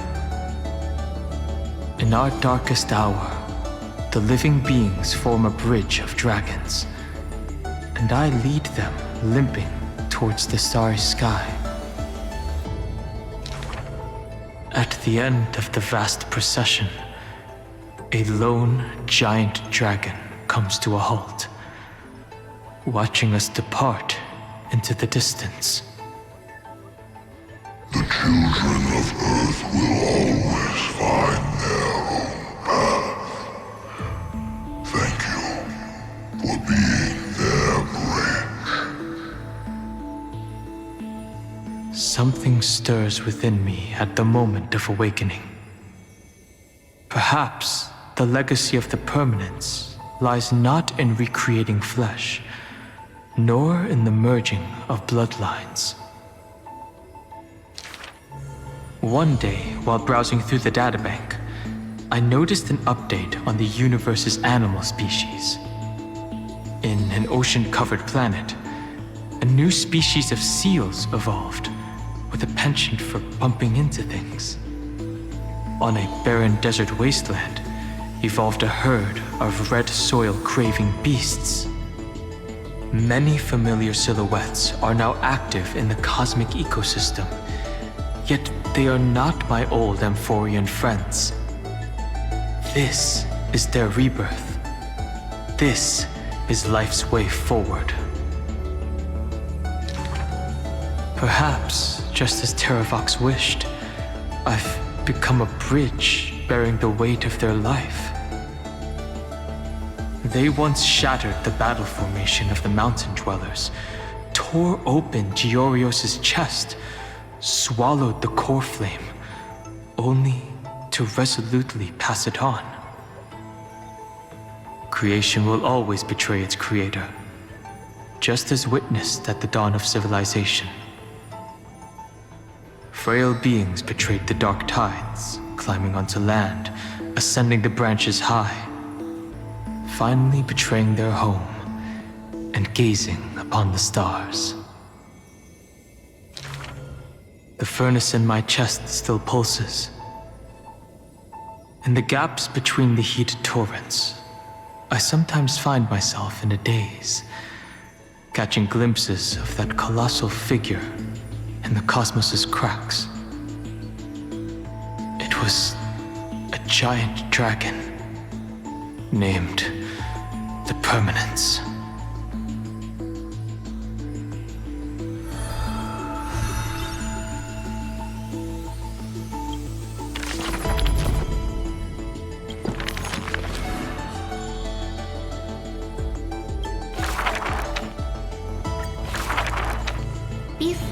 arriving at Amphorius, our last stop was Dan Heng's homeland, a place called Xianzhou. Xianzhou is just a general term. This starship is called the Luofu. I had some wonderful times there practicing swordplay. By the way, which is stronger, the bow or the sword? I'd say the sword. It can cleave a mountain in half. You've been watching too many Immersia. I've been working my butt off just to avoid using a bow. Come on, let's become weapon masters together. To master a skill, one must first find a mentor. And I ended up with 2 of them. So, sometimes I run laps, sometimes I lift weights, and sometimes I do both at the same time. Looking back now, those days were really fulfilling. No pain, no gain. Am I right? Between sword practice sessions, I occasionally hit up the food stalls in Arum Alley to recharge with some delicious eats. Oh, Master Yun Li was right. These berry pheasant skewers are absolutely delicious. Hard work pays off. This girl's been up at the crack of dawn every day, and finally defeated countless formidable foes. I can testify. March really did defeat countless training dummies. Those wooden dummies aren't exactly easy to break. It takes real skill. Every hero's story needs a villain. And when it comes to the great heroine March 7th's nemesis, it's definitely gotta be Scott. Rather than a freight skiff, maybe an IPC eco ship would suit him better? Why? After all, he's got a knack for talking like animals. During the decisive battle, I defeated Scott with my epic move, Star Shatter Shard Supreme! Did you actually master that move? Well, naming moves doesn't cost anything.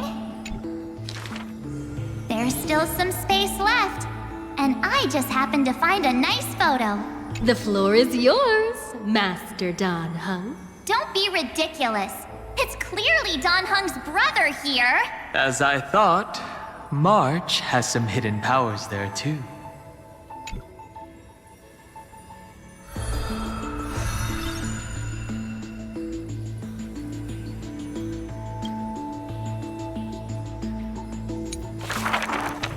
In memory of our first Trailblaze together. The 3 of us. On average, we got a wanted poster for every 3 planets we visited. If I could have used my hidden powers back then, they wouldn't have dared to draw me this ugly. Playing hide and seek with Hook was fun. Those kids under her command have quite the hidden talent. When both players in hide and seek are experts, it will turn into a contest of who can last longer without food. On the day the overworld and underworld were connected, I too took a seat on the first cable car. The chairs were so hard that day. My butt was killing me. Let me teach you a trick. Just keep standing instead. Then how could I call that taking a seat? For the sake of walking smoothly towards tomorrow, we sealed away the truth of the decisive battle. The juice that day was delicious. I want to drink it again. Ugh. Visiting Yurillo again for the Soulworm Festival, I put on some pretty clothes specially for the occasion. Oh, look! Don't I look like a princess? So that's how you've seen yourself all this time. I want to change my clothes and become a devil too. Little ice bear. A sweet little Snow White ice bear. I wonder if it's found any friends yet. I think I saw it a minute ago. Hey, why don't we turn it into a universal social media star? That niche is already dominated by trotters. That big guy who once raised his fists against us is now the hope for Belobog's revival. Mr. Yang was practically drooling watching that. Too bad he wasn't there that time. Not necessarily. By next time we visit Eurillo, will it have turned into an ocean planet? Then wouldn't those polar bears have to be renamed water bears? The data shows that Eurillo's environment is slowly recovering, but the ice shouldn't melt too quickly. Time to remove those floaties from the shopping cart.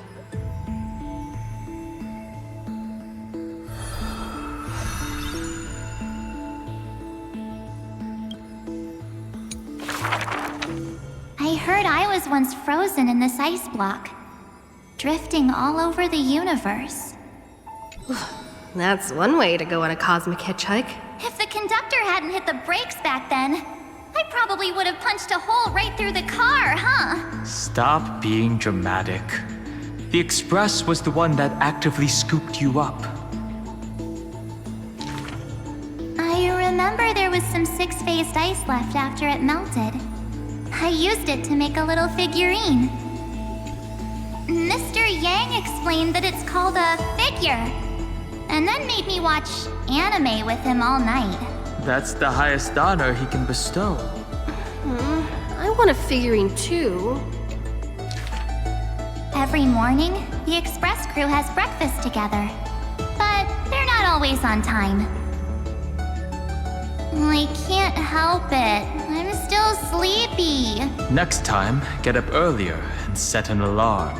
People who can get up right as soon as their alarm goes off are terrifying. This kind of person is capable of anything. My camera's full of Pom-Pom's photos.